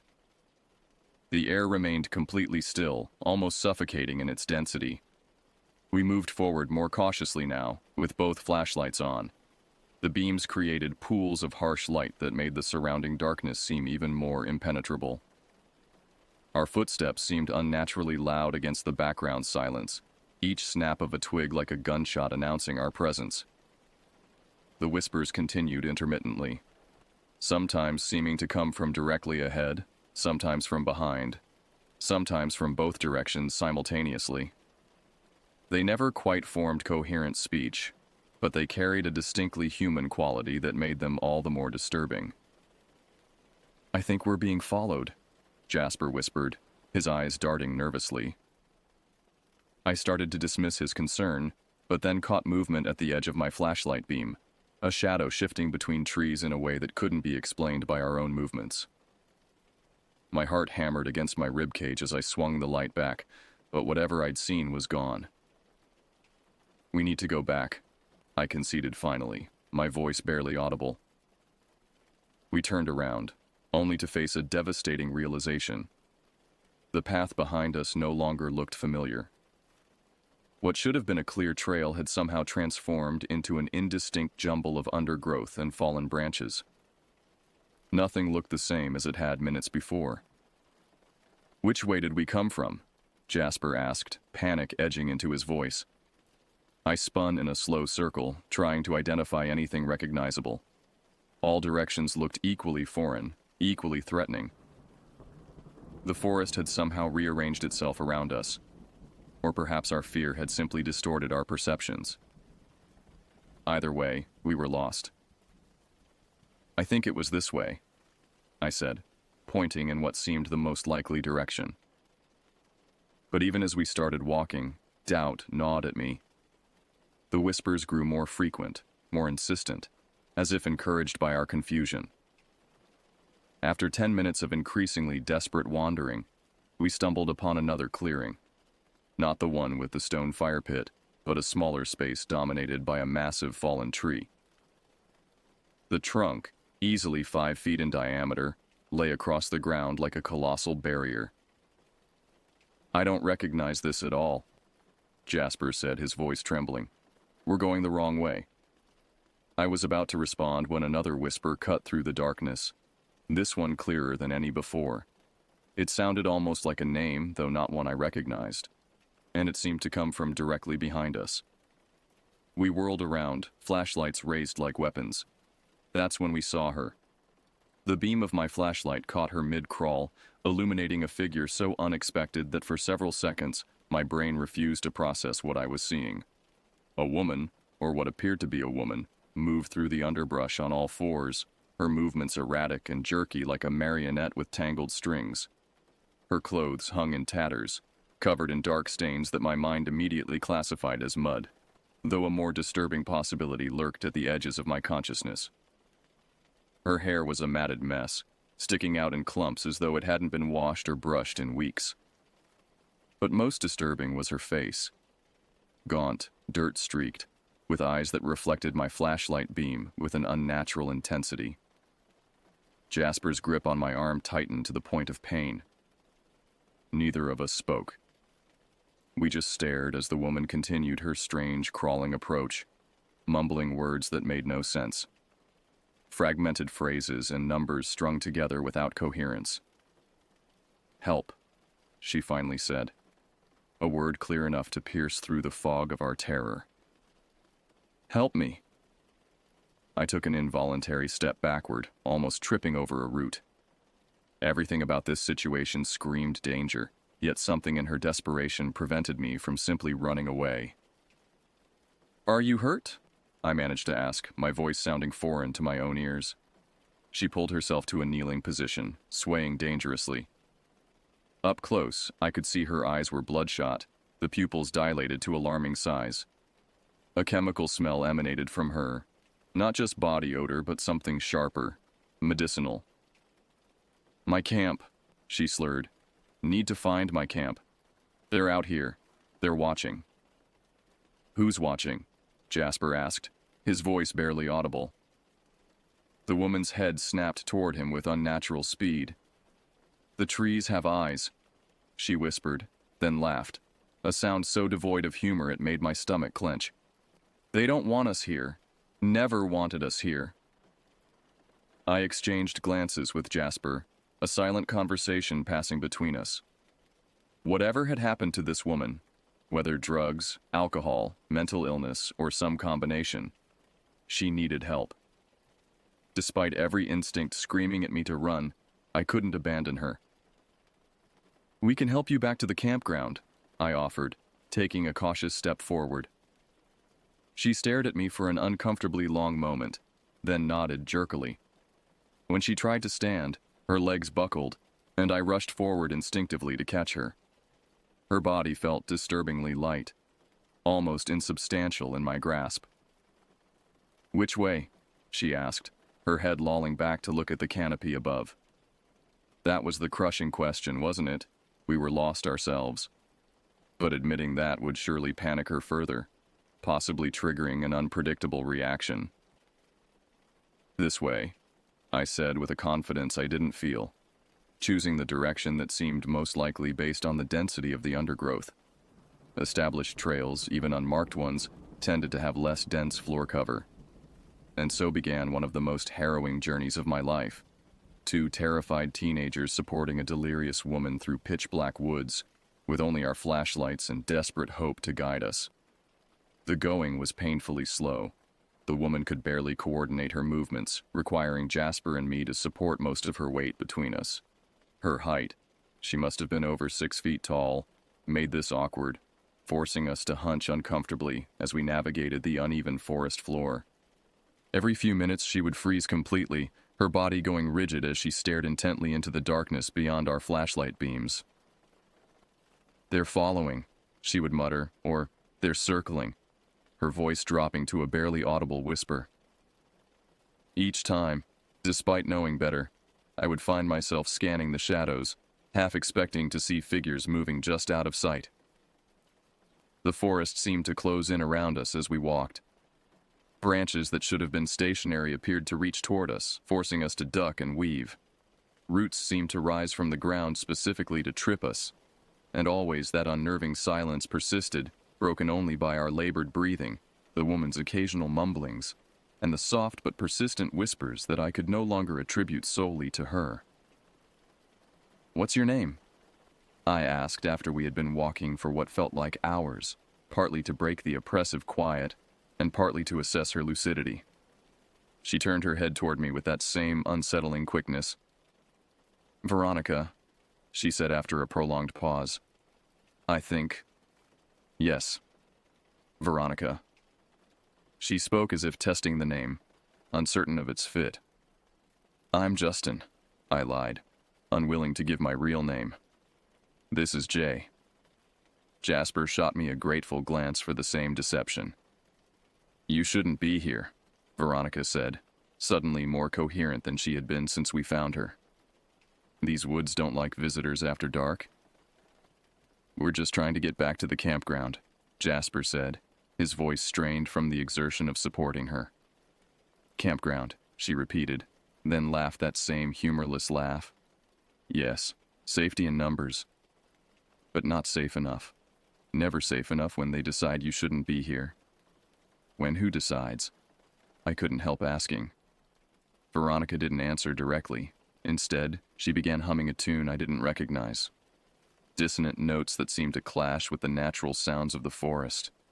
The effect was jarring, making the hairs on the back of my neck stand on end.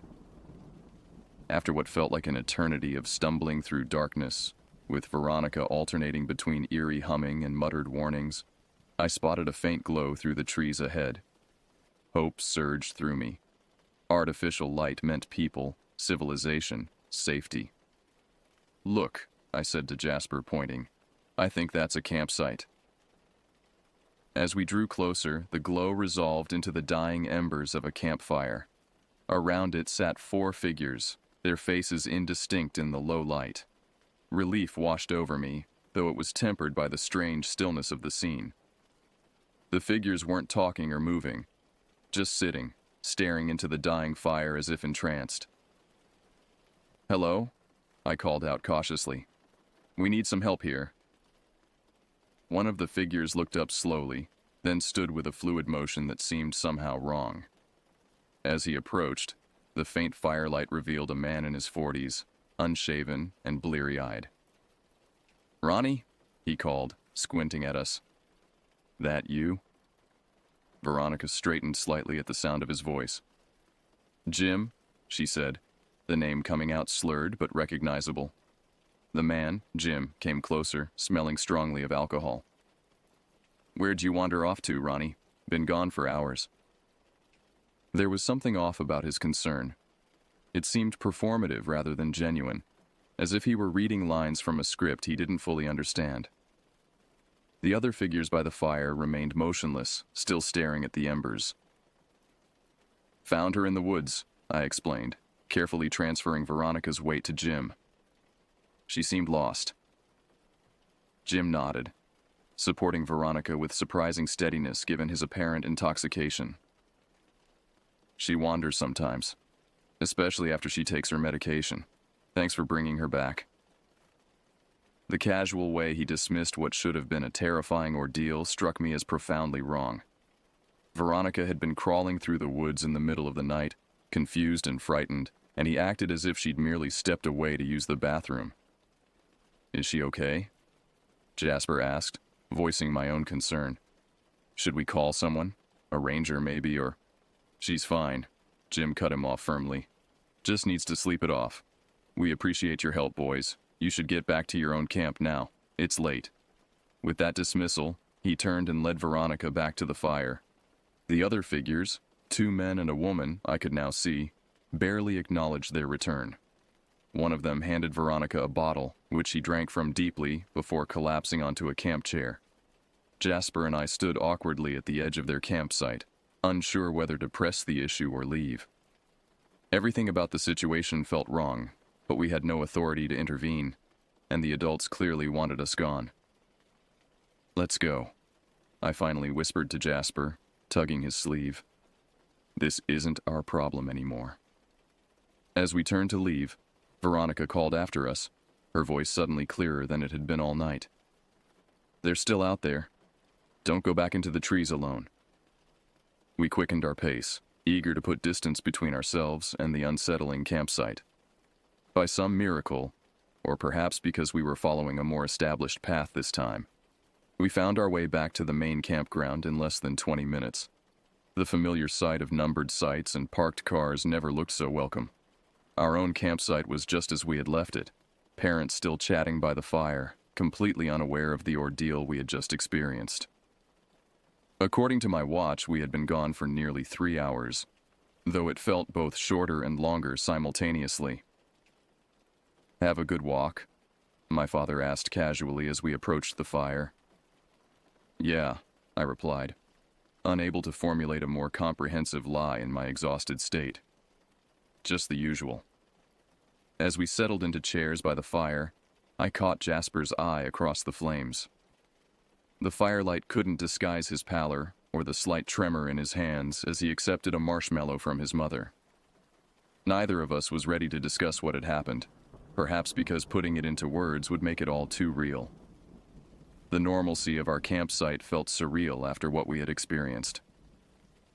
Our parents continued their conversation about tomorrow's fishing plans, occasionally drawing us in with questions that we answered automatically, our minds elsewhere. The juxtaposition was jarring. Here, marshmallows and ghost stories.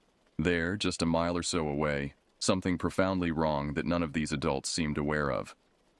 I struggled to process what had happened. The rational part of my brain constructed explanations.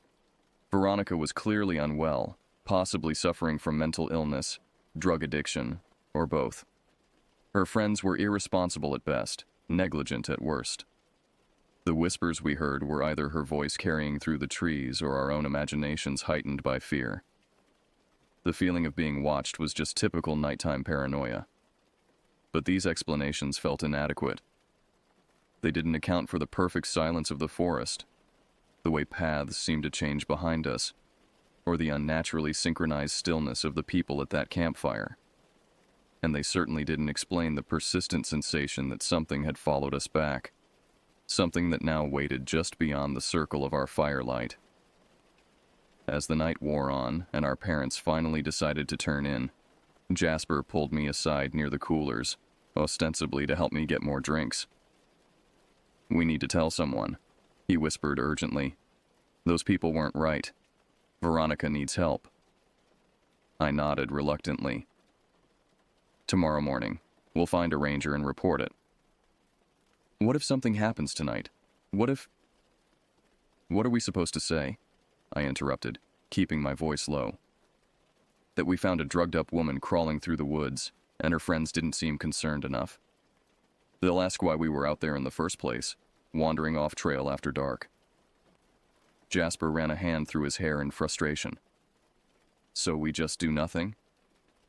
"Until morning," I insisted. "Then we'll report it properly, promise." He eventually agreed, though neither of us was happy with the compromise. We rejoined our families by the fire, forcing smiles and pretending everything was normal. But throughout the remainder of the evening, I noticed both of us constantly scanning the treeline, flinching at every crack of the fire or rustle of leaves. When we finally retreated to our respective tents, I found myself unable to close my eyes. Every time I did, I saw Veronica's gaunt face or imagined shapes moving just outside the thin fabric walls. The sounds of the campground, other campers talking quietly, a distant radio playing, the occasional car door, should have been comforting, but instead felt like insufficient barriers against whatever waited in the woods. At some point, I must have drifted into a fitful sleep because suddenly I was jerking awake to a sound directly outside my tent. A soft scratching, like fingernails dragging lightly across nylon. I froze, straining to hear over the thunder of my own heartbeat. The scratching continued, moving around the perimeter of my tent with deliberate slowness. "Hello?" I called out, my voice embarrassingly weak. The scratching stopped immediately. Then, after a pause that stretched my nerves to breaking point, a whisper came, so close it could have been inside the tent with me. "They don't want you here." I scrambled for my flashlight, fumbling in the dark with shaking hands. By the time I found it and directed its beam out through the tent wall, there was nothing to see. No shadow, no movement, nothing to suggest anyone had been there at all. Sleep was impossible after that. I lay awake until dawn, clutching my flashlight like a talisman, every muscle tensed for flight. When the first gray light of morning finally filtered through the tent walls, I nearly wept with relief. I emerged from my tent as soon as it was light enough to see clearly, exhausted and jumpy. The campground was still quiet, most families not yet stirring. Jasper appeared moments later, looking as haggard as I felt. Without speaking, we made our way to the communal bathroom building. "Did you sleep at all?" he asked once we were alone, his voice hoarse. I shook my head. Someone, or something, was outside my tent last night. Jasper's face paled further. "What do you mean?" I described the scratching sounds and the whispered words, watching his expression shift from skepticism to dread as I spoke. "I heard something too," he admitted. "Footsteps circling our site. My parents slept through it." We stood in silence, both processing the implications. Then, by unspoken agreement, we headed toward the ranger station at the entrance to the campground. It was early, but a light was already on inside. Someone was there. The ranger who greeted us was younger than I expected, probably in his late 20s. His name badge read Park Ranger Keith, and he smiled pleasantly as we approached the counter. "Morning, fellas. Early risers, huh? What can I help you with?" We took turns explaining what had happened the night before, carefully omitting the fact that we had been off trail without permission. We described finding Veronica, her disoriented state, and the strangely apathetic response of her companions.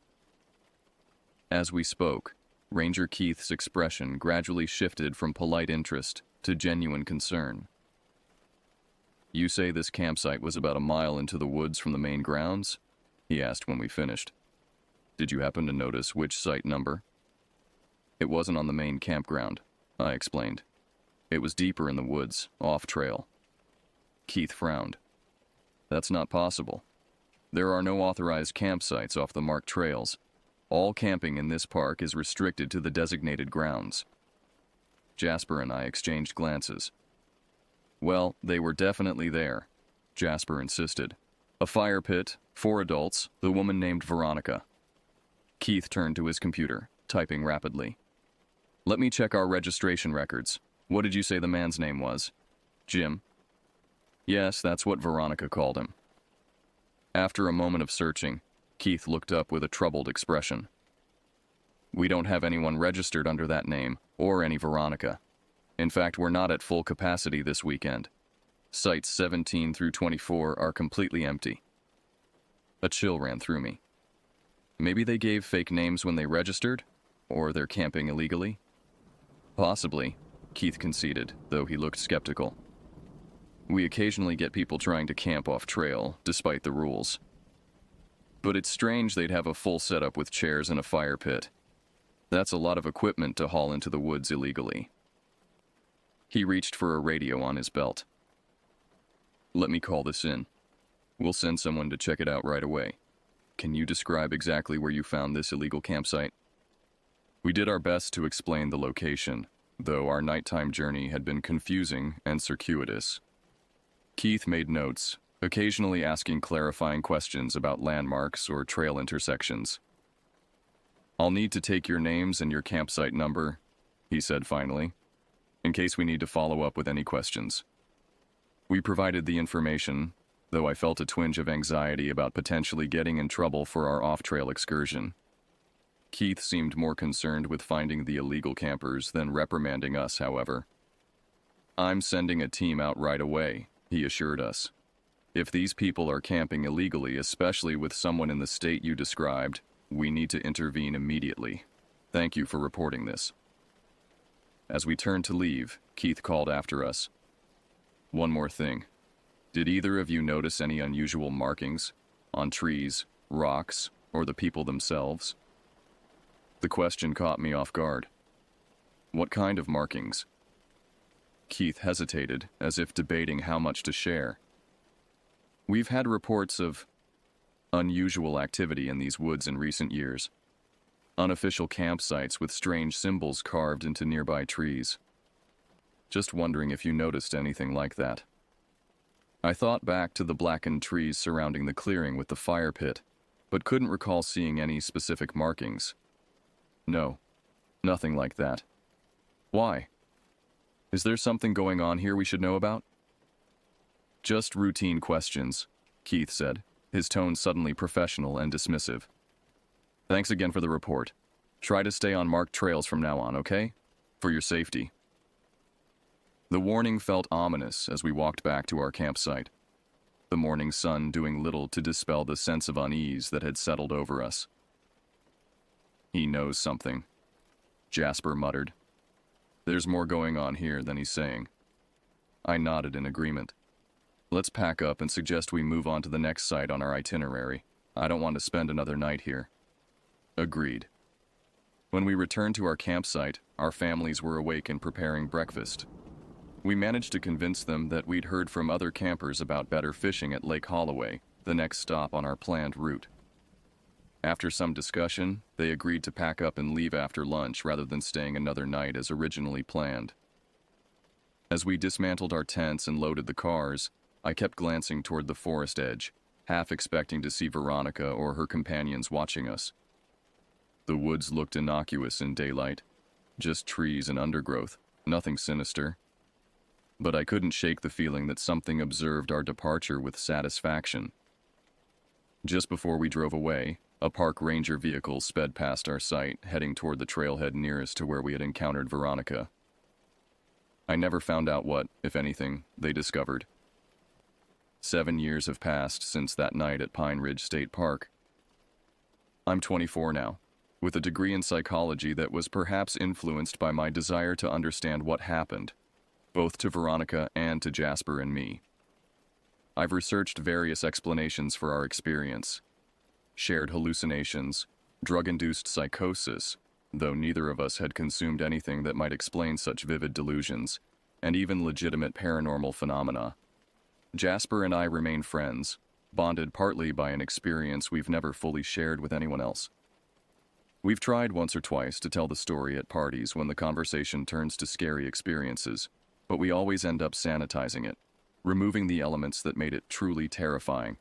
The impossibility of the changing trails, the whispers that seemed to come from the forest itself, the unnatural behavior of Veronica and her companions. 3 months after that night, we looked up news reports from the area, searching for any mention of a woman named Veronica or unusual incidents in Pine Ridge State Park. We found nothing conclusive, though there was a brief article about rangers discovering an unauthorized campsite deep in the woods, complete with a stone fire pit. The article mentioned signs of ritualistic activity, but provided no details. We also discovered, in our research, that the park had a history spanning back to the 1800s, including a period when it was used as grounds for a tuberculosis sanatorium. Patients with advanced cases were sometimes housed in outlying cabins, isolated from both the general population and other patients. These fragments of information provided possible rational explanations for what we experienced, but somehow the explanations never quite satisfied either of us. There was something in those woods that defied conventional understanding, something that didn't want us there. I haven't gone camping since that summer. Jasper has, though never alone and never in densely wooded areas. He prefers open desert campgrounds now, places where you can see for miles in every direction, places where nothing can hide. Sometimes, on particularly quiet nights when I'm alone in my apartment, I think I hear it again. That soft whisper just at the threshold of hearing. A voice that isn't quite a voice, saying words that aren't quite words. During these moments, I turn all the lights on and play music loud enough to drown out any sounds that might come from the corners of my room. And I never, ever look out the window into the dark. Because the most terrifying revelation came nearly a year after our experience, when I finally worked up the courage to call Pine Ridge State Park and ask to speak with Ranger Keith. I wanted closure, explanations, anything to help me make sense of what had happened. The woman who answered informed me, with audible confusion, that they had never employed a ranger by that name. When I described him, mid-20s, brown hair, the exact uniform he had been wearing, she put me on hold to consult with her supervisor. When she returned, her voice was noticeably cooler. "Sir, I'm not sure what you're trying to pull, but we haven't had a ranger matching that description in over 40 years. There was a Keith Jameson who worked here in the 1970s, but he disappeared during a routine patrol. His body was never found." I hung up without responding, my hands shaking so badly I dropped the phone. Because I suddenly remembered one detail we had omitted from our report to Ranger Keith. The stone fire pit in the first clearing had contained ashes that looked fresh, and sitting beside them, partially buried but still visible, was a park ranger badge, blackened by fire but with the name still legible, Keith Jameson. Whatever dwells in those woods doesn't just whisper, it watches, it waits.